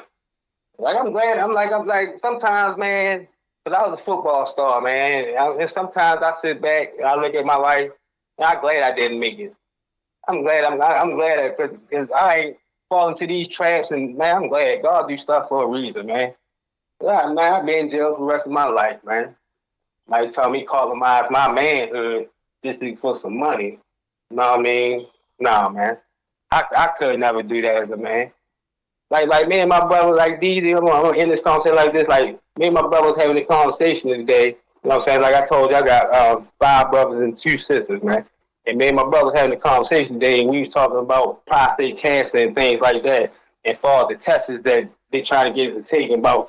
I like, and me and my father talking about it too. Like, my father wasn't doing it. I couldn't have nobody sticking their finger at me to tell me that there's something going on with me. Like, as a man, I wouldn't even feel right. My older brother gonna talk about, man, you don't go get that test, you're gonna die. I said, man, who told you that? I said, our father sit here, 67 years old, and telling us don't do that. Ain't nothing pulled to touch your tail. Things go out, don't go in there. And then all of a sudden they got a different test now for you and all that, man. I was like, man, that is something that's to get people. And every person that I know that took that test, even now it's my brothers, my friends, my homeboys, everybody I know that took that test, they told them the same thing. We found little pallets up there. Man, come on, man. But you ain't, I mean, like, it's crazy to me, certain things, though, man. But I'm going to keep on rocking with you, man. And I'm going to get back to what you're looking at. But, like, appreciate you calling in, though, man. Brother. Appreciate you calling in. I want you to check out what we ready to run now. Let us finish running that. Tell us what you think about if this 50 baby mom on the stand. We're going to run this, but stay locked in, all right, bro? And most definitely, man. Appreciate you, man. Yes, sir. And like I said, once I get off this box, I'm donating to your channel. No problem, man. And I'm going to hit it like how you hit it and hit it hard. Non-stop, man. Appreciate you, you, man. Just take your time. Stay locked in with us and hit that like button. Most definitely. I'm about to hit it now. Appreciate you. Appreciate you. Yeah, man. Let me see here. Let's see what they talking about. I'm run a little bit of this back. See what they talking about. Because, yeah, this Daphne. It's Daphne. Thought what was also interesting is that Diddy had notably given her a lot of money at times, and so money to either pay for her rent, money to fly out to go see him, just a lot of money that was that she was getting from Sean Combs. Jane had explained that Diddy was larger than life. He was super charming. He was immediately immersed in conversations with her, and that their first date lasted a long period of time. It lasted 5 days. She said on that first date she had told Diddy about the relationship she was in with someone who was close to Diddy, and also kind of explained her child's father's relationship and that the two don't necessarily get along, and Diddy said that he didn't mind that. And she said on their first date together that they made lots of love. That's how she described it. And she said after leaving Miami at this time period, because she was living kind of in the northern East Coast area, she said that she was head over heels for him, and that Diddy ended up taking her to Turks and Caicos.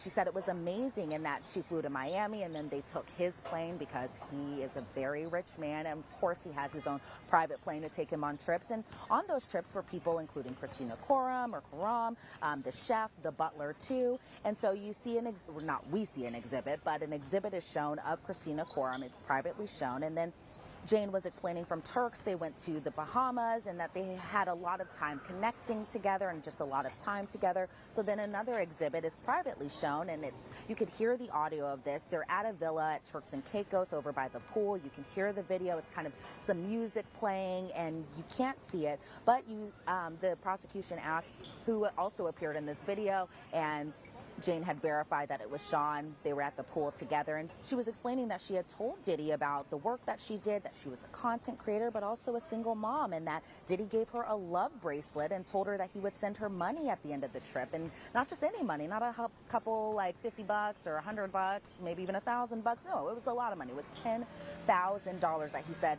that he was going to send her at the end of the trip just to have it, just to have $10,000, which must be pretty nice for someone to send $10,000 just because. But during the trip, Make sure Jane y'all said hit that that she like button. started to use some types of drugs, including ecstasy. And y'all can call in and let me know how you feel about it. Do y'all feel that this is Daphne? Do y'all feel that 50 is upset because he know that Daphne on the stand right now? Let me know how y'all feel about that. She said she had taken it before, but that Diddy was the one who suggested it at various points during the trip, like 10 times, as she said, and said that he had opened his hand, a pill was there, and said, take this, it'll be more fun. And then she said her body began convulsing during this trip. She fell to the sand, and that Christina Coram and the butler had to put her in a lukewarm shower. And then she said every other day that while on this trip that they would take this ecstasy pill, I should say. And so it seemed like that was kind of the start of the relationship. One, drugs, but also a lot of money kind of being thrown at her just right at the beginning. But according to Diddy was introducing all the bras to get on with him. Man, we gonna pop these E-bombers. Everybody that was doing all this freaky shit was on the E-bombers. They running around E-bombing every day. And they get busy. So you know this what he was doing to 50 baby mom. Got her straight on them E-bombers. And she going straight bananas. All through the night. Jane, she was just head over heels during this. So I don't hear sex trafficking yet. I don't hear that force, fraud, coercion. However, starts talking about, giving drugs when having sex, other people, his associates taking care of her. You're starting to see the flavors of then maybe things of value being given in exchange for sex acts. Why do I say that? Because then she talks about a change. She talks about a change in their sex life, right? Yeah, she did, and she really started getting pretty emotional at this point, where you could hear her voice kind of shaking, as well as she started crying while she was on the witness stand. And this change in their relationship happened in May of 2021, and that was when Diddy started talking about fantasies at this point. Jane had said, he wanted me to talk about other men. Do you like what you see? Pretend it's here. And this is while the two were watching pornography together. She had explained that Diddy was the one who initiated the fantasy talks, and that around this time, Jane had been awake for 24 hours. She was doing drugs like ecstasy and Molly. And that Diddy had told Jane, I can make this fantasy a reality. And so Jane said, okay. And she said okay because it turned him on, and she thought she was playing into this fantasy. So she said during this period that Jane went to the bathroom after he said that he could make this fantasy a reality. She went to the bathroom, and then when she came out of the restroom, Diddy was in a robe and staring very intently at his phone, saying, we could make this happen tonight on this particular night. She again said, okay, but she said she was still high on drugs during this. And then Diddy took her to a hotel room, and this was in Miami. She said she saw assistants setting up the hotel room, but she doesn't remember particularly which assistants were doing that. But Diddy told her to relax, that it would be fun, and that he knew the guy. And Jane was super nervous, she says. She never met this person before. And so as we kind of get more into her testimony, we do know that that other man was an escort, or an entertainer, as she calls him, while on the stand. And so Jane was explaining that Diddy walked out of the bedroom and began talking to the other guy because this other man had arrived at this point, and then Diddy told her to come out, and that while she came out of this bedroom at this hotel that she was wearing lingerie and she was wearing very high heels, or stripper heels as she calls them, but she had a robe over herself. And then the entertainer that unfortunately, we didn't see its exhibit photo, but she says that the entertainer or escort was a man named Don, and she could tell that Don and Diddy kind of knew each other. She said she got a sense that they knew each other, but she said that he was from, she calls it Cowboys and Angels, but you can't help but think, is it possible that she meant Cowboys for Angels, something that a service that even Cassie herself said she used while she was testifying. And so she said that slowly that Diddy was telling her to relax. She was nervous. She began dancing. Then she took off her robe and Dawn got turned on. And next thing you know, Dawn is coming closer to her and it's starting to make her try to feel comfortable.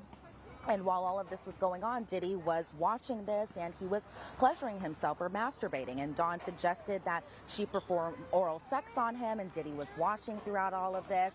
And so I think right here I can say that while Cassie had called these types of nights freak off. Man, Diddy slutted 50 baby mom out. That's why 50 hate this nigga. He slutted his baby mom out, man. Straight up. Slutted his baby mom all the way out. He's sitting there, got other guys crushing her while she on the E-bombers. She been up for days. And this is how Diddy was doing all the women. He was getting them zooted off the E-bombers and had these bras doing all kinds of crazy shit, man. Man. And that's one thing, you know, when a woman is on something, they definitely go in. And I think Diddy knows that, which we all know that as humans. When a woman is on something, she gonna be extra. And some of them bras probably really didn't want to do some of this shit, but got into it and just kept going. Daphne start giving somebody random, an escort, some sloppy toppy. She didn't even know the guy. Diddy called the guy over, had him on speed dial, and he come right in the room getting this thing bust down.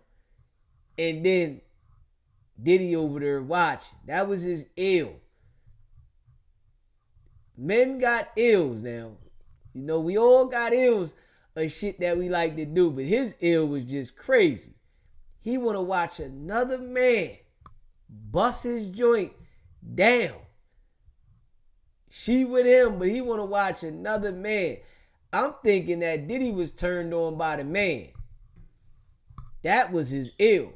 He was excited to see the man. He wasn't probably even that excited over her. He was excited to see the man bust his joint down. That's what I'm thinking, man. Y'all let me know how y'all feel about that. Let me know in the chat or call in.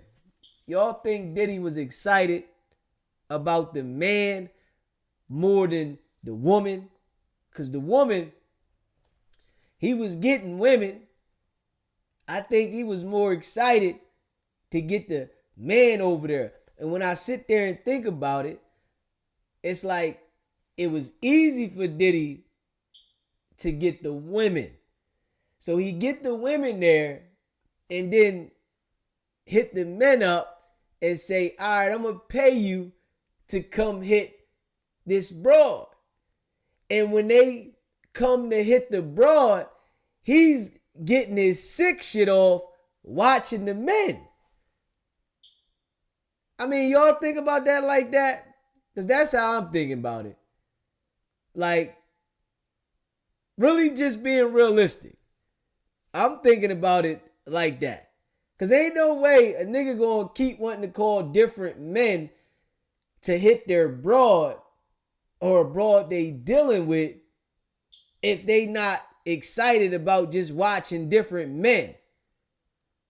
So I'm like, and he probably saying it's hard for him as a celebrity, right? When I sit there, I start analyzing shit.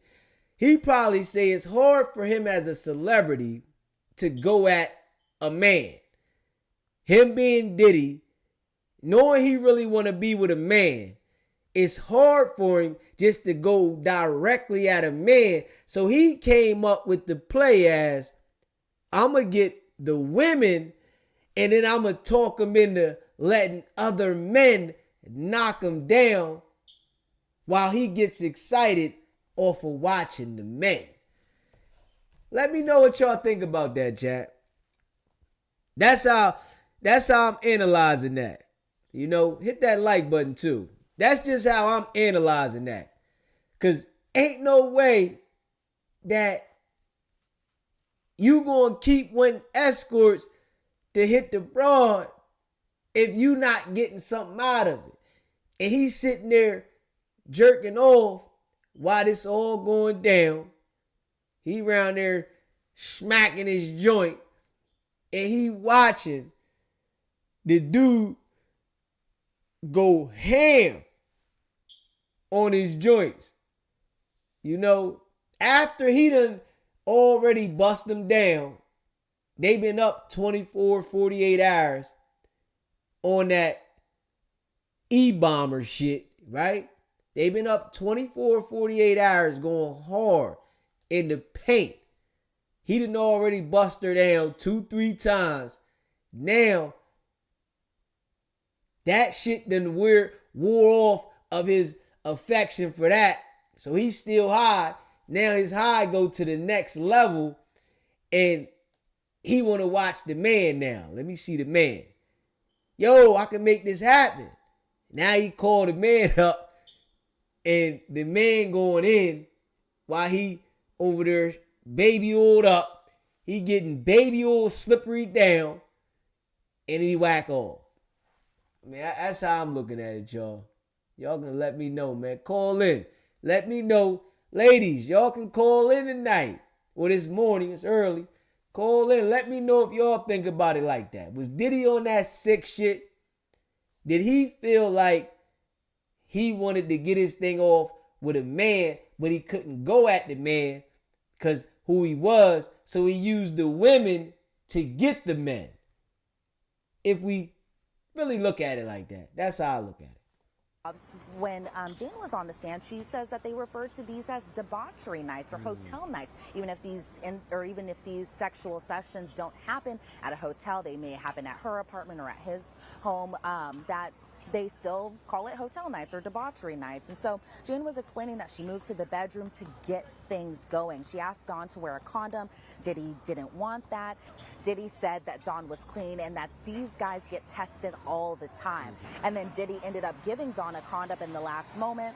Diddy just watched while Dawn had sex with Jane. Then afterwards, Dawn left and finished on her. And then even after this session with the escort, that Diddy and Jane continued to have sex. And then the next day, the two just went on a boat. And she said, I think what's interesting too, Jesse, is just what she explained as far as the first night goes, where she said, I felt exhilarated from that experience. It was taboo. It was fun. She says, I didn't think we'd be doing it again. I thought maybe one time or maybe another time that's on a random night. But she said, I felt that night open Pandora's box. It was a door I was unable to shut. It was just too much of it. So maybe that might possibly go into count 4 just a little bit, but I'm interested to know your thoughts on just. So Diddy had her doing that shit consistently, which he had Cassie. So every broad that Diddy got with, that was his ritual. Every broad he got with, they did the same thing. He wanted to watch them all do different men. Yeah, we all know. Listen, I'm saying Diddy was definitely a fruit pop. Definitely. he was a switch hitter. That's how I'm seeing it. He was definitely a switch hitter. And I gotta just call it how I see it. You know, he was a switch hitter. And he had different men hit all the women that he was with while he got off to the men. Yeah. He was real touchy-feely too. With all the guys, he was real touchy-feely. You know, even that time he told Fab, you got to come to one of my parties. Fab said, I already been to your party. Man, you ain't come to my party. What party up? What the fuck? I've been to the party. Nah, you got to come to my party. Yeah, then we see the one time French Montana was sitting at the table with his damn shirt off. Like, goddamn. Dude sitting at the table with his shirt off. So, yeah, I'm thinking it's more than them escorts. It's probably guys that done been in there with Diddy. It was one guy, too. If y'all can remember his name, chat, I can't remember his name, but I'm sure some of y'all might remember. He talked about how he was in the room with Diddy and Diddy was watching him hit something.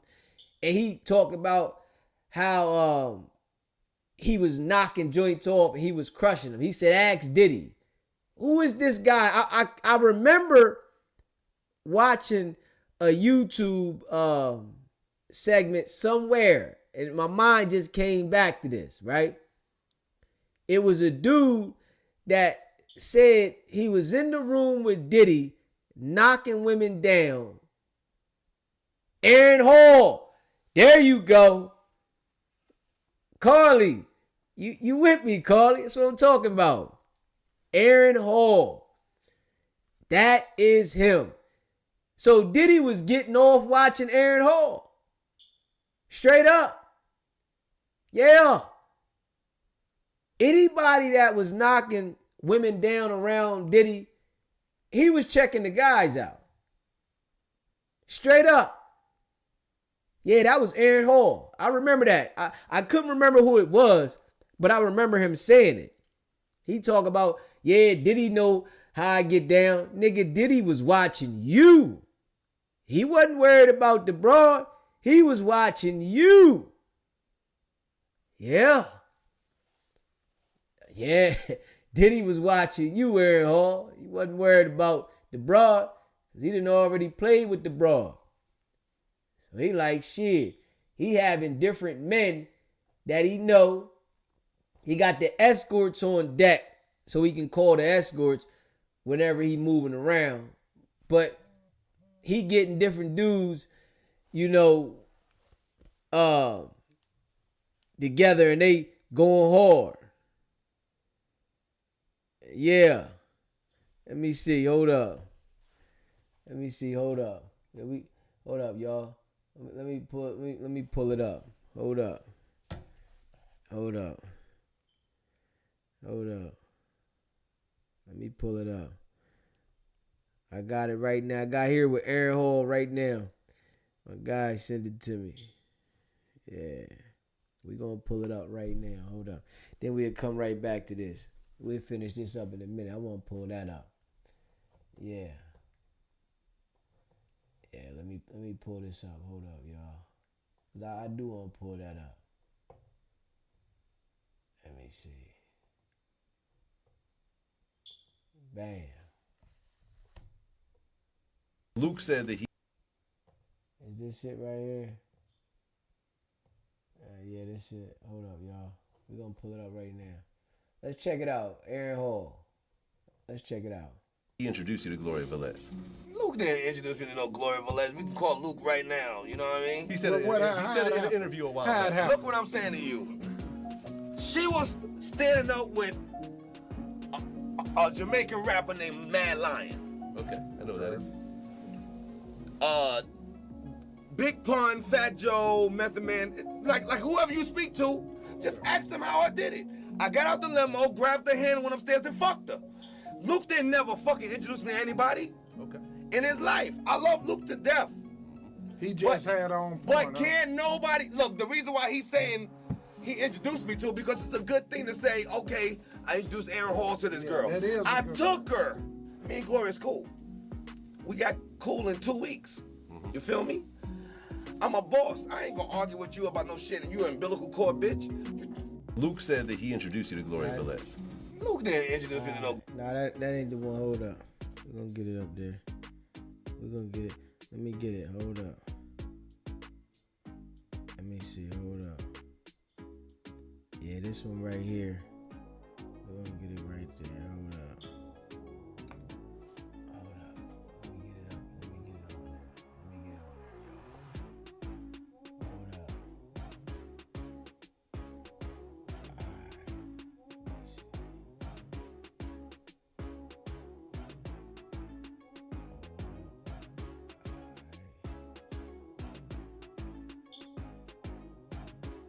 Luke said that he introduced you to Gloria Velez. Luke didn't introduce me to no Gloria Velez. We can call Luke right. Hold up. Thought I sent it over there. Let me send it over there right there.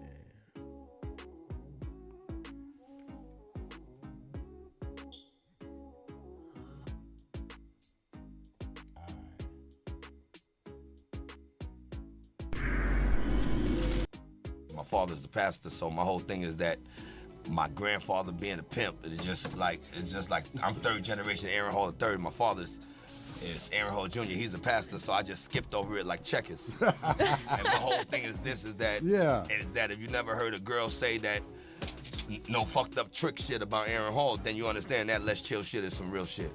So that was basically like from some life experience?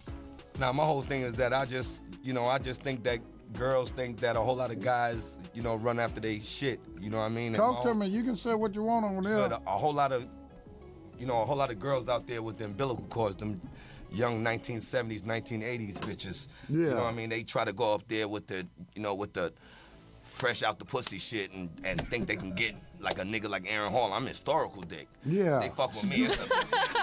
That's right.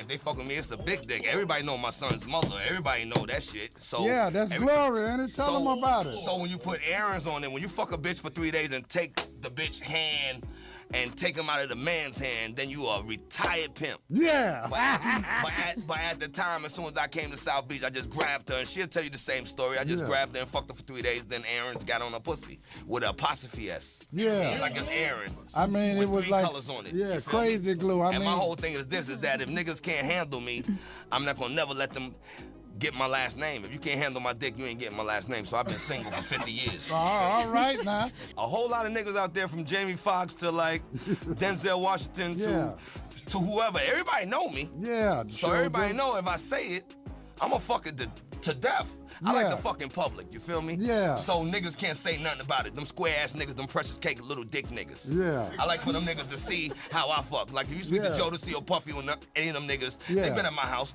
They all see me fuck. They all know I'm a big nigga. Yeah. If a bitch touch my dick and she say my dick is small, then she's a lying bitch. Yeah. Tell her to name the tattoo that's on my ribs that says warning. When you get this dick, I'm fucking you up. The thing is, a whole lot of niggas write about taking girls out to shop, taking girls to fly to Dubai and all that shit. Bitch, close your eyes, we anywhere. You feel me?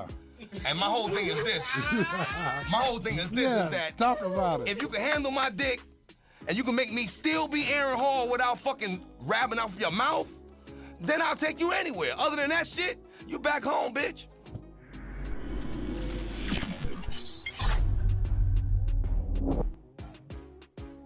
Alright. He definitely named Diddy in that one. Yeah. Definitely named Diddy in that one. Yes, he did. Yeah. That was Diddy's ill. That was Diddy's straight ill. To have other men come over and watch. No. While he watches the other men. Yeah. It wasn't even about the women. It wasn't about the women. The women, he already was able to do what he wanted with them. But he had to figure out how can he trick the men to come over. Diddy was calculated with that freak booty shit. With that old freak booty shit that he was on, he was calculated. The men, they wasn't even paying attention. They was just excited to come over and get some coochie, right? And Diddy was thinking, man, I'm ready to look at him. That was his mind state. The guy thinking that I'm ready to come over and get some coochie. Diddy mind saying he gonna look at the guy.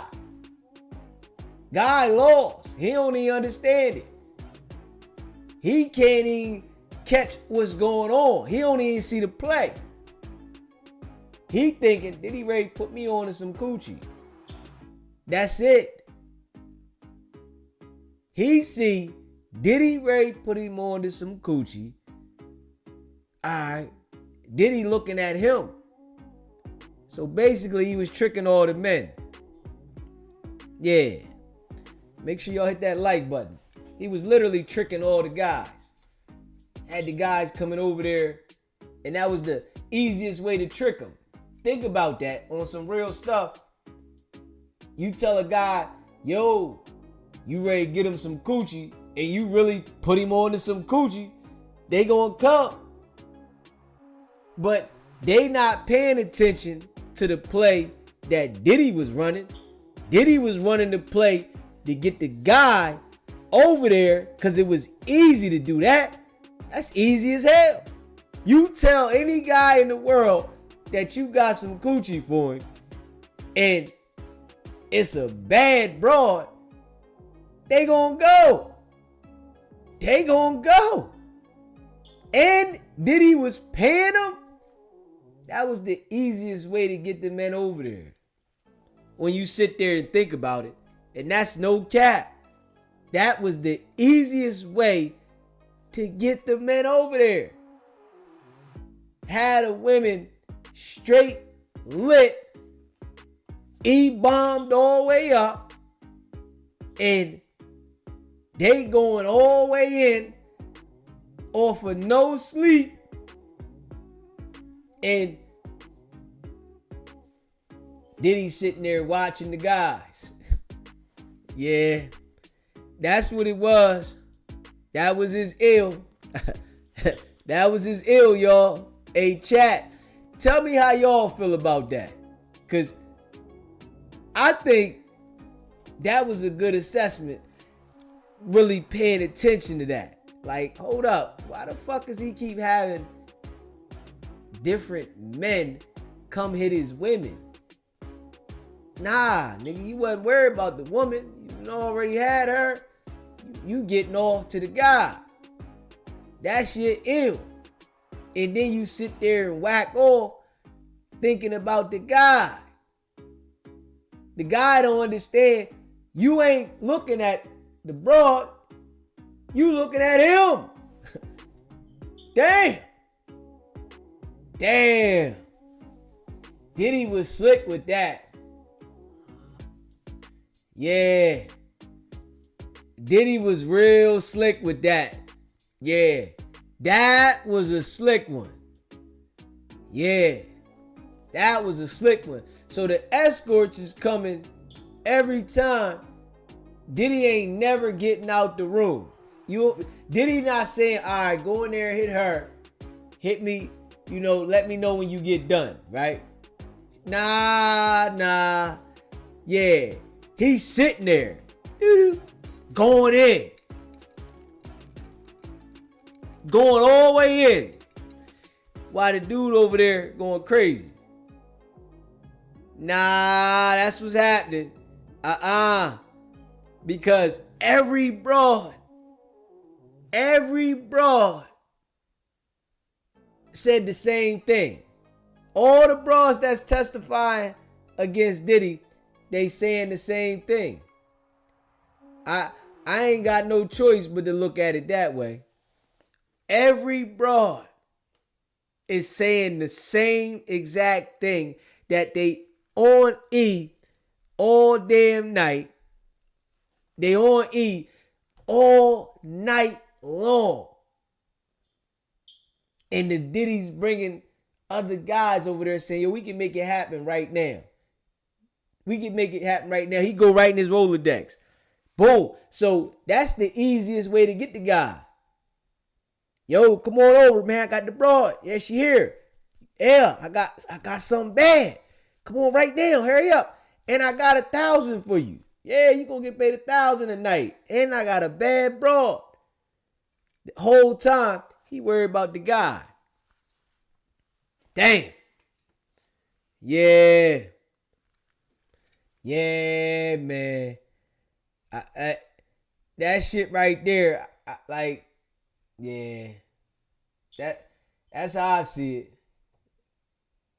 Yeah. Said the guy said he would have his Astroglide walking around the room throwing money on the men. There it go. There it go. There it go. There it go. That's it. He round there, he getting off to the men. That shit crazy. I don't know what it is about them guys that get real rich.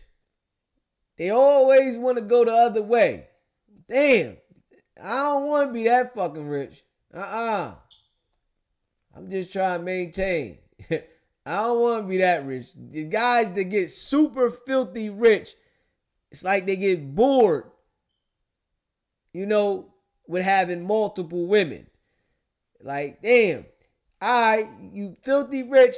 We'll have you a couple women, line your women up. You want to have a few women that you rock with, and this your team of women because you that rich. All right, them dudes, they want to go to the other side.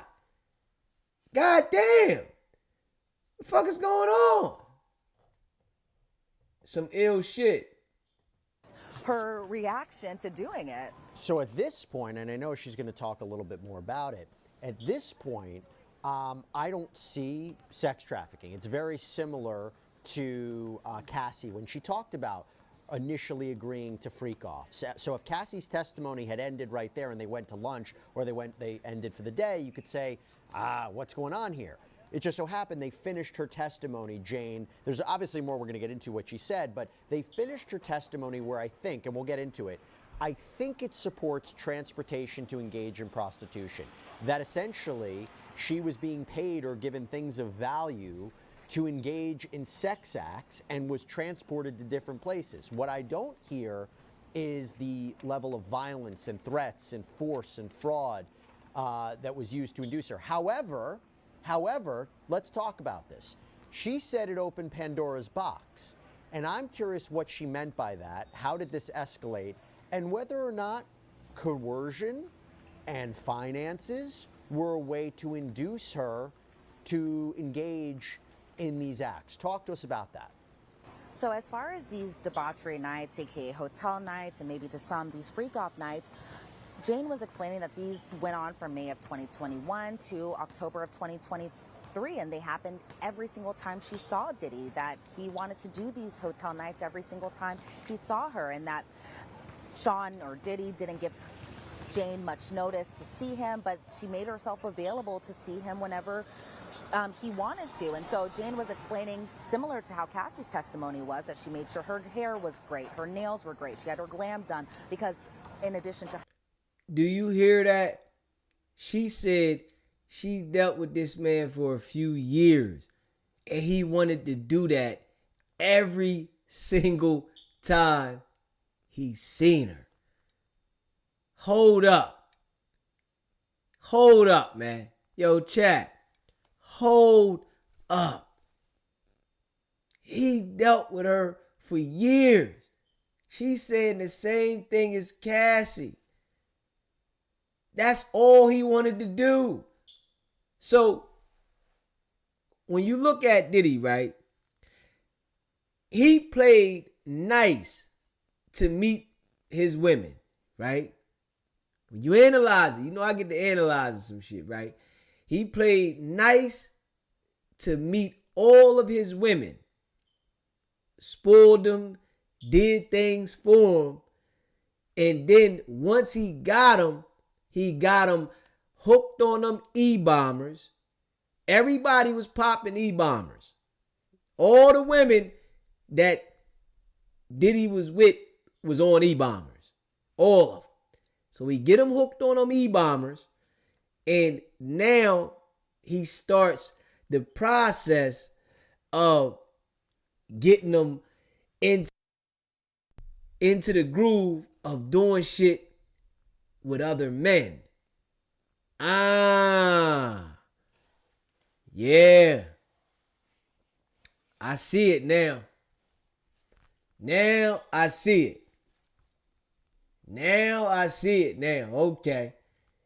Yeah, hey, listen. You know I get to analyzing some shit. Y'all know that. I ain't never analyzed this shit like that. I gotta start looking at this a little more. Cause y'all know that's one thing y'all know about Deezy. I get to looking into it. You know, I listen to what y'all say to me. I pay attention to the chat. We get to going back and forth. And then I start breaking it down. Like, hold up. All right, I got it now. Now I got that to a science. That's locked. All the women that Diddy was dealing with. So now let's say this, chat. Young Miami was doing the same shit. Hold up. Let's get to it now. Y'all let me know in the chat how y'all feel about it. Young Miami was doing the same exact thing. She said she liked getting peed on until her grandma said, hold up. That shit done got back to grandma. Grandma done caught the video that was surfacing around the internet. As one of the other grandkids done showed her. Man, look what Carisha done said. Grandma, look what Carisha done said. She liked to get peed on, right? So grandma said something to Carisha. Straight up. Yo, you out here disrespecting your whole image. Then she go back and say, nah, I was joking. Nah, you like a nigga to drink a whole 40. You want nigga drink a whole 40 of OE and pull that thing out and super soak you. Yeah, Young Miami now. City girl. Talk heavy. She want a nigga to drink a whole 40 now. Pull that thing out and super soak. Yeah. She was doing the same thing that all these other women were doing. And you couldn't make me think anything else. Young Miami was doing the same thing that every one of these women were doing. It's like that was Diddy's program.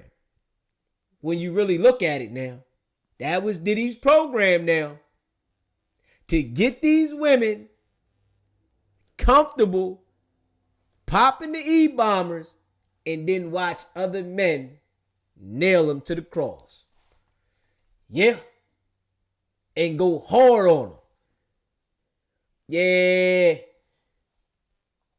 Young Miami thought, like all these other women thought, that Diddy was going to marry him by them degrading and stepping down to the levels that he wanted.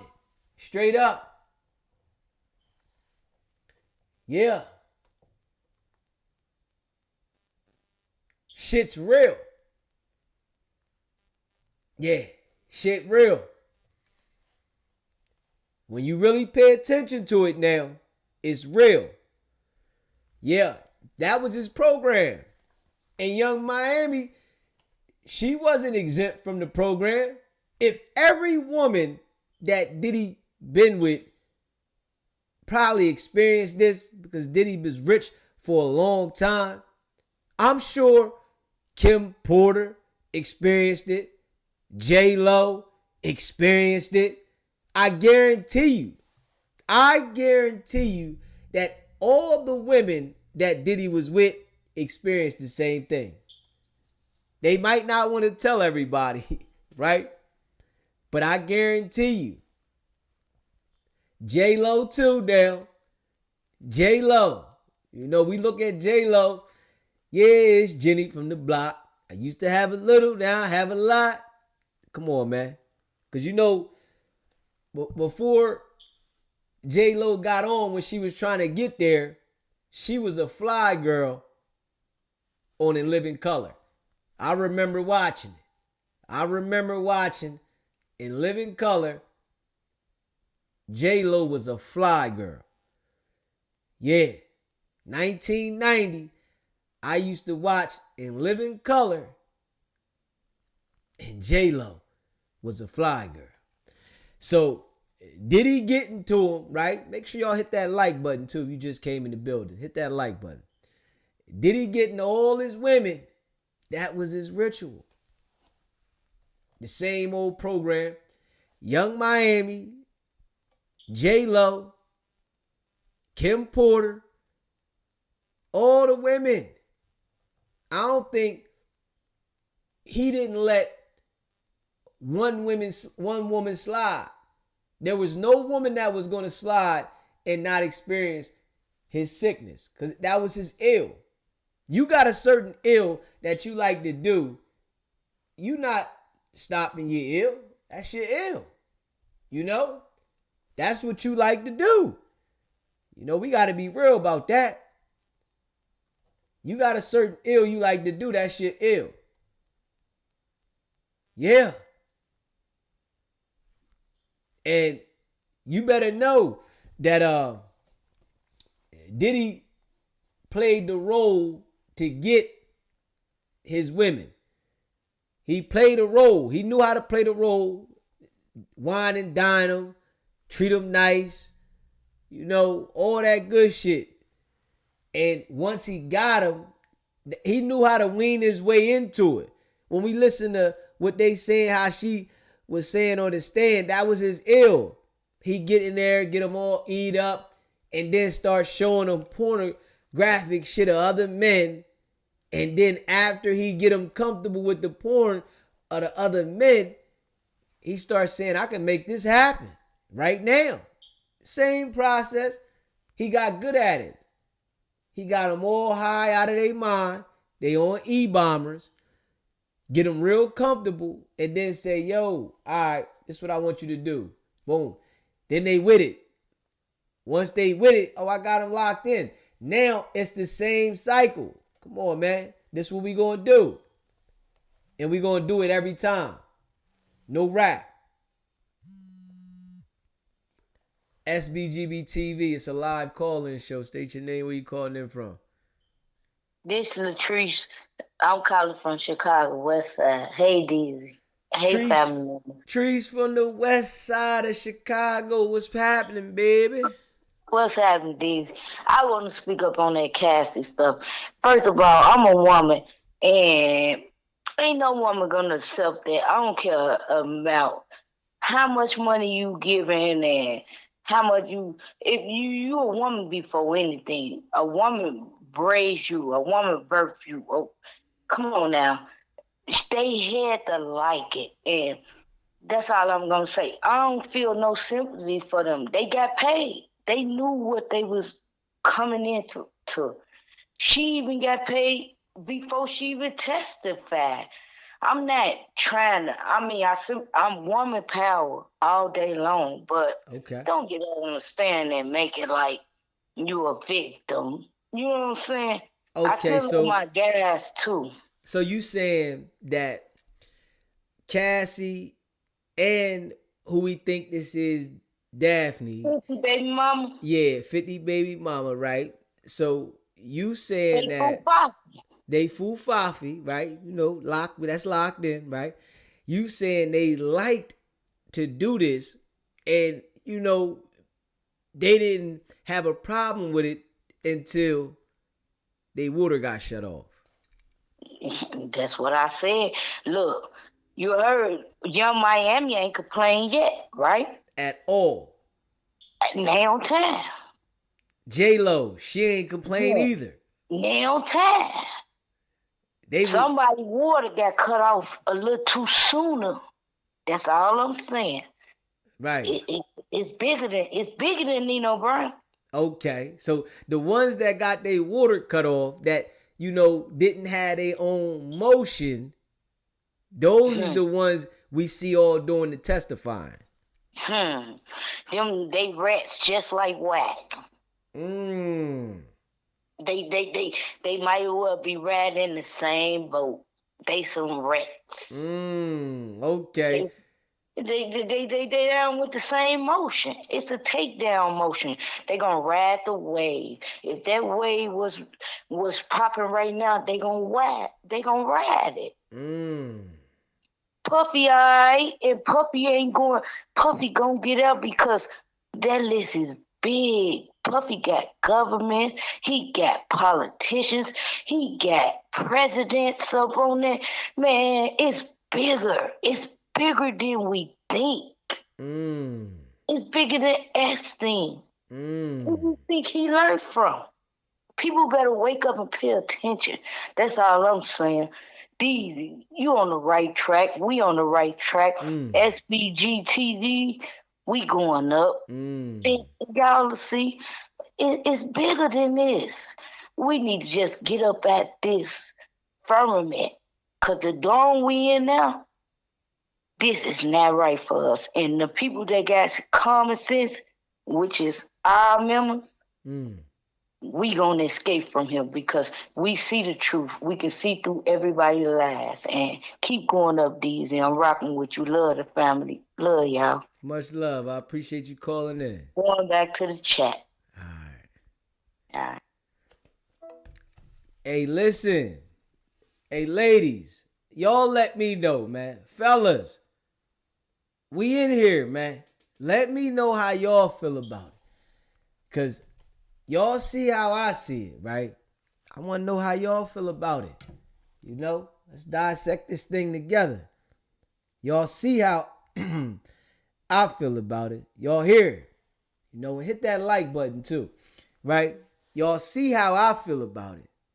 Let me know how y'all feel about it. Because damn, shit is, you know, coming full surface so that we can understand this shit. You know, it's coming full surface now. Hit that subscribe button too. If you haven't already hit the subscribe button, hit that subscribe button. Her liking to look well put together, she explained that Diddy liked that too. And so she, very much like Cassie was explaining, that Diddy had SBGB TV. It's a live call-in show. State your name. Where you calling in from? Yo, coming in from Florida.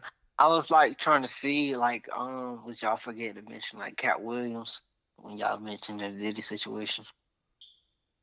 You said, did we forget to mention Cat Williams? Why would we You gotta forget to mention him that? because it's like it's all court. It's like it's all connected. When he said P Diddy going down, TDJ is going down. You remember when he was saying like all these demons gonna go down soon? Yeah, we remember that. You know, we talking right now about this situation with all the women that are testifying and how they all are doing what Diddy is asking off the E-bombers, and Diddy's enjoying what he's seeing of the men. What you feel about that? I just feel it's crazy, and it's like, you remember when Cat Williams was saying P Diddy be wanting to party, you gotta tell him no. Okay. I just think if my woman would have just told him no, maybe a lot of abuse could have been avoided. You know what I mean? Do you think it's hard for the women to tell him no? Police and said no, it could have been might have been a different outcome, maybe. Do you think it's hard for the women to tell Diddy no because of who he is, though? I don't think it's hard because Cat Williams told him no, so it's like, how hard can it be? You know what I'm saying? These are women, you gotta right? do the right thing. But these are women that are not in that position. See, the women that are in position, right?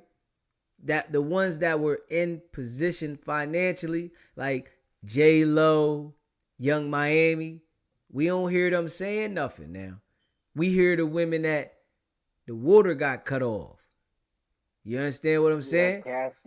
Cassie, water got cut off. 50 baby mom, water got cut off. We hear the water cut off bras, the ones that ain't pay the water bill. So if we hear the ones that ain't pay the water bill, but the one that got their own water companies, they ain't saying nothing. What you think about that? I just feel like I see what you're saying. Like, okay, he can pay the bills, but I don't feel like woman should put up with abuse just because a man is offering like financial. And listen, I agree, but we do see in this world that women that might not have as much as some of them out there, they'll, act like they might be with it, and maybe they not really with it, but they with it because they are gaining from it. Or sometimes they might be with it, and after the water get cut off, they acting like they wasn't with it.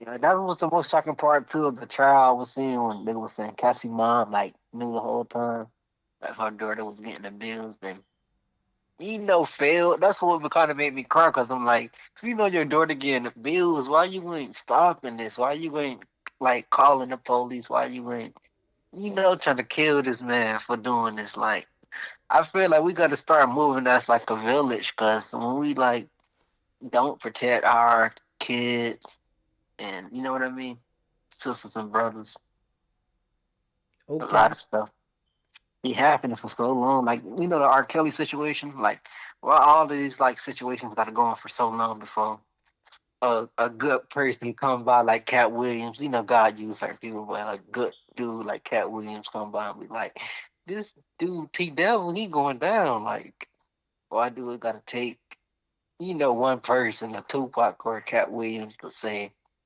what everybody been knowing, what Ray J and all these celebrities been knowing the whole time? Like, why I gotta take a comedian to wake us up when all these rappers been new? I think a lot of times people turn a blind eye to it until something affects a certain specific person, and then that specific person will blow the situation up. But everybody will turn a blind eye. Another name too. Shout out to 50 Cent. 50 Cent had like kind of correlated to it on the radio a couple years ago. Remember he was saying Diddy was a fruit pop, like he was trying to like throw them hands out. Like he was kind of another prophet because he was kind of like telling people them red flags, but nobody wasn't listening to 50 Cent. But now it all makes sense why he kept saying Diddy a fruit pop, like. Yeah. Yeah. Niggas be fruit. Did you subscribe to the channel? Yeah, I subscribe to it. I appreciate it, man. Stay locked in. Appreciate you calling in. Yeah, man. We can see how this right here was going. We see how this was going. You hear me? You haven't already subscribed, hit that subscribe button, hit that like button. Appreciate you. We can all see how this was going, though. Facts. We all see how this was going. Had certain preferences for how she wore her hair. For example, Diddy liked when Jane wore her hair straight, but during these hotel nights, he liked them in a ponytail. He liked her nails to be a certain way, that being this creamy white color, and that at one point that Diddy wanted her to get her nipples pierced. And she said that she had to look presentable every day, so she worked out, she got her nails done, she got her hair done, she did her lashes, and she said this costs a lot of money because at the time while she was doing things on social media, she said her social media presence declined when she started dating Diddy. And at one point, there were times where Diddy, again, was just giving her money. It would be either $5,000, it would be $10,000 in cash or wire transfers, and the most money that he ever gave her in one period was $20,000. And so Diddy would wire this money to her or also give it to her in cash. And then in 2021 or around this time, she said she wanted to to make her own money and she wanted to do OnlyFans. And Diddy was hesitant about it, but Jane said that she would just be wearing lingerie and implied nudity. And she explained that my girlfriend made $4 million that year, and I knew that it would be lucrative for me. So she said she got permission to start this particular OnlyFans page from Diddy because she wanted to make sure that he had approved of this. But I think also what's interesting is during this time period, Diddy's paying for her rent. And her rent, you know, as I complain about how much my rent costs here in New York City, her rent was like 8 times more than my rent was. And so the government introduces this exhibit. And again, we cannot see these photos, but we do kind of hear the description, and it's of Jane's lease. So it began on April 4th of 2023. Again, we can't see this, but we do know that the rent was $10,000 a month. She said she couldn't afford this rent amount on her own, and Jane proposed even a $15,000 a month allowance, an allowance I myself would love just without all that extra stuff. Just anyway, but that Diddy only gave her $10,000 a month, which for the most part, if you just think about it, is just enough for her to cover just her rent alone. It doesn't go to the other necessities or extras that she may need to pay and kind of carry on with her life. Then we see an exhibit, or not we see an exhibit, unfortunately we hear about this exhibit, and it's an email between Jane, her landlord, and Diddy's accountant. And we do know the accountant's name, that being Robin, but again, we can't see it. And so you hear the prosecution just kind of saying what the contents of this email are, and it's from Robin, again, to the landlord, and Jane's tagged in this or CC'd in this particular email where it says, please find the bank confirmation for Jane's rent. Please let me know if you have any trouble. And then at the bottom of the email from Maureen Comey's description, it had a wire transfer, which included probably and likely the amount of money that she had paid for as far as her rent goes. So again, it seems like, you know, the prosecution would say he's controlling her financial life, you know, controlling her finances to get her to do these things. Again, I don't know if I necessarily see sex trafficking, but you could have transportation to engage in prostitution, right? Talk to me about the love contract, and talk to me about the fact that didn't his agent or Christina Courtroom get plane tickets to keep flying her out for all of these hotel nights?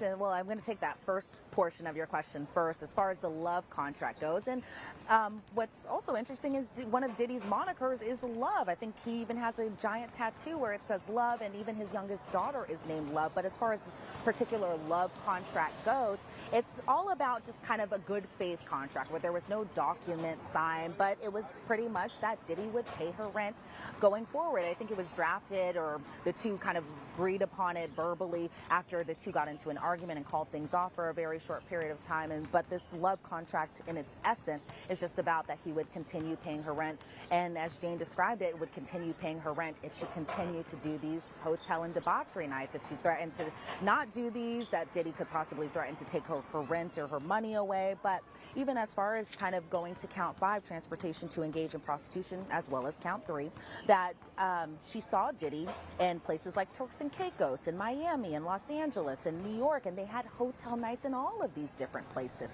that Diddy would arrange her travel. Well, not Diddy himself, but that Diddy's travel agent, because again, this is a very rich man. Of course, he has his own travel agent, and that Diddy would pay for her to travel to wherever he is or wherever they were going to do these hotel nights, debauchery nights. And she was explaining that each hotel night followed the same kind of pattern, especially that they would happen in hotel suites and other places. And she said these patterns included red lights and music, beverages, and alcohol. She explained, similar to Cassie, that there were bed sheets, blankets, and towels that covered the furniture because of the amount of baby oil that would be used during these particular sex sessions. And she's explained that they always use baby oil, 24 or more bottles of baby oil in these hotel nights that wouldn't even just last just a couple hours, Jesse. She explained that these would last days on end, and at some points that it wasn't just with one escort, that it was with multiple escorts too. And so there's an exhibit that, again, we can't see, but it was Diddy was doing it for days.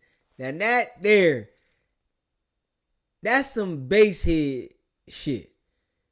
Baseheads stay locked in for days getting on. Well, we know they ain't doing no humping, but that was some basehead shit. Locked in for days, getting on, but they humping. And Diddy watching the broad get smashed while he watched the guy. for days now. That shit there. And this was just ill. And I see why, right? When I sit there and I look at this, right? And I analyze this. I'm just being real, right? When I sit here and I analyze this and I look at this shit, right? You gotta pay attention. The people that got that bag, they don't want to be looked at how we looking at Cassie, 50 baby mom, allegedly Daphne, right? How we looking at them. All them women, we looking at them funny. Even though we like, it's messed up that these women had to go through that. You still can't get this vision out your head about them. The vision's there. So when we see J-Lo in Young Miami, right? It's just a speculation. You know what I'm saying? It's just a speculation.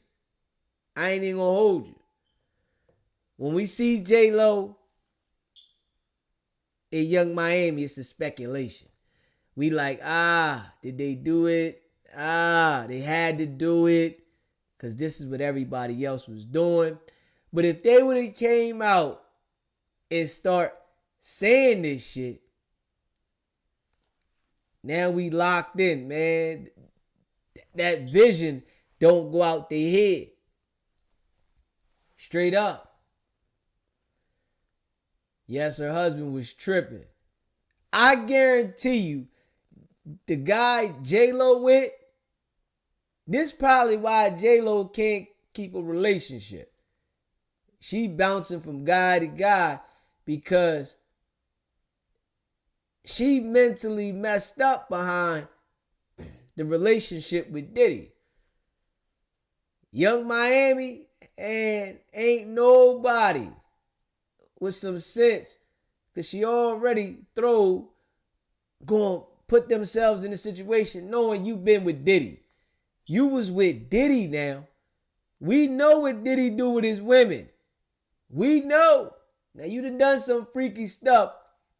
Diddy done had you on one of them E-bombers. And put you over here. The guy gonna come through and do the Dougie on you. And everything gonna be Taheed because this is what I want to do. And they was with it, man. They was with that shit. Yeah, they was with that shit. It was a text message from August 31st of 2022 where Jana says, when you pull up, can you have security catch the bag with the key? Then we'll throw down. And Diddy responds, what's the address? Implying that these happen at her particular address too, obviously because of the sensitivity of Jane even testifying. That address wasn't read aloud in court.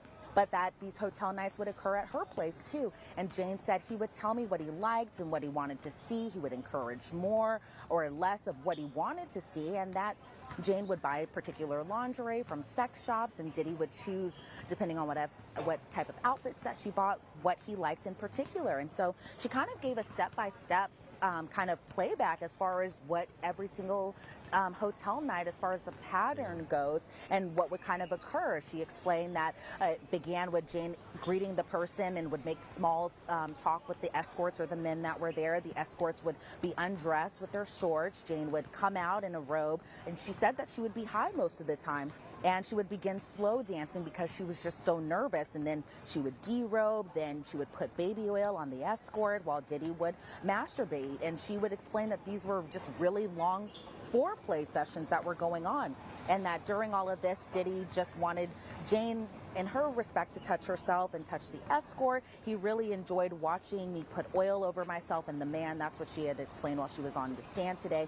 And after foreplay, she said it was time for sex, but the oral sex would begin first, and that Jane would try to speed things up with the oral sex because they would last for hours. And she explained that Diddy wanted her to be doing this, and that Jane would suggest moving into the bedroom to just speed things up because these were just very long and, from what she's kind of describing, very intensive sessions, and that after the man would finish that he would be excused, and that even after this, and I think I had already explained this a little earlier, that she had always explained that she just wanted to be with her partner, as she had called it on the stand. She just wanted to be with him and him only. She didn't want to be having sex with other men, but she was worried and scared that he would either break up with her, stop paying her rent, and that she just continued to do this to please him in a way. And she said again, and every single hotel night it would happen more than once, and sometimes it would happen with more than one escort. And so kind of similar to Cassie's, it seems like these were just very long sessions. She didn't talk about IV fluids as far as her testimony goes today. She didn't talk about anything else, but I feel like that's kind of what we're leading up to tomorrow and even on Monday, as that's how long the direct examination of Jane will continue. Yeah, I think these are the beginning stages. They're trying to lead the seeds of this relationship, the power imbalance, financial support, drugs that she was on, maybe when she had to engage in these sex acts, how long they were, how elaborate. But I just don't sense at this point the lack of consent that might be needed for force, fraud, or coercion. But we'll see. We'll see. I mean, they're laying the seeds of it, and I think it's really interesting. And they're obviously relying on her heavily because multiple charges are based on her testimony. So listen, Elizabeth, thank you so much. Really, really appreciate it. And again, I know this is not easy subject matter to listen to day in and day out, but you report with such great detail, such poise, such professionalism. Thank you so much, and really appreciate you and the work that you do. Yo. Hey, chat, man. I'm calling how I see it, man. Diddy was definitely going hard. He found his way. He found a certain groove how to manipulate the women into doing this. And I think he knew how to pick his target. Yeah. He knew how to pick his target. And he got him every time. Yeah, he got him every time. You got to be mindful who you want to align yourself with. Do you want to be the type of person that align yourself with a rich person to have to experience that and just accept it because you want to be with a rich person? Or you want to be a person that got some type of standards, you know, and you ain't with all that? Like, hold up. Nah, I ain't with all that. Oh, that's too much. This nigga got me going ham with different people consistently. She said it was every time. Every time. And I know damn well it wasn't the same person. He wasn't having them women doing it with the same person every time. Nah. They was going in. They was going in. Ain't no way the same person, as I'm sure Diddy didn't want to do the same person. His thrill was, you know, he jumping around different cities, here, there. He got different people. He had a roster, a Rolodex of jokers that he can call to hit his broads. Yeah. That's how I see it. You hear me? That's how I see it, man. And no condoms. Yeah. They want to hit that thing butt naked. They want to hit it butt naked. Yeah. Butterball. You hear me? Straight up. Yeah. Did he want to watch the dude feel it? Yeah. They all, every time, is a raw dog. Butt naked. Yeah.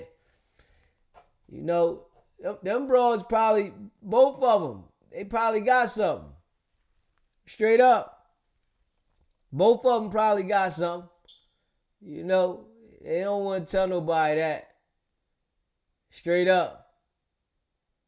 That's why the industry got those joints running around. Because everybody want to do it butt naked. Raw dog. Yeah. That's why the industry like that. And they all running around with each other. You know what I mean? Straight up. They all running around with each other. And one person got it, they not saying nothing. Motherfuckers running around with that shit, they not saying nothing. They going straight in them. Turn the lights off. Motherfucker got a bump on his shit. Turn the lights off. Shit, I want the lights on. I want to see. Straight up. I ain't gonna lie. I want to see everything. All that lights off shit. Listen. If you don't like your body, I like it. Fuck all that. That's how I am. You don't like your body, I like it. You know what I'm saying? I picked you, I like it. Fuck all that. Lights off, hide. No, I want to see everything. I don't want no surprises. You know what I mean? You know, them type of people, they run around the industry, motherfucker want to turn the lights down. Yo, turn the light. Hold up. Turn the light the fuck back on. Fuck wrong with you? Turn the light on. I want to see. I want to see. Oh, I'm shy. I don't care about that. I want to see. Motherfucker, something don't look right. Hold up. You know what I mean? I got to see. Fuck all that in the dark feeling and shit. You know what I mean? I ain't even gonna lie. I can't even get right in the dark. You know what I mean? In the dark, my shit like a gummy worm. I ain't even gonna hold you. Pure. Nah. Motherfucker be talking shit about me. Oh, man, you can't get right because it's dark in here. Fuck am I going to get right? I can't see nothing. So, I got to see. You know what I mean? And it's beneficial to your life, your health. You know what I'm saying? It's beneficial now to your life and to your health. I want to see everything. Straight up. It's bright in here. Hey, man. Fuck that. I don't care about that. I care about me. You know what I mean? Motherfucker talking about turn the light off. For what? I mean, it's all good. Listen, you got a little booty do. Your stomach hang over more than your booty do. It's all right. It happens now. Shit happens. If I chose that route, I chose that route. But that lights out shit, no. That's what they doing. Motherfucker turn around and then bumped into something for real. Shit. You know what I mean? That's no cap. At all. Make sure y'all hit that subscribe button for me too. Hit that like button. Share this video, man. You know, I appreciate all of y'all that rock with me, you hear me? And y'all know the grind don't stop. We went all the way in. We covered this Diddy situation tonight too. And I got a chance to understand something. I ain't really been paying attention. You know, when I start paying attention to some things, I start understanding it. And, you know, we analyzed it. We broke it down together. And that's a fact.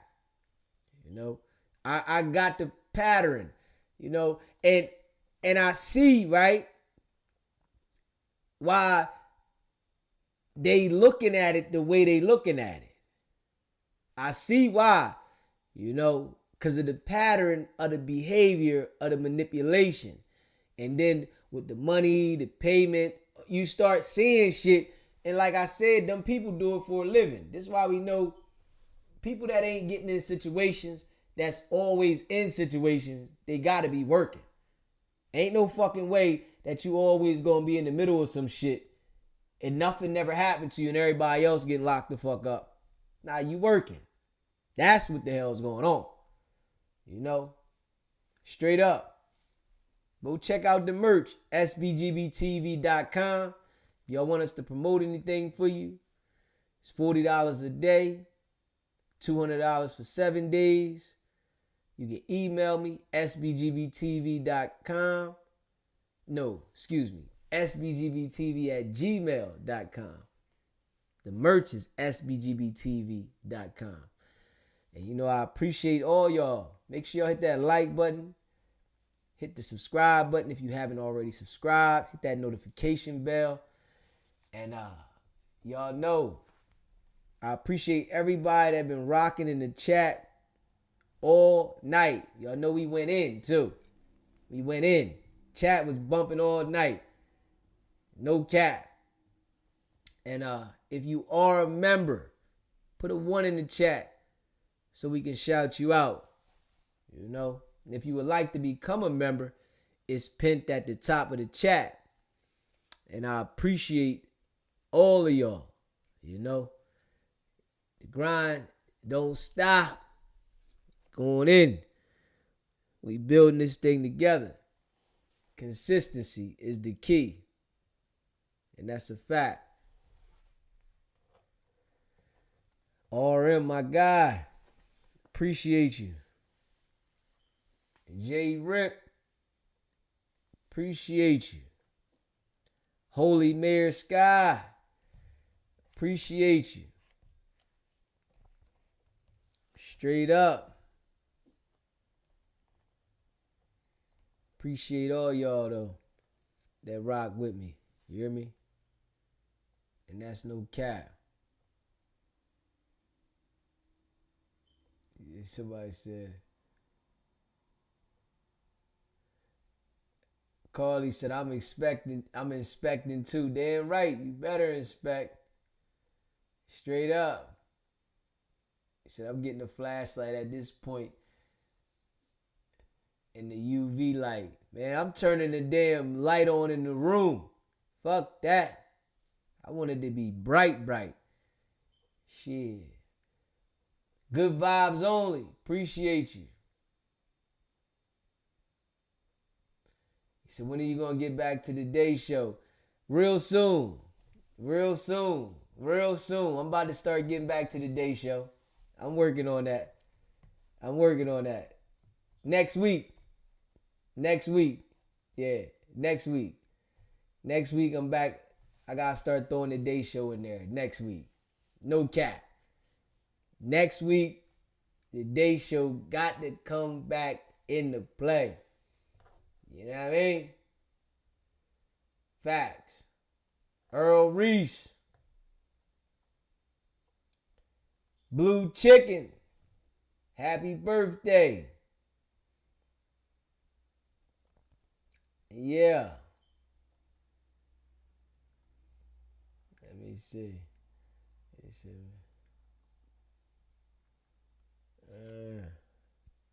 Thank you for the laugh, chat. Yeah. Deezy. Tell R&B to cut the lights on. R&B. Shout out to R&B. Baby girl. Appreciate you. You hear me? Damn right. J Rip, appreciate you too. Facts. Yeah, I mean, and I'm giving love to all the people, you know, all the people that rock with me.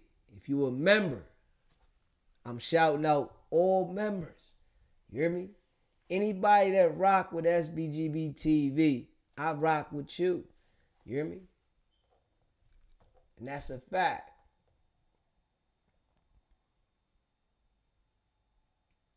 Channel Fire, by the way. Several. I appreciate you. I know I appreciate you, man. I'm giving love to all the people, though, man. Y'all, all my folks. You know what I mean? You see all the hotels they had to be in had the bed bugs and outbreaks. Yeah. Man, make sure y'all subscribe to the channel for me. If you haven't subscribed, hit that like button. Share this live. I appreciate all of y'all, man. Y'all know we'll be back later. You hear me? Straight up. We'll be back later. I might do a live show today. You know what I'm saying? Let me get a couple hours of sleep. And I might jump right back into something. You know what I mean? See what's going on and, you know, jump on a live and we get to going in. You know, I appreciate y'all. And that's a fact. You hear me? Hit that subscribe button, hit that like button, and share this video. And y'all know what it is. You hear me? Stars is advertising. BMF, I guess 50 is back in business. You know 50 gonna get that bag. You know 50 wanted to make his point because he was upset about Meech hanging out with Ross, and he didn't have no damn point. He was just using his weight, slinging his weight around. That's it. Yeah. But hit that subscribe button, hit that like button, share this video, man. Y'all know what it is. I appreciate all y'all, and that's a fact. It's not about the setback. It's about the get back. Nah.